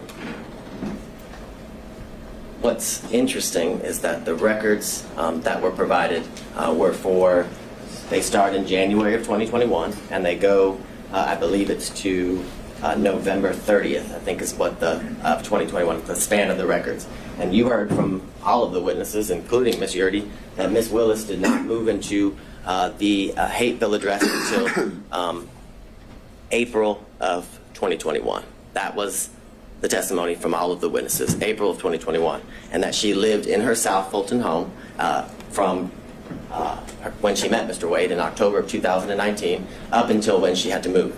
And the assertion by defense counsel is that Mr. Wade and Ms. Willis began a relationship right after they met in October of 2019. What's interesting and what's telling is that Mr. Wade's handset doesn't once appear in anywhere near the area of her South Fulton home, but they're dating, but they're in a serious relationship. And if you were to believe what the defense counsel says, that they have been in a relationship from October of 2019 up until she moves in April of 2021. So, a year and a half. or so, but he never once enters the area of her home.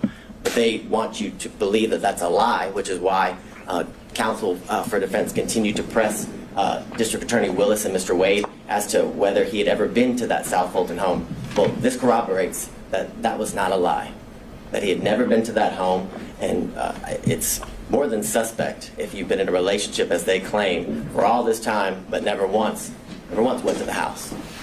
So I think that's telling. What I would also bring to the court's attention in the state's initial review of the records, that from January of 2021 to March of 2021, those times when Ms. Willis did not live again at the Hateville address, she didn't move there until April of 2020. Guys, I didn't hear them say that it began right after they met. I remember them saying that them trying to figure out if it began right after they met, which is two different things. I'm not trying to be a contrarian. I'm just really just trying to be objective and look at it. And did they actually say or accuse them of beginning a relationship right after they met?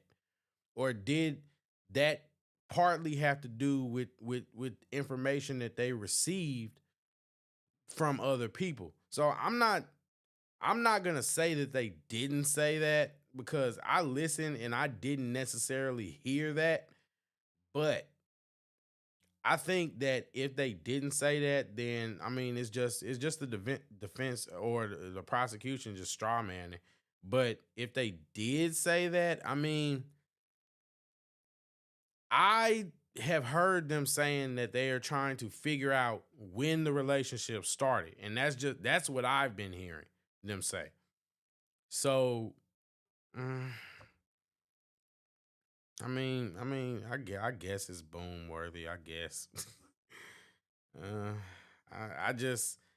I think that they're sticking. They have their story and they're sticking to it. But I mean,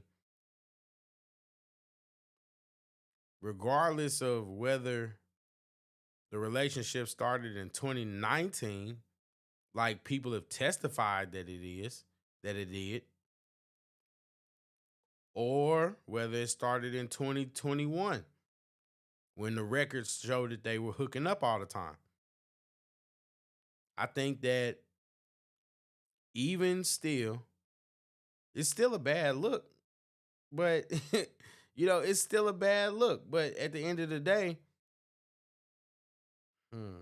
at the end of the day, I mean, it's not something that,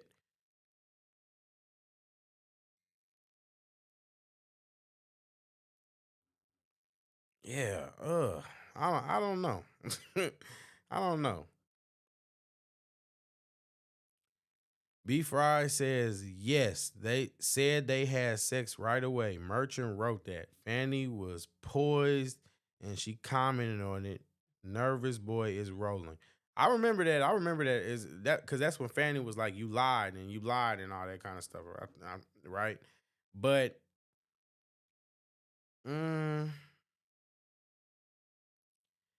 you do know that it is possible that they did, right? Just like you can't prove that they didn't. You can't prove that they did, or that you can't prove that they did. You can't necessarily prove that they didn't either, because I've heard different attorneys talking and weighing in on this, and apparently, believe it or not, attorneys are just like regular people, and they hook up just like regular people. And when you got a stressful job, yeah, they hook up. That's what I'm saying. Nobody is criticizing them for hooking up. It's the timeline and the optics and what they were doing as they hooked up. Because at the end of the day, like we established, like the judge pointed out, there's a consensus that there was a relationship and money was exchanging hands, and that money was not supposed to be exchanging hands the way it was. So how do we know that the two of them didn't meet and then they had an instant attraction and they hooked up? How do we know that they didn't? We don't. The truth of the matter is we don't. But I think that it's fair for them to ask questions and want to know. And I think that's fair. Just like I think it's fair for Donald Trump to challenge the challenge the election or to challenge the validity of the votes. I don't necessarily think it's fair for him to interfere, but you have to prove that there was interference. This is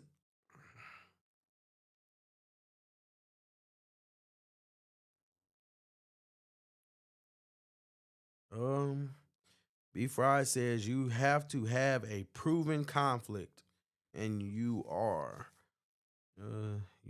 what? I don't remember. You have to have a proven conflict, but yeah, I mean, I'm gonna have to do more research into that because I don't. That's not what that's not actually how a conflict. I don't think that's how conflict of interest works. But yeah. And plus, this is. I mean, this situation is a little different. So I don't know. I feel like.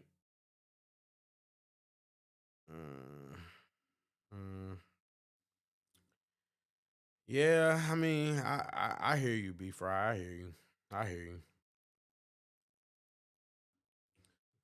That his handset appears in that area 23 times. Sure. Why How do you reconcile that with his testimony that was alluded to, I think, by opposing counsel, the reasons he gave for being in the area?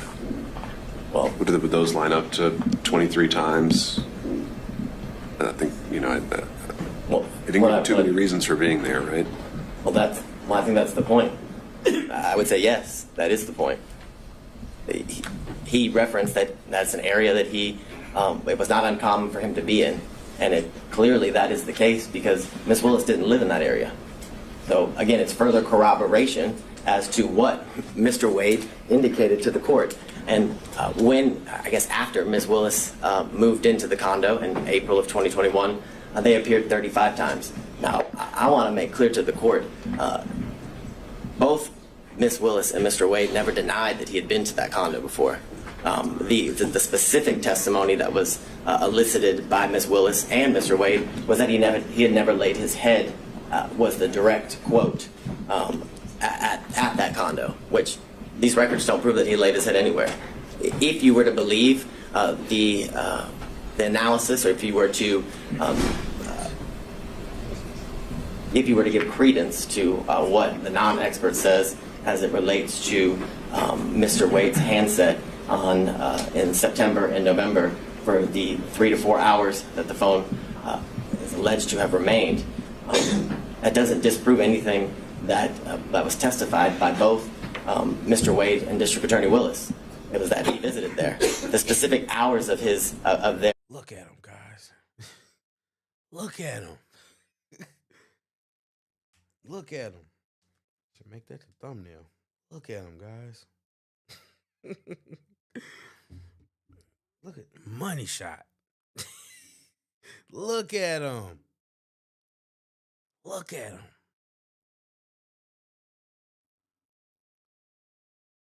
Look at him. While we look at them, B. Fry says all you need is to find 11,780 votes. That's illegal. Trump is a crook. You can still vote for him, though.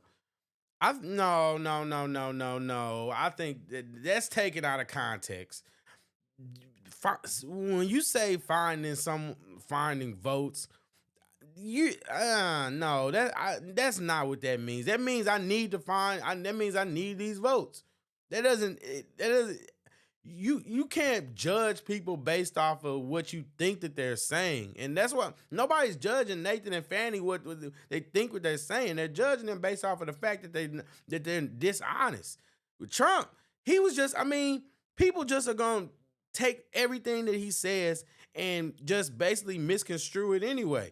what he said, I mean, yeah, it sounds crazy, but when you really look at it through an objective lens, he didn't say anything illegal. He didn't tell them. He didn't say, "Oh, I need you to fabricate. I need you to fabricate these votes because we got to make them happen. We got to pull them out of nowhere." No, that's not what happened. That's not what happened. Oh, we got to have votes that have never been there before. It's never been there before. That's not what happened. That's not what happened. That's not what happened. That's not what he was saying. He was saying that I need these votes to win. I need these votes. I'm just, like I'm saying, I don't get it. I don't get it. But I just think it's a difference. It's a difference. Mariah says they should have presented their relationships to the court. The relationship to the court. Bottom line, facts. Why lie? B Fry says after the election was over, January 6th, 2021.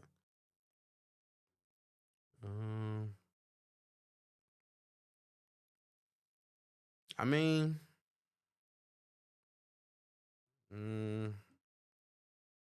I think that that's a good example of proving my point of people taking things and misconstruing it, because at the end of the day, people blame Trump for that. And there's no actual evidence that he conspired to do anything, that he conspired or that he sent that mob to do anything. There's no proof. So, I mean, I'm just saying, why is it so easy for you to,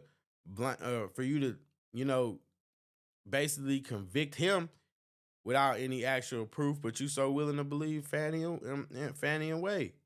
That's just my question. Why is it so easy for you to write Trump off, but then, at the same time, I don't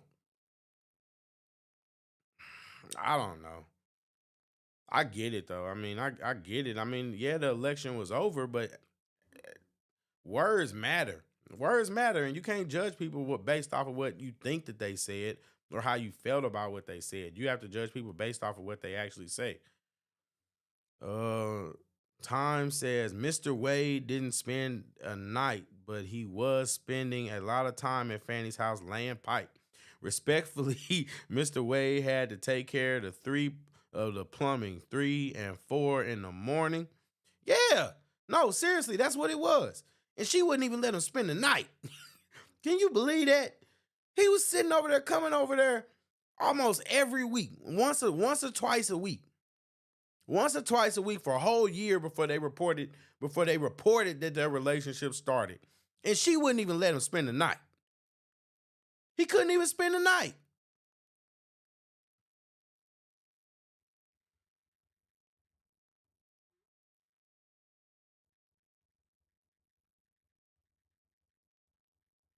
He couldn't even spend the night.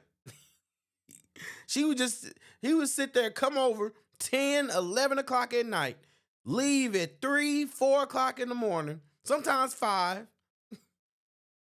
Then they go to work, take your taxpayer, take your Georgian taxpayer money and basically just frolic all over the world. That's what he was doing. Look at her. I'm gonna be honest. She paid him $600,000 to lay pipe. But was it worth it, Nathan? Nathan, was it worth it? Look at her. Was it worth it?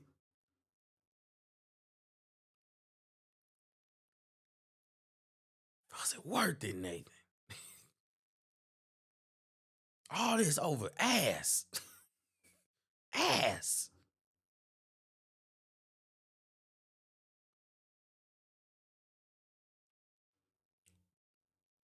Fellas, would y'all lay pipe on Fannie for $600,000? I just got a question.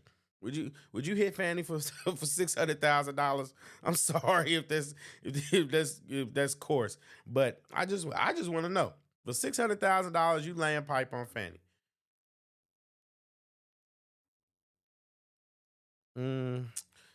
B-Fry says, after the election was over, January 6, 2020, he asked for 11,007 votes.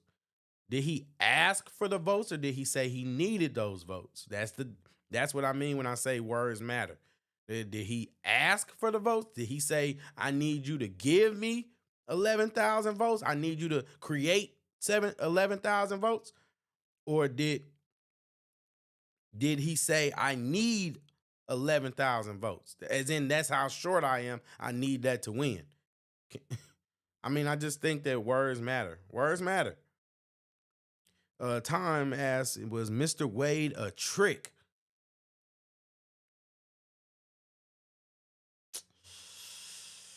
Yeah.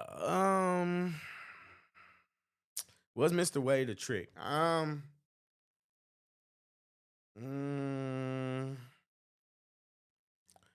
don't know. I don't know because, like I said, I mean, like we talked about earlier, I think paying is part of a dude's job when you courting a woman. But I don't really know if they were courting each other either, or if they were just hooking up.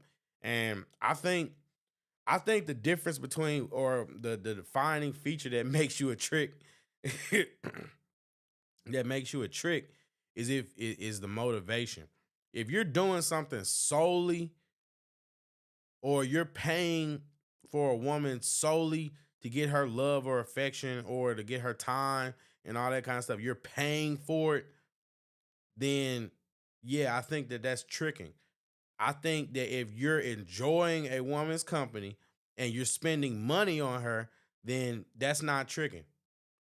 That's not tricking. You know what I mean? And like that's just my opinion. I can't look at that as tricking. If you rocking out with a chick and y'all are doing just the things that couples do, or you're splurging on her a little bit, I don't think that that's tricking. But if your motivation for doing that is to keep her around, or if that's the only reason that she's around, then yes, I think that that's tricking. I don't know if that's the only reason why Fani was around, so I can't say whether she's a trick or not, or whether he was tricking on her or not. I know that he went through a lot with his wife, and I'm just saying maybe they were just really having a good time. Maria says, you said you would have hooked up with her a couple hours ago. Yeah, I mean, what can I say? I mean, she looked different. She looked a little different. I mean, 600,000. Yeah, I'm just saying. Time says, hell yeah, and get seasonal tickets to every game and concert and event in ATL. Yes, I will hit fair to you for shit show. Yeah, I mean, I'm just saying. I mean, when you really look at it, she is looking kind of. Visits was not something that was pursued during the questioning of both. I think that glow is because she hasn't been able to open up her mouth, though. That's also true. She hasn't been up on the stand performing. When that hyena comes out of her, I'm pretty sure that attraction, I gotta go back away. Of the parties. So what I would also submit to the court is that if you look at the days as it relates to in September and November, the use, the type of information that is used to make the plots for the longitude and latitude of the handset. Nathan Wade's wife is gorgeous. Is she? Let's look. I'm gonna look that up and see real quick. Nathan Wade's wife.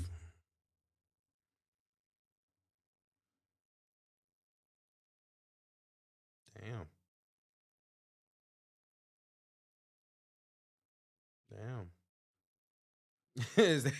I guess that's why the best friend was hooking up with her. Jesus Christ.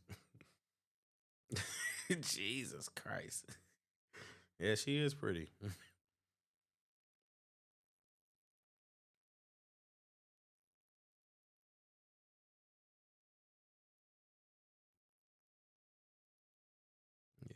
Yeah, she is pretty. Oh my God. I'm sorry, guys. Yeah. Is that why that's why the friend, I guess that's why she was cheating on him with the friend, huh? Ugh, Jesus Christ. Poor Nathan. It says, if you can spend the whole night and eat breakfast in the morning together, you a trick. Oh, were you trying to say if you can't spend the whole night and eat breakfast in the morning together, you a trick? Yeah, that might be kind of valid. Might be kind of valid. I feel what you coming from. You're up picking up what you laying down, man. I hear you. Yeah. Yeah, that whole not spending the night thing is pretty wild. I'm gonna be honest with you. But, happens to the best of us. And the worst of us. B Fry says Jocelyn Wade is fine. Yeah, I'm sitting there looking at her. I'm like, dang, this lady she's pretty. She's pretty. She definitely looked better than Fanny. I'm sorry, no offense. She definitely looks better than Fanny. Guys, if you watching it, you haven't seen her. Look it up. Oh, she is beautiful. Maria says he had to hurry and get home to his wife. Yeah. I actually heard that they actually started hooking up again after they started the divorce proceedings. So, like, that chapter isn't all the way closed yet. So, that's actually what I heard. So, if that's the case, I definitely understand why. But, yeah, that's crazy. Almost done. Is data records. It's not voice records. It's not SMS or text messages. It's data records. And it is not uncommon for an expert to testify as it relates specifically to AT&T records that actual data record is unreliable as it relates to the location of the handset due to the type of information that it is, that it's data. It's not the voice and the SMS, which I know, Your Honor, as has been referenced, was a prosecutor not only here in this county, but for the federal government, where this kind of information is commonly used. So in the comments that were made by the court, it was clear that you understood and understand the use of cell phone records as it relates to put somebody in an area, and again, not in a specific location. I'd also bring to the court's attention, as it relates to the validity of the affidavit and the analysis done by the expert that was hired by Mr. Sadal, is that not once does it reference the fact that AT&T records commonly have duplicate and triplicate entries within the call detail records. That is something that is commonly seen, and that is something that is seen in these records. And that is something that leads to... I know I keep stopping the video, but I just want to let y'all know that I definitely appreciate y'all for watching and rocking out with me. We over 5 hours going. It's just crazy. I appreciate y'all for rocking out with me, though. Thank you.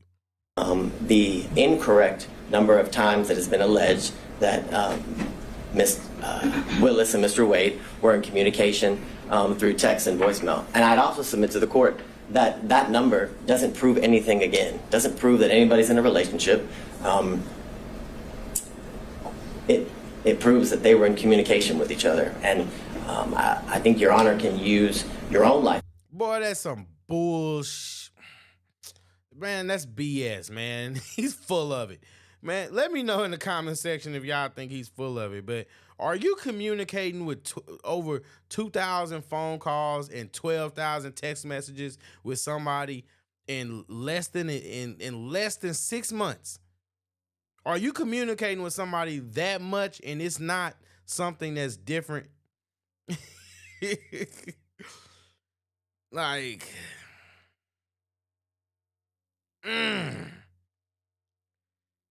you can't sit there and tell me that it just means that they were just communicating. What were they communicating about at 11 and 3 o'clock in the morning, 4 o'clock in the morning? Come on. Oh, maybe I'm tripping, but Maria says he's stretching. The DA put people away with that. And yeah, that's absolutely right. You know, talking about some that just simply means that they communicate. No, no, It's people that are literally in prison for that very reason because there are records of them communicating. Don't know what they were talking about, but it was records of them communicating. So no, no, no, no, no, no, no. He's full of it. He's full of it. Experience as it relates to people you work with or friends that you are close with, and the number of times that you make calls to any of those people. I can submit to the court that I have a friend who I've been friends with for 15 years, and she worked in the office previously with me. And based on our professional relationship and our personal relationship, the friendship that we had and still have, that we talk 30 times a day.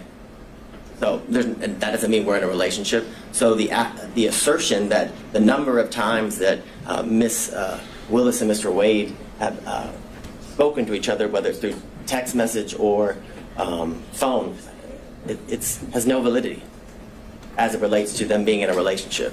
What I would submit to the court is that what was shown through all of the evidence was that there's been a true cost to Miss Willis as it relates to her life, that she had additional expenses that she had to endure because of her position, in the sense that she told the court that she had a mortgage, but on top of that mortgage, that in a house she didn't live in anymore, she had to pay for a safe house, that her home was vandalized, and there were racial epithets and sexual bigotry that were spray painted onto her house. The concern of her safety and her life is something that was testified to, and the fact that this job has led to the isolation and separation of her from her family and friends, which was given credence, and the credibility of those statements were provided by her father, Mr. Floyd, that he had only seen his daughter 13 times since all of these instances occurred.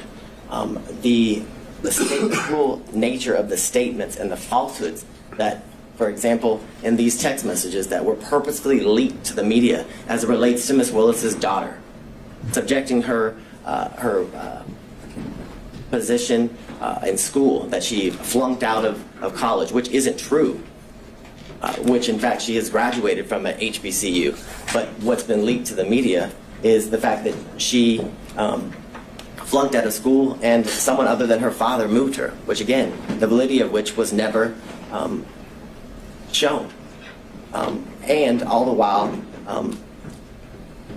Ms. Willis, facing these costs, has been able to continue to do the work unrelated to this case, which is shown in the fact that Atlanta's murder rate and violent crime rates have decreased while she has been in office. But what was shown through the testimony of all of the witnesses and through the evidence that Your Honor heard was that there wasn't an actual conflict, that the defense failed to provide any sort of actual conflict. Maria, you absolutely right. You're absolutely right. He's full of it. Nobody is talking that much to purely platonic friends, and they weren't talking about working 3 and 4 o'clock in the morning. So yeah, this guy's full of it. You know what I mean? But you know, do your lawyer thing, bro. But you full of it.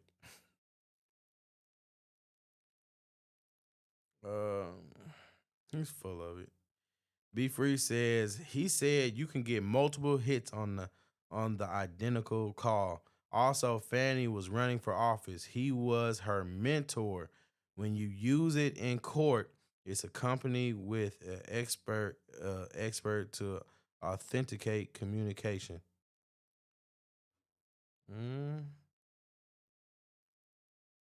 Yeah, but you know, Trump's team, they had a clever way of getting around that.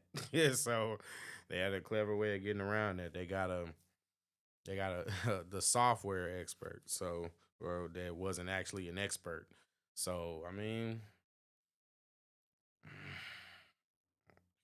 guy's valid. I mean, the guy knew what he was talking about. Obviously, that's why Fani was trying to get him disqualified.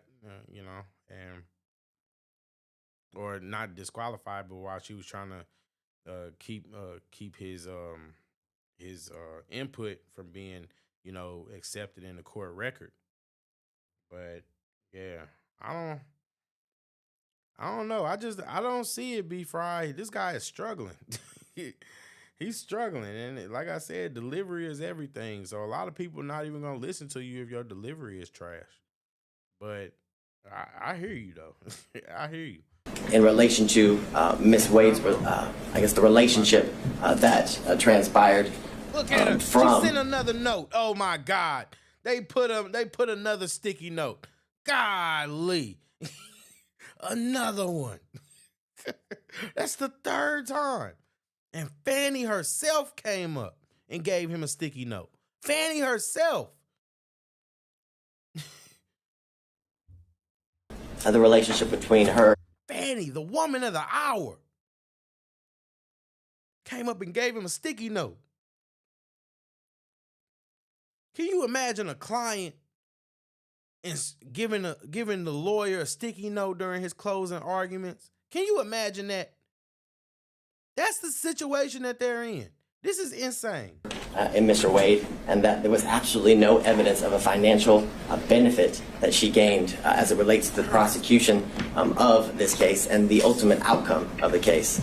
The corroboration of all of that is the things that Your Honor is very much aware that she could have, I guess, financially benefited from stretching out the case, for lack of better words, by the special grand jury recommended that 39 individuals be indicted. But through her sifting through the special grand jury's report and all of the evidence with the team that indicted the case, they only went with 19 of the defendants, which had she gone with all 39, based on the defense counsel's assertions, would have given her the opportunity to certainly find these financial gains that are claimed through the allegations of defense counsel.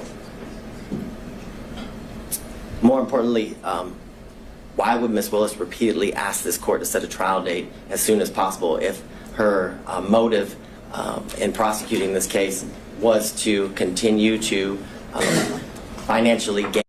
You still think you still think he's rolling even with the sticky notes? He's getting reprimanded. He's getting reprimanded. Did you see how angry that woman looked when she gave him that sticky note? I'm just saying. Maybe you missing what I'm saying, B Fry, but I don't think he's rolling. I don't really think he's rolling like that. I mean, I get that you agree with what he's saying, but as far as when we talking about performance, nah.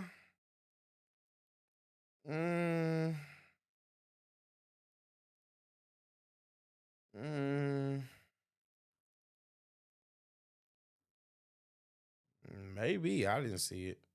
Maybe they just did it more discreetly, and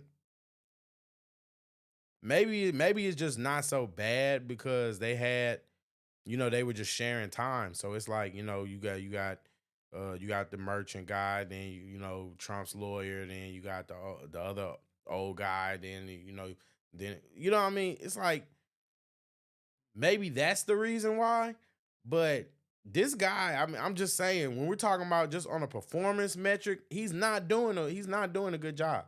It's been very hard to watch. In fact, this is the hardest part to watch, besides it being entertainment value and getting a lot to comment on. But outside of that, this is the hardest to watch since the beginning. The beginning was really slow, and this is just as hard to watch. That's all I'm saying. I mean, like I said, I get that you agree, but I'm just saying. As alleged from the prosecution of this case.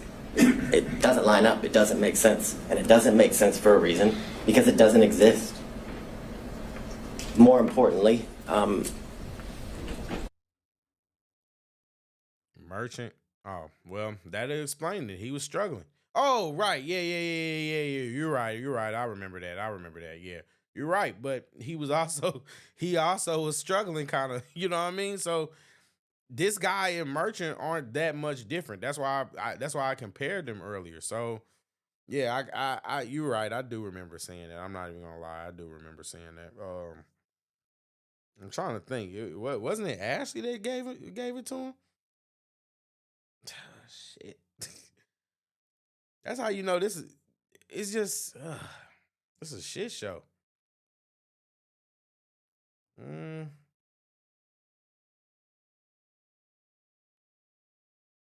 Yeah, this is a shit show. I'm sorry. Mm. I remember. Correct me if I'm but correct me if I'm wrong. Wasn't that his wife that gave him that sticky note? I'm pretty sure. I'm if I'm remembering correctly. I think Ashley gave him that sticky note. And I think personally she should have did it instead of him. So I mean, that's what I'm saying. It's not that I'm unbiased. No, I was giving him a hard time too. I was streaming this last night, and I actually turned it off because I was falling asleep on him. And I turned it off. He ruined it for me. I couldn't even do it. So I'm not it's not that I'm just picking on this guy. It's just yeah, some of these lawyers are better than others, and some of them are just really bad. And he's just yeah, I mean, the facts are the facts, but I mean, it's not even so much about what he's saying. It's just like, oh, you said it was an old lawyer. Okay. Okay. Said it was an old lawyer. Yeah. Last night was a blur. Yeah, but yeah, see, you see B Fry, I'm open to being wrong. You know what I mean? I'm not above it. But I definitely I'm not respect. You know what I mean? It's not a respected person situation. You know what I mean? Like if you bad at what you're doing, I'm just gonna call you out to being bad at what you're doing. And um, the merchant guy, he just wasn't good. Um, yeah, I know for sure it wasn't Trump's lawyer, Maria. I know for sure it wasn't him. I just can't. I can't remember exactly who it was. I kind of just vaguely do remember that, and it's just that first 30 minutes was really hard to get through. So it's kind of just I kind of blurred it out in my mind. Um, as mentioned, listen to what Nervous Boy is saying, not his body language. Well, yeah, and I get that, but that's why I was saying it's hard to actually get to the message when your delivery is so bad. That's why the better lawyers are just better public speakers. Sometimes it's not about what you're saying. Sometimes it's about how you say it. And that's why certain lawyers are better at others because thi- your job in closing is to convince people. That's all I'm saying. And so it's what he's saying can be true, but if the other side is saying things that are true too, and at the same time, and honestly, I think both merchants were kind of bad because the judge had to help them out at different times. I just give Ashley Merchant more grace because I give Ashley Merchant more grace because without her, we wouldn't have got those text messages and the body language. But the husband was terrible. I think he was absolutely terrible.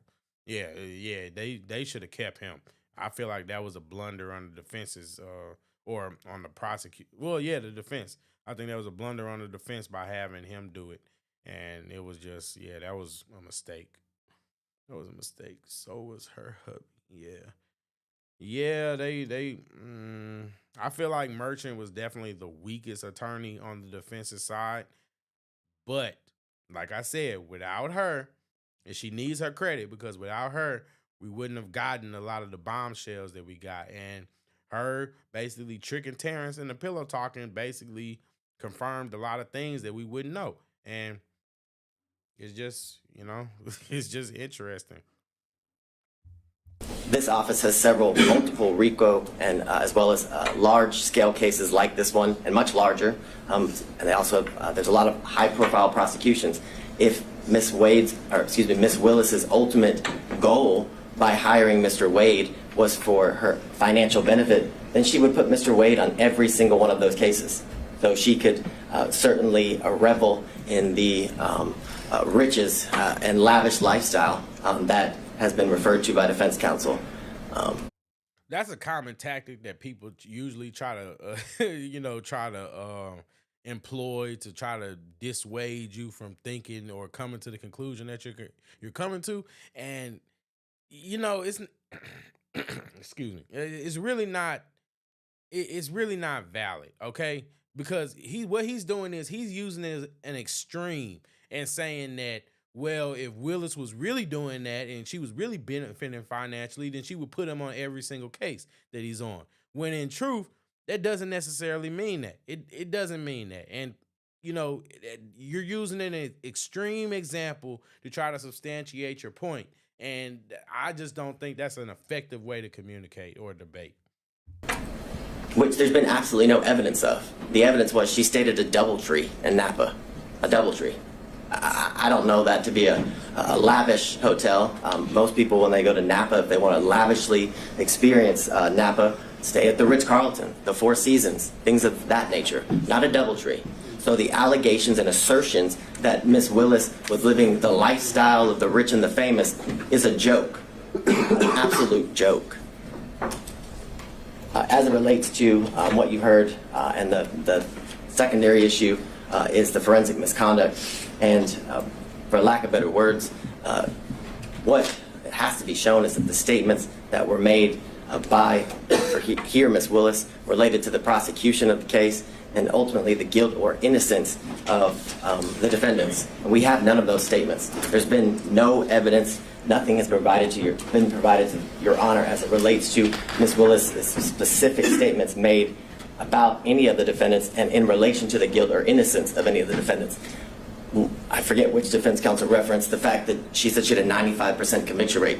Well, what Ms. Willis' job is to instill confidence in the community as to how well she is doing as it relates to her constitutional duties. And that was exactly what was done when she referenced that she had a 95% conviction rate in the previous year that she was serving as a district attorney. More importantly, it's been the allegations about race and religion being imputed in her speech, and that those comments were directed at the defendants at this table.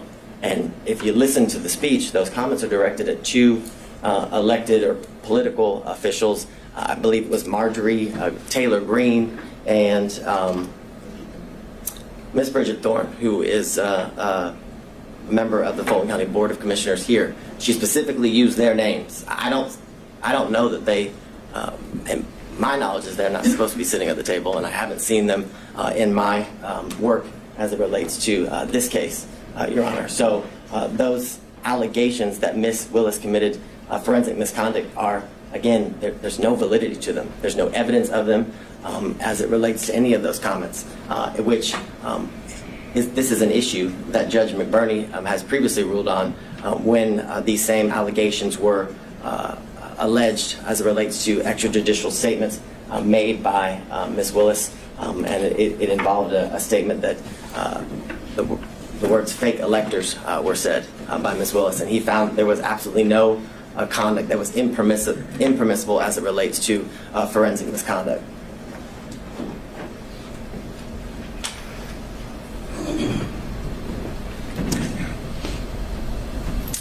And I guess to drive home the point, at no point in any of the statements that were made and that are alleged here as it relates to the speech that she made at the church, at no point did she mention the guilt or innocence of any of the defendants.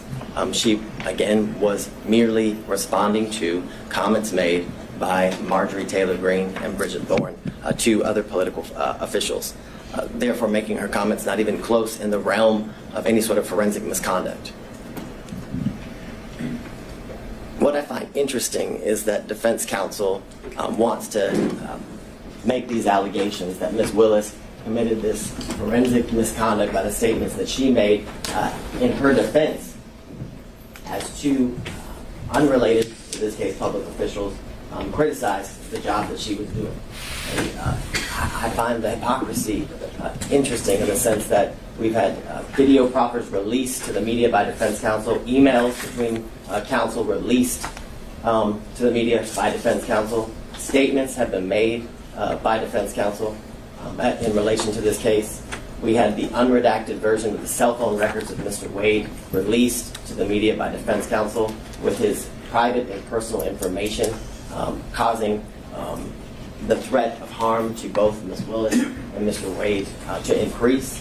The most recent instance was the text messages that Your Honor hadn't ruled on their admissibility prior to their release, and it was made clear during the hearings that the ability to get those, the full chain, was something that they were unable to do. But they figured a way, and the minute they figured a way, they released it, the information to the media simultaneously with turning it over to the state and the court.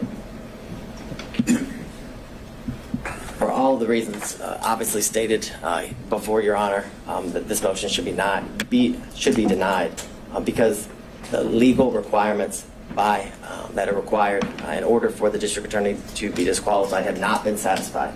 The defendants have failed to raise any issue legally or factually to satisfy the legal standard for disqualification. They must show an actual conflict. They've been unable to show that the prosecution of this case was at all a result of political bias, which has been accused, or accusations have been made, as well as demonstrated that the prosecution of this case was motivated by any means or any way because of malicious prosecution. And they haven't been able to prove that this case was one of selected prosecution for political benefit or gain. All allegations that have been made during the course of different hearings and the procedures as it relates to this case. What I would leave the court with and how the state started the argument is that courts have been generally unreceptive, if not hostile, to attempts to disqualify prosecutors based on pervasive and institutional conflicts, which makes clear that the burden, that the standard is very, very high that must be met in order for an elected district attorney to be disqualified. And that burden, that standard has not been met. An actual conflict has not been shown, and more importantly, are in conjunction. Going to the mega church was political. She was looking for sympathy. It will be really hard to find a jury not biased or tainted by now in Fulton County. Absolutely right. That there's been absolutely no evidence that the district attorney has benefited financially at all, but benefited financially. But you know, God gave her those weapons, right? God, those weapons so that she could be great. In conjunction with any outcome, whether it be now or ultimately as it relates to the prosecution of this case. And because of all those reasons, Your Honor, we would respectfully request to deny defense counsel's motion to disqualify the elected district attorney, Ms. Fani Willis. All right, thank you, Mr. Body. Your Honor, I think we have 5 minutes and 44 seconds. That's what it says. Mr. Cromwell. Seeing the, Oh, okay, handing it over. Understood. Mr. Sadow, all yours. Just for her. I'm going to do rebuttal, specific rebuttal. 1. Whoa, we got a rebuttal, guys. That means they had some time left. Still have some time left. So, we almost done. Let's go. We at the finish line, guys. Let's see what the old guy got to say. Somehow, well, not the good old guy, but see what this old guy got to say. Makes an argument that we. I'm just playing. Drop some respect on him. That's Trump lawyer. I'm just playing. Says, before we get into that, Be Free says, LOL, just ask on the questionnaire, are you biased towards the defense? Trump don't like Fulton County because he believes no one there voted for him.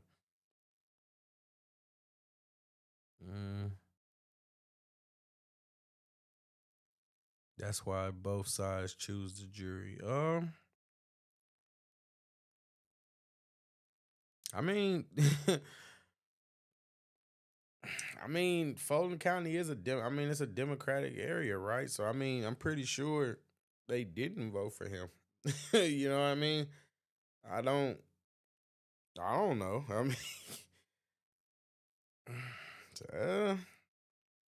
I don't think people are going to be open with most people aren't open with their bias. They're biased, but they don't they're not actually honest with it. They have their biases, but they still, you know, they'll say they won't. So I don't think a questionnaire would help, to be honest. And you're right. I mean, I think it's fair that both sides should choose a jury. I mean, that's for sure. That's for sure. But you know, at the end of the day, like Maria said, jury is tainted. The jury is tainted, and everybody there is gonna.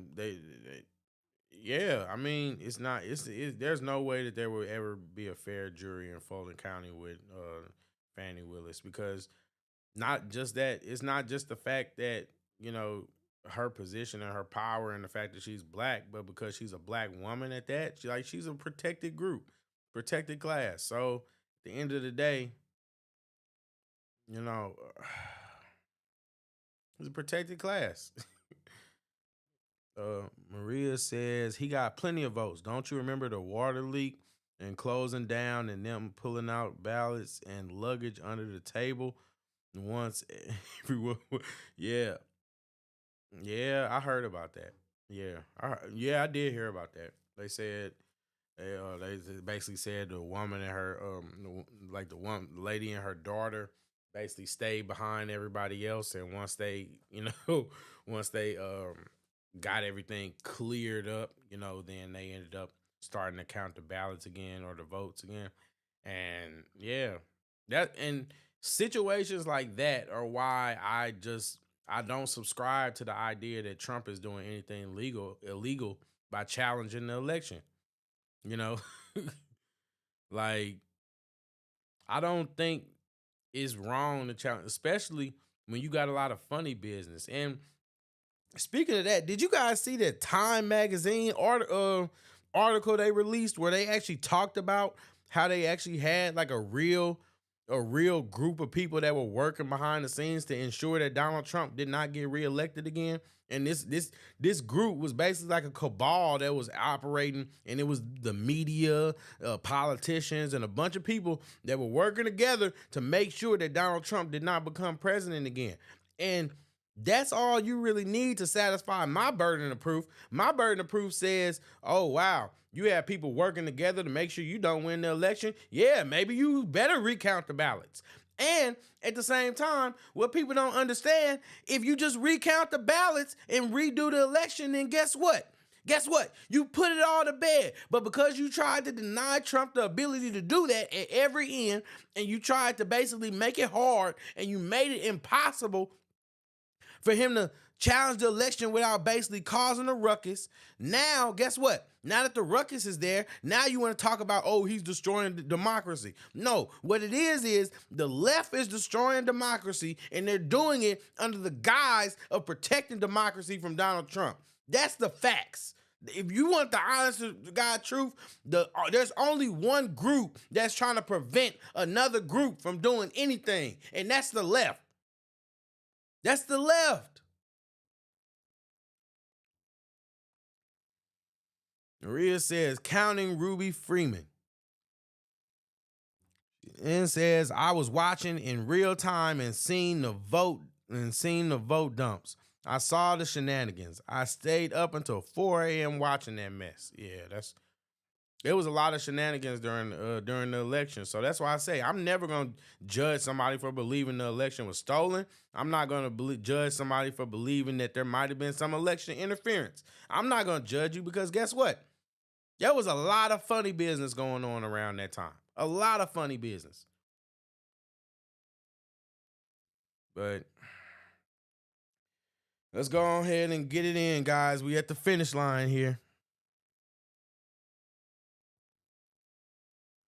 Oh, thanks, Be Free. I appreciate you for stopping through, man. You definitely made the show more interesting. I appreciate you. Salute.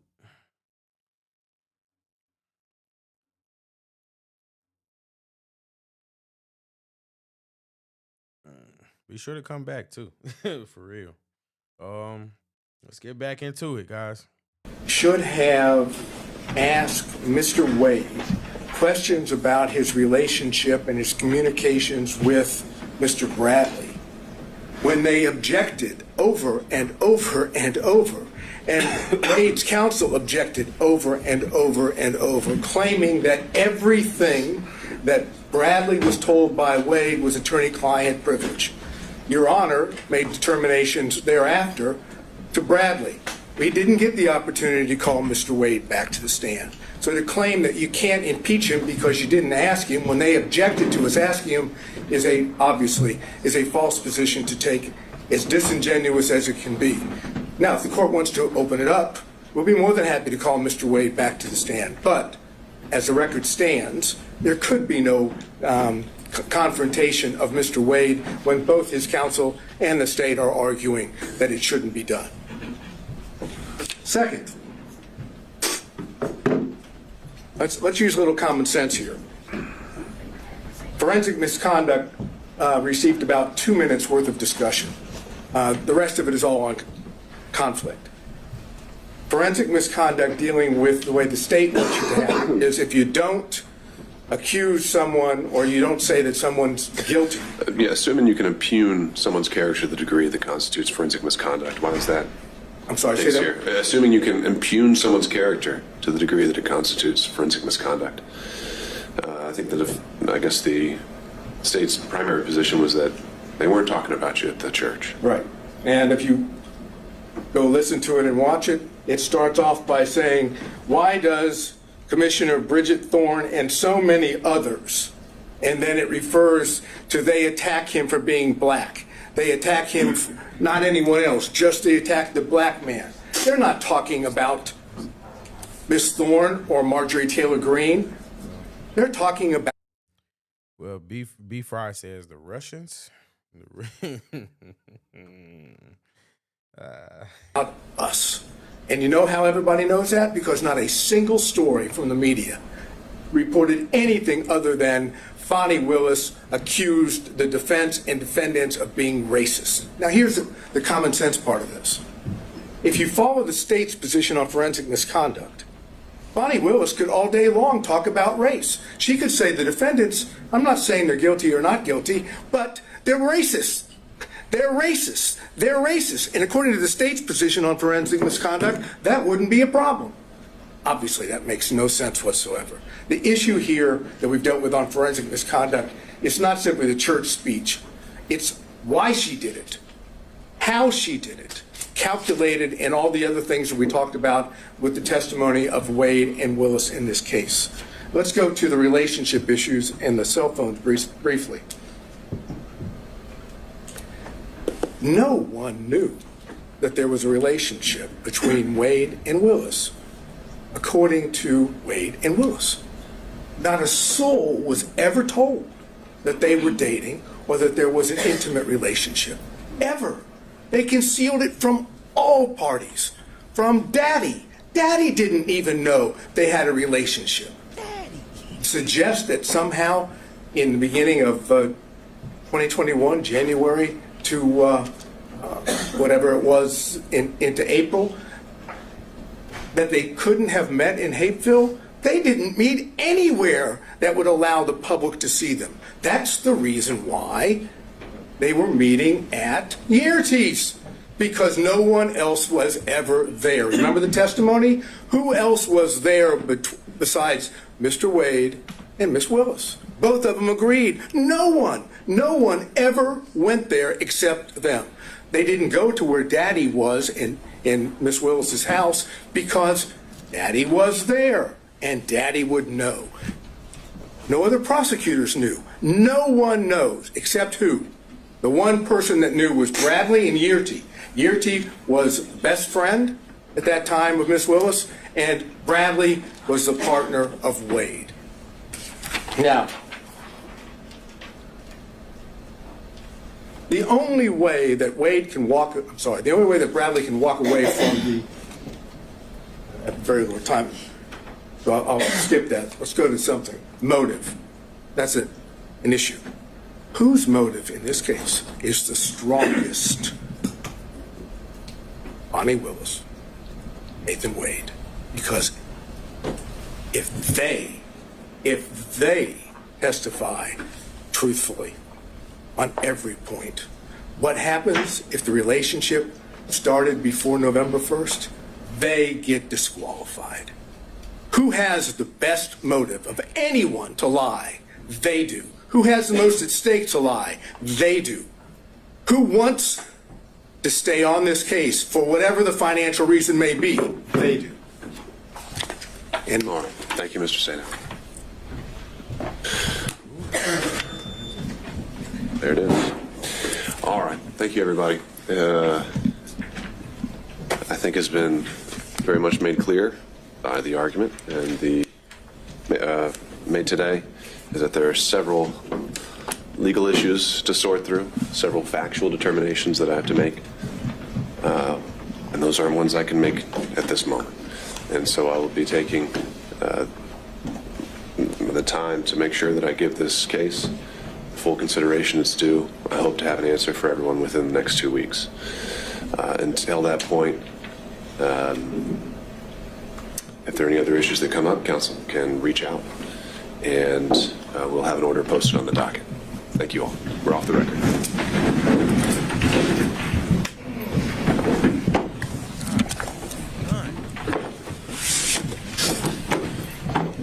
Thank you, Mr. Look how fast he got up. Are you sick of having issues with your webinars, wasting tons of time on troubleshooting with attendees? If so, you need So what do you StreamYard guys on air. think? So- Hey, it's Dana from StreamYard. The judge basically said that he's going to take some time, probably 2 weeks. 2 weeks or so. And basically he's gonna take those 2 weeks and he's gonna determine, because you know we have some ethics violations, we got some legal matters, we have some factual things to get through, and yeah, I it's gonna be an interesting 2 weeks, I guess. And yes, thank you, Maria. It's been fun too. I really enjoyed you guys kicking it with me, seriously. Because, you know, this has been it's been a process, but this trial has just been I look at it like an episode of Suits. That's literally how I've been looking at it. This is literally Suits in real life. And the only thing that's different is that there's no Harvey Specter to come in and save the day. There is no Mike Ross to come in and save the day. And let's just be honest. This what they're doing is not, like I said, it's not just unique. It's the fact that they lied. They can't even be honest. It's not so much that they bad people. It's that they bad people who getting caught in a lie. And I'm gonna be honest. It's just you just really hate to see it. And you just think about all the money that's been wasted, all the time that's been wasted, and it's just you really hate to see it. It's really sad to see. But yeah, what do you guys think is gonna happen? What do you think is gonna happen? You think the judge is gonna do the right thing and be impartial, or do you think that this is gonna come back and it's just been a show, and really Fani and Nathan are really gonna get off and it's just gonna go back to business as normal? Because what people gotta remember is, if Fani and Nathan get thrown off of this case, another prosecutor or another district attorney or another county will basically, or another jurisdiction is going to have to basically pick up the case. Them picking up the case means that they have to get refamiliar with things. Everything has to start from square one. And if Donald Trump wins the election, there's a chance, because if they get thrown off, this is not going to be dealt with before the election time. So if Donald Trump is elected, they're not going to be able to prosecute him. They're not going to be able to prosecute him. So this is why I say that this matters, because this case has grave implications of what our country is going to look like moving forward. Because if we're going to say that someone isn't allowed to challenge the election, but people are allowed to conspire to keep that person from being elected, people are going to be outraged either way. The people that think Donald Trump did it and he's big bad orange man, they're going to be triggered if he gets off and doesn't become president. And at the end of the day, the people that are just reason and sound mind, they're going to look at this situation and they're going to say, wait a minute, this isn't right. So they're going to be triggered. At the end of the day, nobody in this situation is going to come out looking good. And it's all Nathan and Fanny's fault. It's their fault. It's their fault. It's just sad. Maria says, I'd like to think the judge will do the right thing, but I am not sure. He has a lot at stake. And that's the thing. People don't realize that. And then being a judge in his position, yeah, he has a lot at stake. I hope he'll do the right thing, though. I do hope. I hope he'll do the right thing. But on that note, we've been thugging it out for a while, so I'm not gonna hold y'all much longer. I appreciate everybody for coming through, watching, enjoying, kicking with me. This is really become like a stress reliever and kind of relaxing for me. So I really enjoy, talking with y'all, and I hope y'all will continue to check out the streams and the regular videos too. And, give me suggestions of what y'all want to hear about, talk about, anything, or just the type of content that you want to see. Like, y'all want to see panels? Do you want to see me debating people? I personally like to debate. So, especially for my critics and detractors, I want them to cam up. I want them to cam up and debate me. You know what I mean? It don't got to be hostile, but And Maria asked when I'll be back on. I'm not sure. I know I'll be back on tomorrow for sure. I know for sure I'll be streaming tomorrow. But whether I stream later tonight or tomorrow or just tomorrow, but I know I'll be streaming tomorrow for sure. But whether I stream later on tonight, I'll probably do that too. Because like I said, I enjoy kicking it with y'all. And hopefully I can get some guests to make it a little bit more interesting. Oh, no, it won't be in the morning. I got church in the morning too. It won't be in the morning. It'll be like probably in that, not either. Yeah, it definitely won't be in the morning. But it'll probably be in like the afternoon, evening time. Cause yeah, can't miss church, so can't do that. But yeah, but on that note, like I said, I appreciate you guys for watching and stay tuned because we building over here. We building, and I'm honored that you guys are choosing to be a part of it. So like I said, I extend my deepest gratitudes. And on that note, I'm J Red Unfiltered, and I'm signing out. Oh, yeah, Maria. Yeah, that was my fault. That was my fault. I got caught up. With some stuff, and yeah, so I ended up coming on later. Like it was like 1 or 2 o'clock. But yeah, that won't happen again. I promise. that won't happen again. But yeah. On that note, I'm glad that you got the notifications though. But yeah, that was my fault, so it won't happen again. Seriously. And like I said, I appreciate the support, because you make y'all don't understand how much I help people get through the day. So on that note, I hope you guys have a great day. And like I said, I'm signing out. So peace.